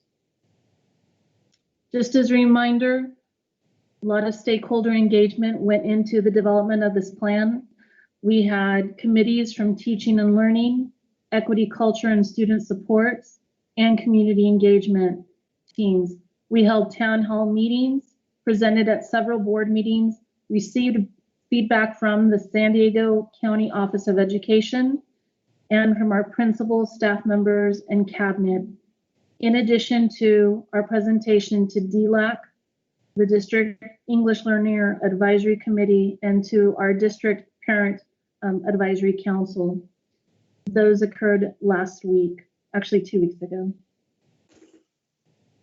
The required areas within this learning continuity plan include distance learning and the methods that we're using to approach that, in-person instruction, and all the safeguards that would be included as we transition to in-person instruction, the teacher professional development, both for in-person and distance learning, ways that we are mitigating pupil learning loss and supports provided to students, and additionally, supports for our English learners, foster youth, homeless youth, low-income students, and students with disabilities. Included additionally in this plan are supports for mental health and well-being of both students and staff members. And then the last portion is our nutrition services and the ongoing supports that have been provided throughout this time in distance learning. So since the last meeting that we held on September 14th, I met with the DLAC and DPAC committees and sought their input and understanding of the learning continuity plan. We met for over an hour and a half and divided into groups, and they provided feedback. And these are some of the highlights of those suggestions. They really wanted to ensure that we were providing supports and funding for students with disabilities and students needing special supports, inclusive of our English learners, homeless foster youth, and students just needing support in general. One of those elements was including making sure that students had access to after-school tutoring or tutoring supports throughout distance learning and in-person instruction. As we had the further conversation, it appeared that having someone that students could call during asynchronous instructional time or synchronous instructional time to get specified help in content areas was an area that they also recommended, something such as a student hotline. Within all of our conversations, the parents and the community members were very concerned for us to make sure that as we returned, before we returned to school in person, that we had all the safety materials and safety conditions implemented so that students could return to school and that both staff and students would be safe. The other element that was crucial to them was ensuring that devices and connectivity, as Mr. De La Calzada presented in his item this evening, it's absolutely essential that our students and staff have the devices and connectivity needed to ensure that distance learning can occur. And once we transition to in-person instruction, that those supports are also available.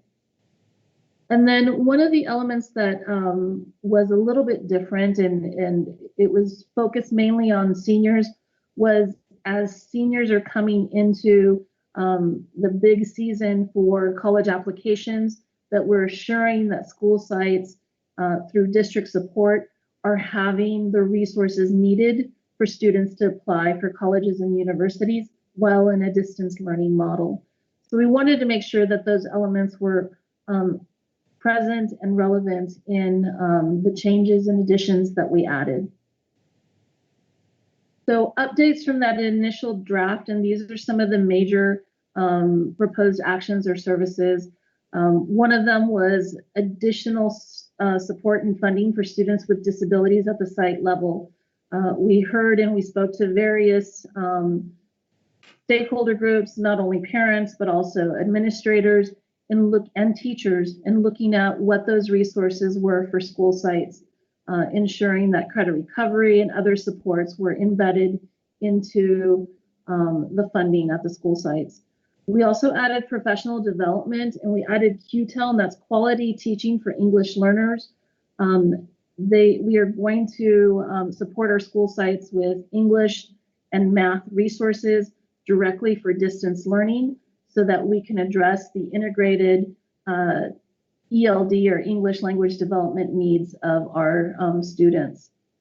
We also added additional allocations to sites for credit recovery, Saturday academies, tutoring, and interventions. Once again, these resources are to help support the learning loss mitigation so that students are able to accelerate during this time. As Mr. de la Calzada mentioned, funding for technology and devices for both students and teachers is essential, as well as for tutoring and other resources. Currently, our tutors do not have technology, nor do our instructional assistants, and so that has been added to this plan. We'd already included the hotline in the original plan, but we wanted to make sure that that was noted, that the parents did want a hotline.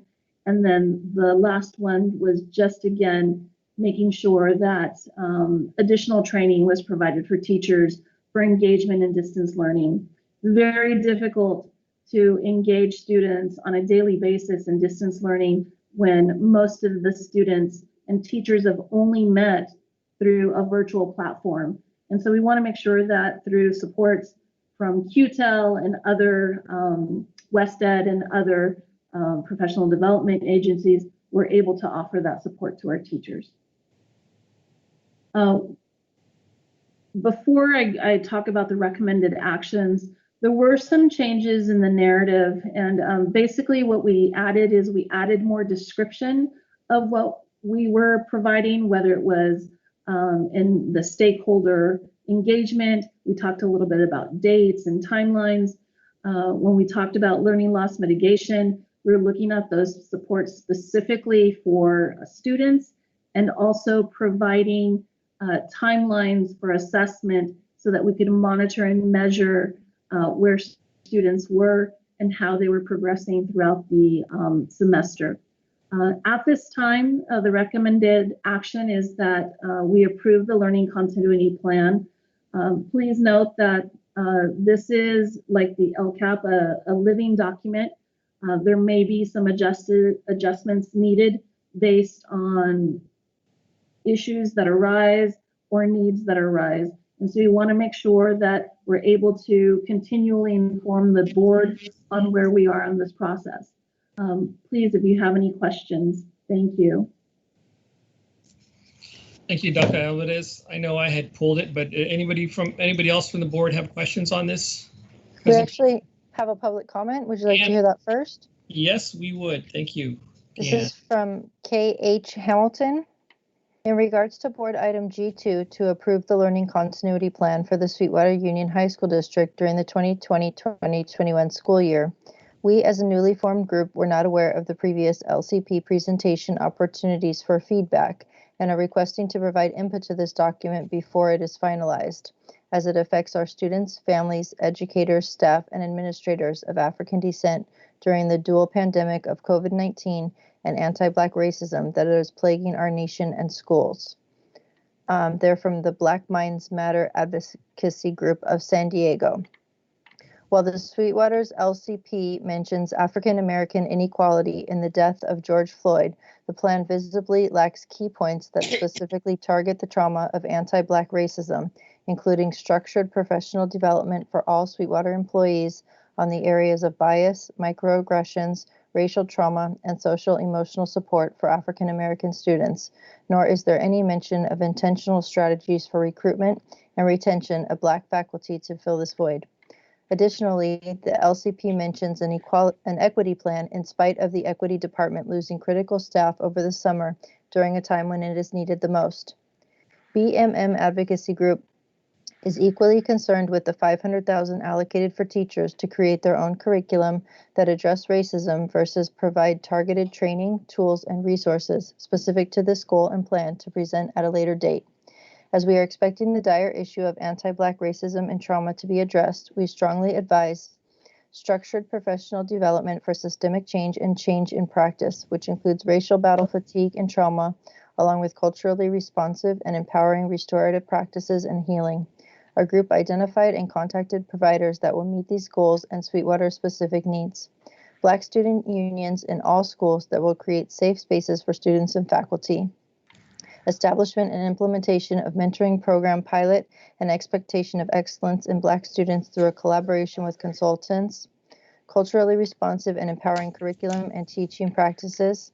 Partnering with community organizations and universities that promote anti-Black racism awareness, including SDSU's Department of Africana Studies, in addressing the implementation of curriculum that includes inclusive ethnic studies focusing on African and African American history. There are no further comments. Thank you, Deanne. Anybody from the board like to ask any questions? Desiree, Mrs. Adamo, go ahead. Hi, I remember a few board meetings ago, Mr. Aguirre mentioned that he was working with the Black Minds Matter group. Mr. Aguirre, if you can you update us on like what initiatives that you're planning with them that you might want to introduce into the future?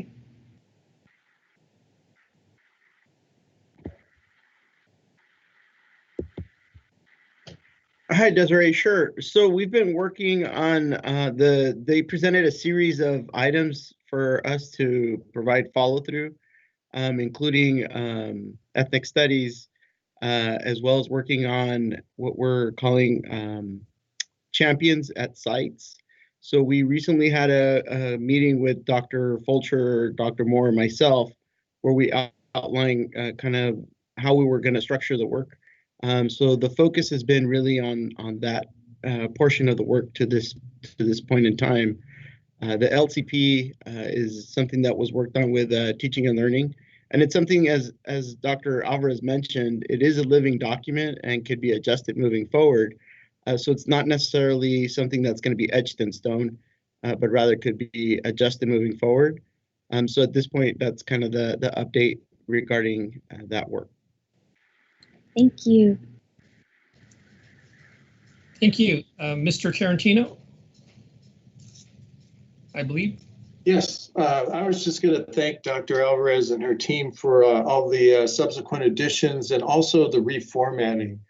I'll speak for myself. The reformatting of the information really helped the readability of that document. It made it easier to read, and it kind of separated the salient points rather than being lost in the text the way that it was called out. So just kudos to you and your team, Dr. Alvarez. That's all. Thank you, Mr. Tarantino. I would just I have a question. I think it was on page 6, and it stated for QTEL, and exactly maybe a little background on who that would benefit and what would that entail? Sure. So QTEL, the Quality Teachers for English Learning or Teaching of English Learners, is a West Ed research-based professional development. We've worked with them in the past when we had done training across the district for content-based instructional language acquisition. They are working with us and will be bringing forward an MOU to provide professional development for 256 teachers, teachers of English learners, which will include math and English teachers across the district. And it really is looking at how we support language instruction within the content areas. And so they'll be working with us in supporting distance learning, in providing language instruction, and engaging strategies in a distance learning model. And then also as we transition to in-person, in ensuring that we can accelerate the learning for our English learners.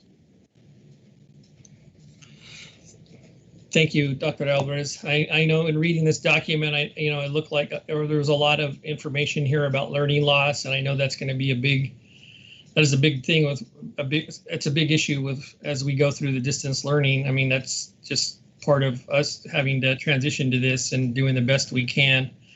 And so in saying that, is there any way that we could, I don't know the answer to this, that's why I'm asking, to reduce the workload on the students? I mean, it just seems like, you know, I can't judge it by what my daughter does because she's an IB student and they just work their butts off like all the time. And not that other students don't, but I know they're very intense taking those advanced classes. But just, is there any conversation around reducing the workload on the students? And I don't know how that would affect, you know, their school year going forward, or that had to be made up, or things of that nature. That's why I'm just throwing that out there. So we tried to address that in several ways. When we started out the school year, one of the things that the teachers on special assignment were tasked with was looking at essential standards for the core subject areas. So the breadth and scope of our instructional standards for the state of California are enormous. And so we were trying to really highlight what are those essential standards that a student needs to know and must be able to do to be successful in that content area. So we delineated those, number one. And then with that, we've also worked with our teachers and our site principals and through our research and evaluation in terms of surveying students and staff in terms of workload, so that we're getting an understanding and a feel from our students, how they're doing, and an understanding and a feel from our teachers.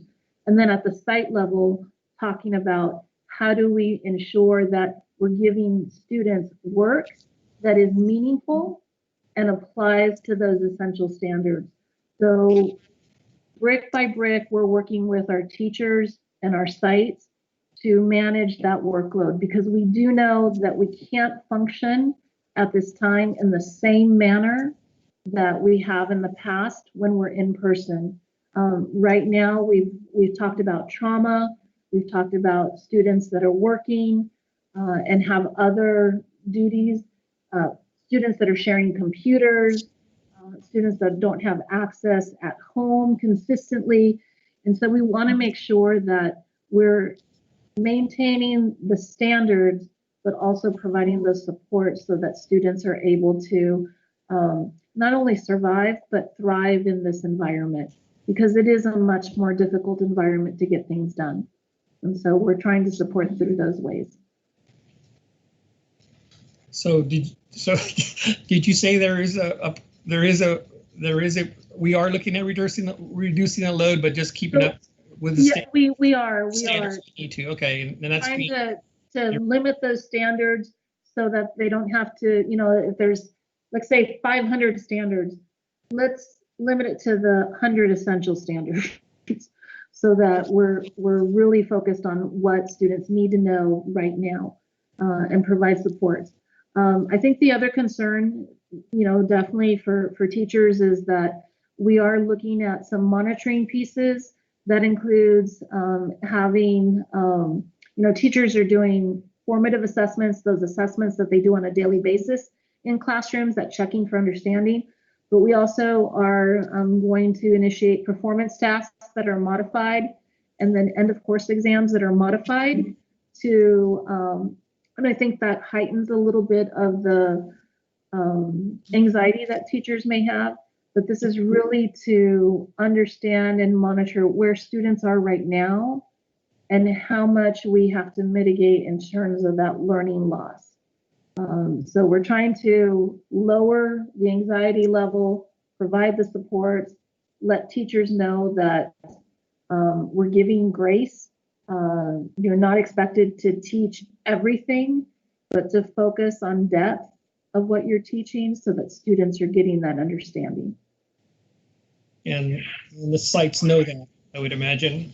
So we've been working with the principals in having those conversations in our professional development with teachers. Site principals will be working with their teams and having those conversations so that, once again, that's reemphasized. Thank you. And could you go to page 3? or someone go to page 3. Of the plan or the PowerPoint? Yeah, of the, I think it's the 3 of 44, whatever that would be. Okay, that's the plan, yeah.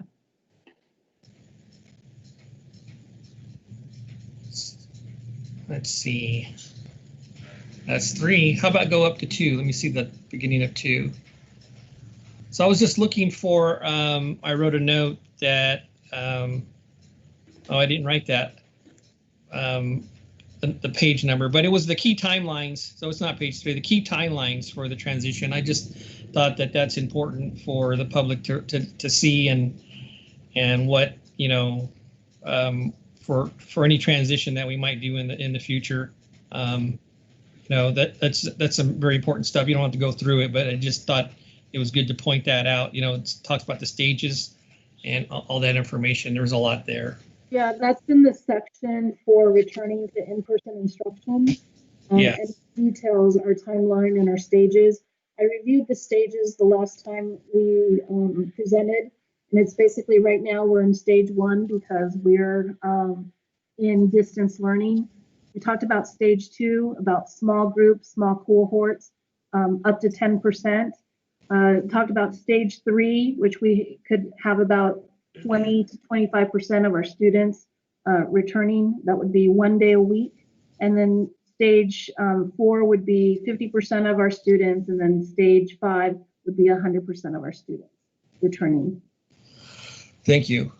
And lastly, so getting back to my last question, in terms of reducing the workload, can you give us an update in the future about what the, you know, what happens with the principals and administration at the schools in terms of figuring out how they can reduce the workload, and so we're not leaving it on the teachers. They got enough going on, and thank you for mentioning the amount of extra work is not only on our students, but the teachers and everybody. But if I could get like an update on that, just what becomes of that, I just would like to see where we end up with that. I'd appreciate it. And that's all I have for G2. Anybody else have any comments or want to make a motion? I'll make a motion. Moved by Trustee Pike, seconded by me. Vote, please. Adamos? Yes. Hall? Yes. Solis? Yes. Pike? Yes. Segura? Yes. Tarantino? Yes. Motion passes 5-0. Thank you. So that was G2. So now we're on to G3. Yes, pulled by Mrs. Hall. Hall and Mr. Tarantino, looks like. All right. Yes, it was. So who's first? You are. All right. My questions are, thank you, President Segura, and thanks, Mr. Tarantino, for allowing me to go first. First of all, this is a 21st Century grant. I assume that's federal funds, correct?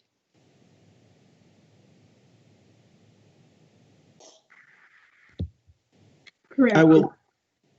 Ana Maria, All can right. you answer that? Mrs. Hall, yes, this is federal funds. So, thank you. Are all components of this grant and this plan offered at all of our schools? That is a great question. You'll see in the document that it does not list Palomar options, but those are assumed within Castle Park High School. So all of our high schools are included in this plan. Okay, thank you for that. That's great. Is it possible? So I was speaking with some other people in the district, and some of the feedback I got was that it might be more meaningful to wait on some of this until we were back in person. And that staff would be able to coordinate the wellness education for students and families, which is part of this MOU. So after considering all the students and staff must do to optimize digital learning environments and maintain their regular scheduled classes, the other offerings may better serve during when the students are back in person. Is it possible to table this until a later date, or is this under grant funding that must be spent within the next few months? So this grant funding, has a termination date of June 30th. So we do have some time. There have been conversions from in-person to virtual, specifically for this funding so that we can support students during this time. Some of this support will also go into our courses for health and courses that are ongoing right now.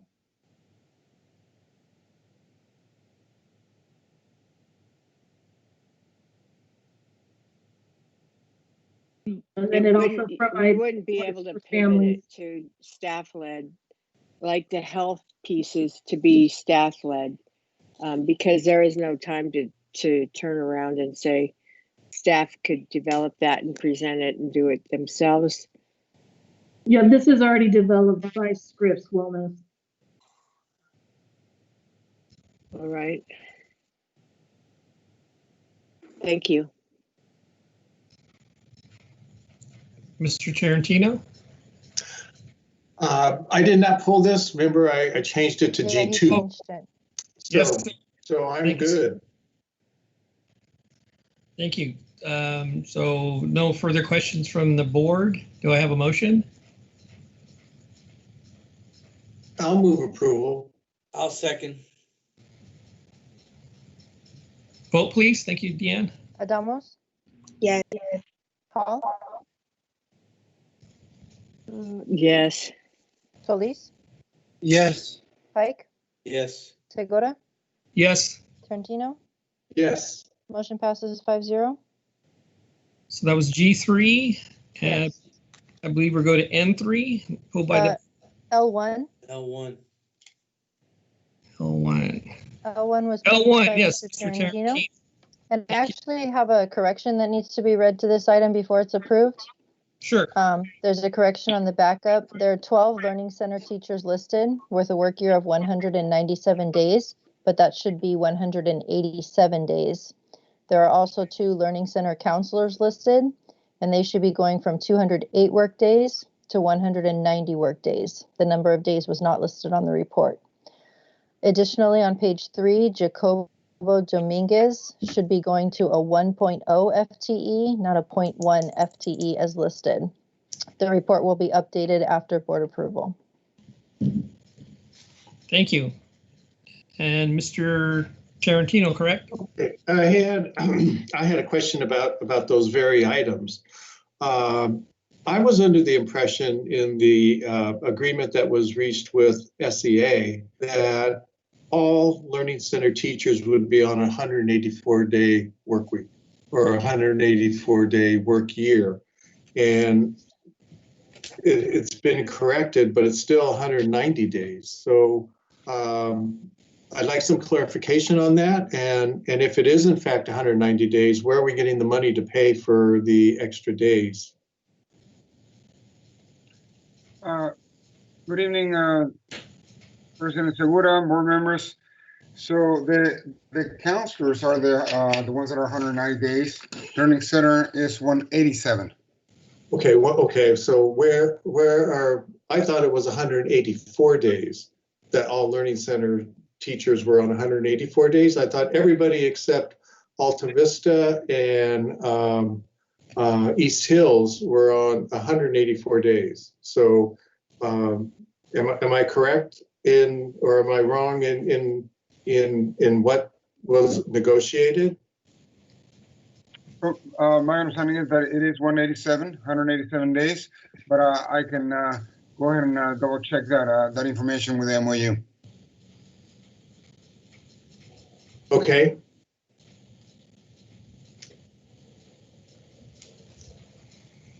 Well, can we have General Counsel Carbuccia enter in since she negotiated this?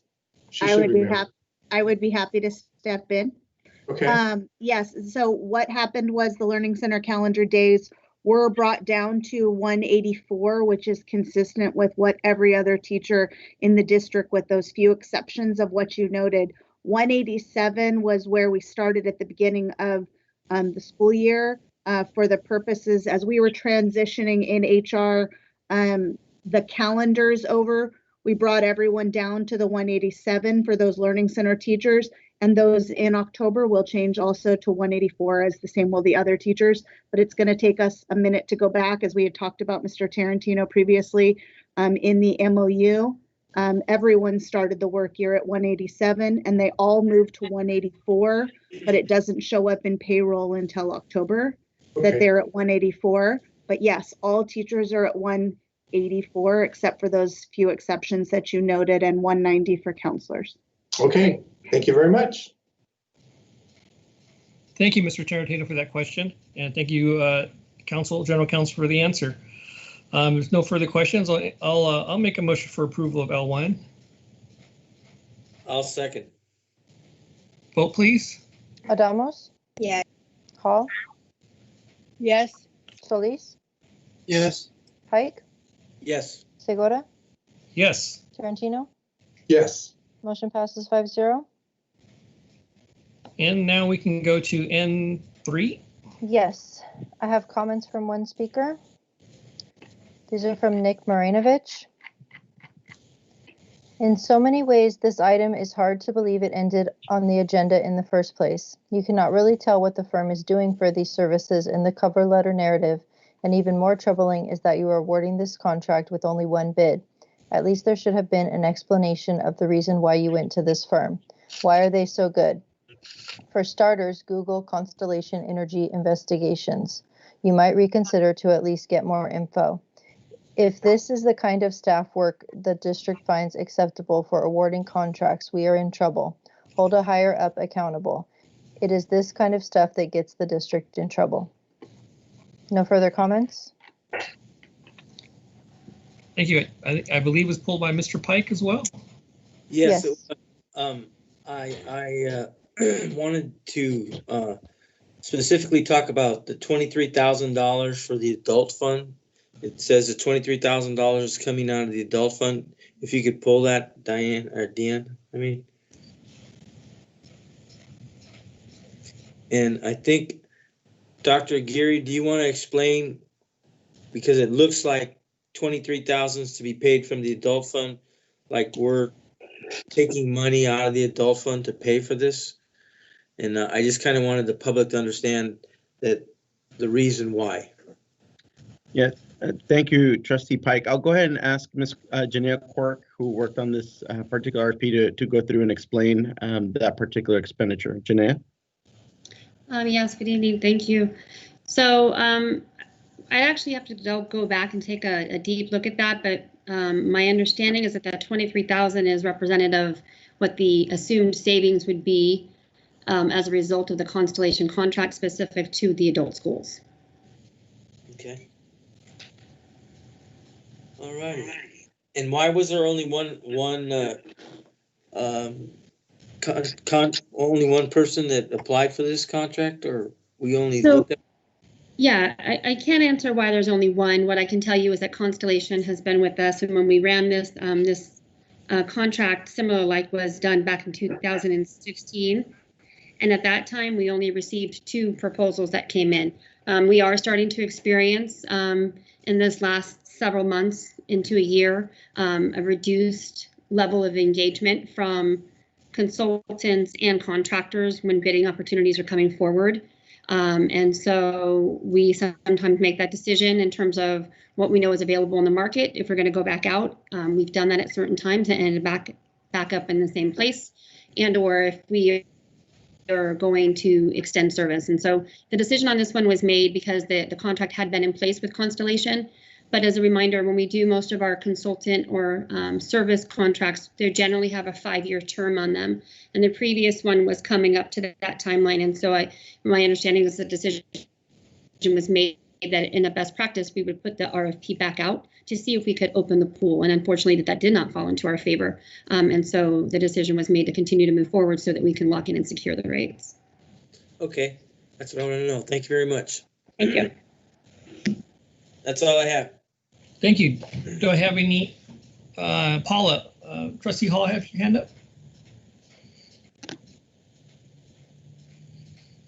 Thank you, President Segura. Yes, I did have a couple of questions on this. I wasn't going to ask them, but since somebody else pulled, I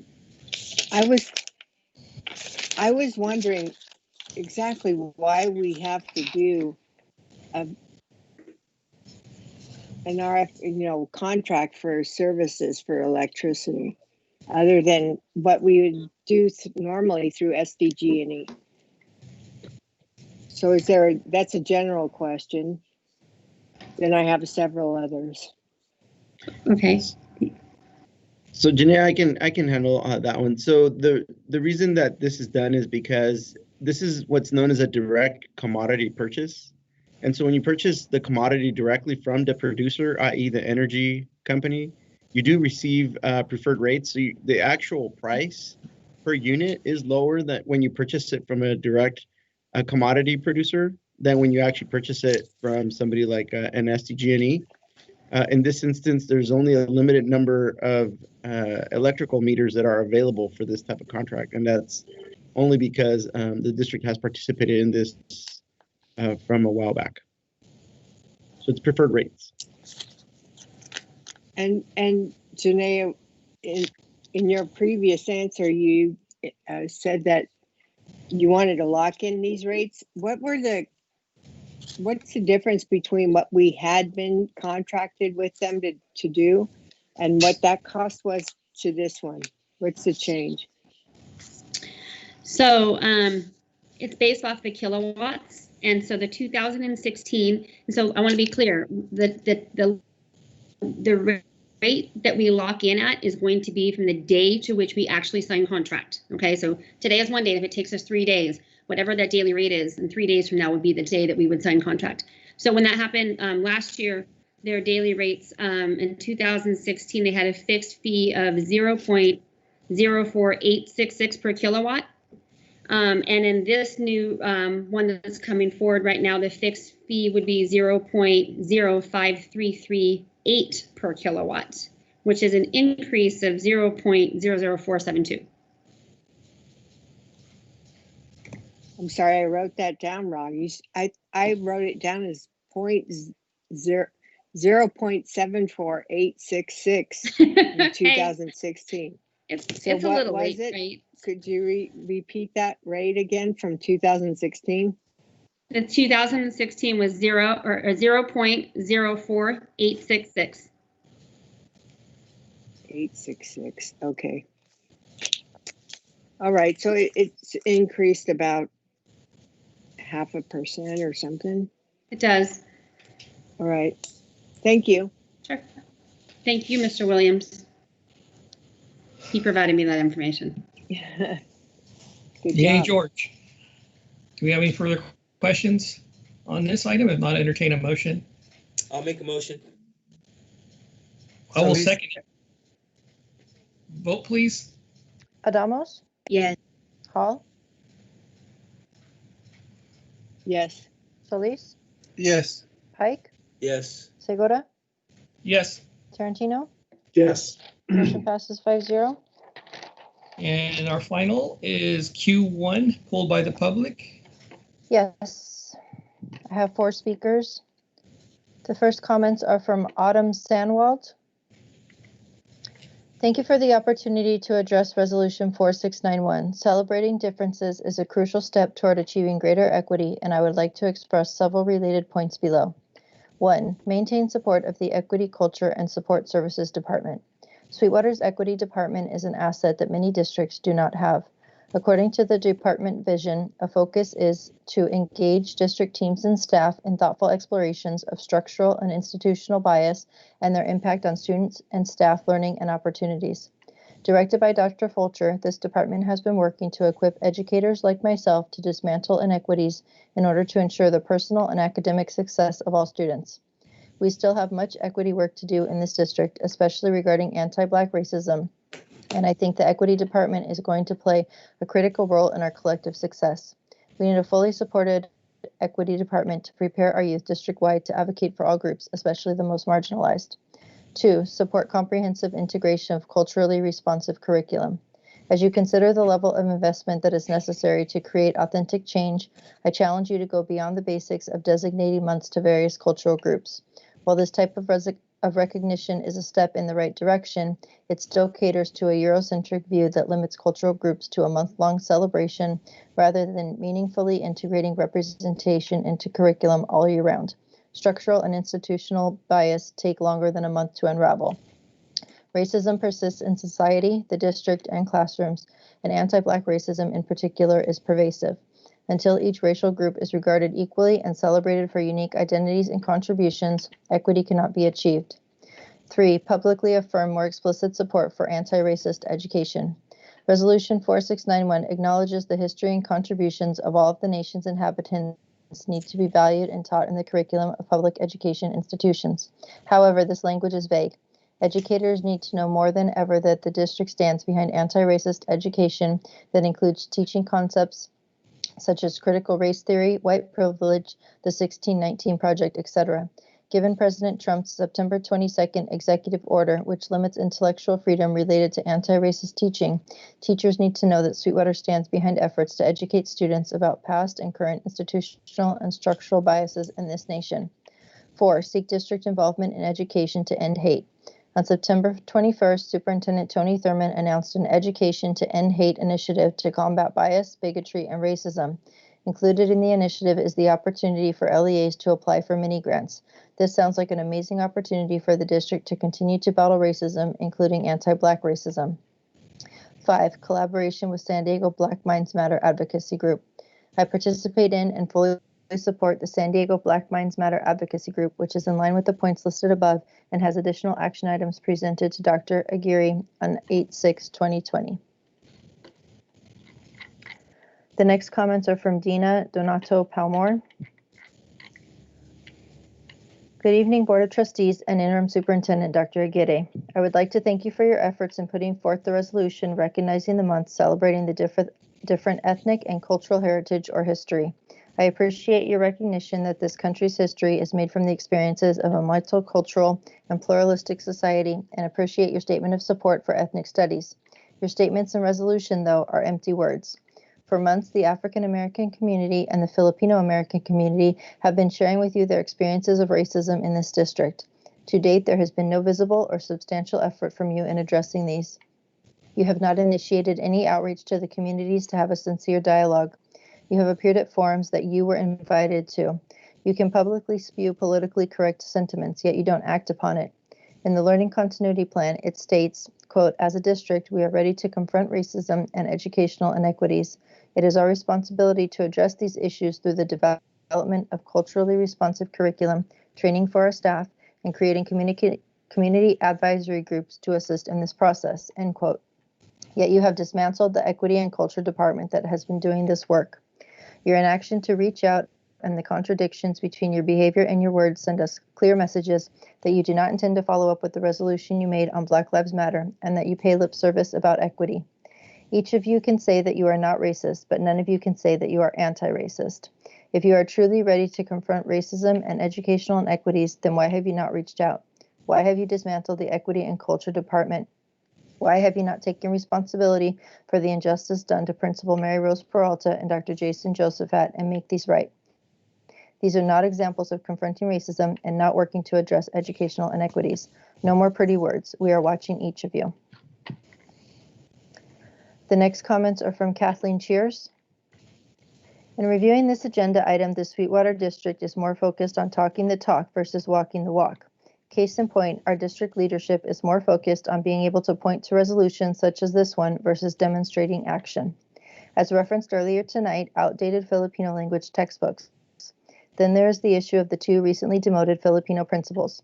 While I don't know either personally, I have been contacted by parents, students, and staff regarding the stellar job they were doing. While I am cognizant there are personnel issues we the public are not privy to, it strikes me as odd 2 Filipino principals were demoted at the same time.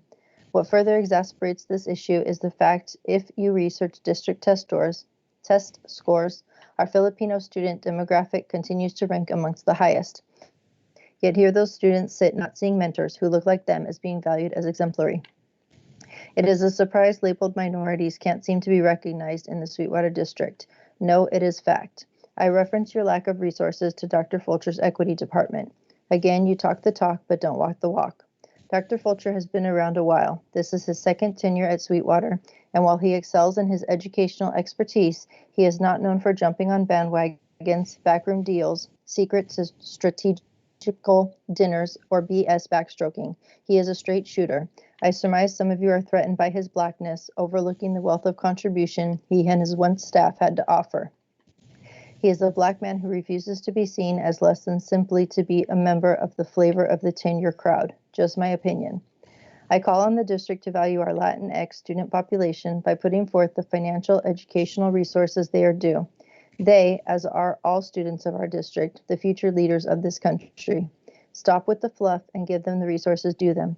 Our community continues to hear proclamations and we care, yet the results of your lack of resources to this valuable student community is measured by results.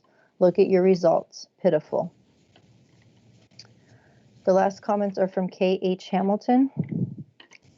In regards to board item Q1, based on the superintendent's recommendation to adopt resolution number 4691 in recognition and appreciation of the cultural, ethnic, and linguistic diversity in the Sweetwater District for the 2020-2021 school year, I am requesting that an amendment correction be made to the specified groups based on ethnicity as follows. Instead of stating February Black History Month, I propose that it reads Black History Month / African American and African History Month to reflect the diversity of people of African descent within the district, city, and throughout the county of San Diego. There are no further comments.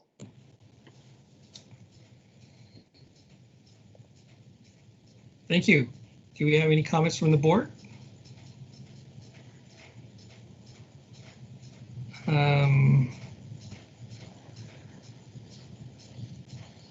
I will make a motion to approve it, but with adding the last the modification of the February Black History Month recommendation that the last speaker mentioned. I didn't write it down.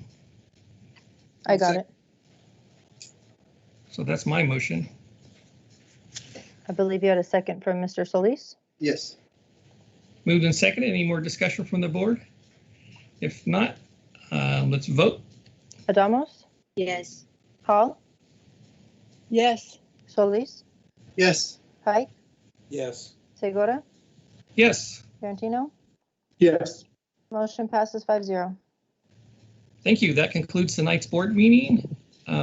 We are now adjourned at 11:17. Good night, everybody. Thank you for participating. Thank you. Community. Thank you. Good night.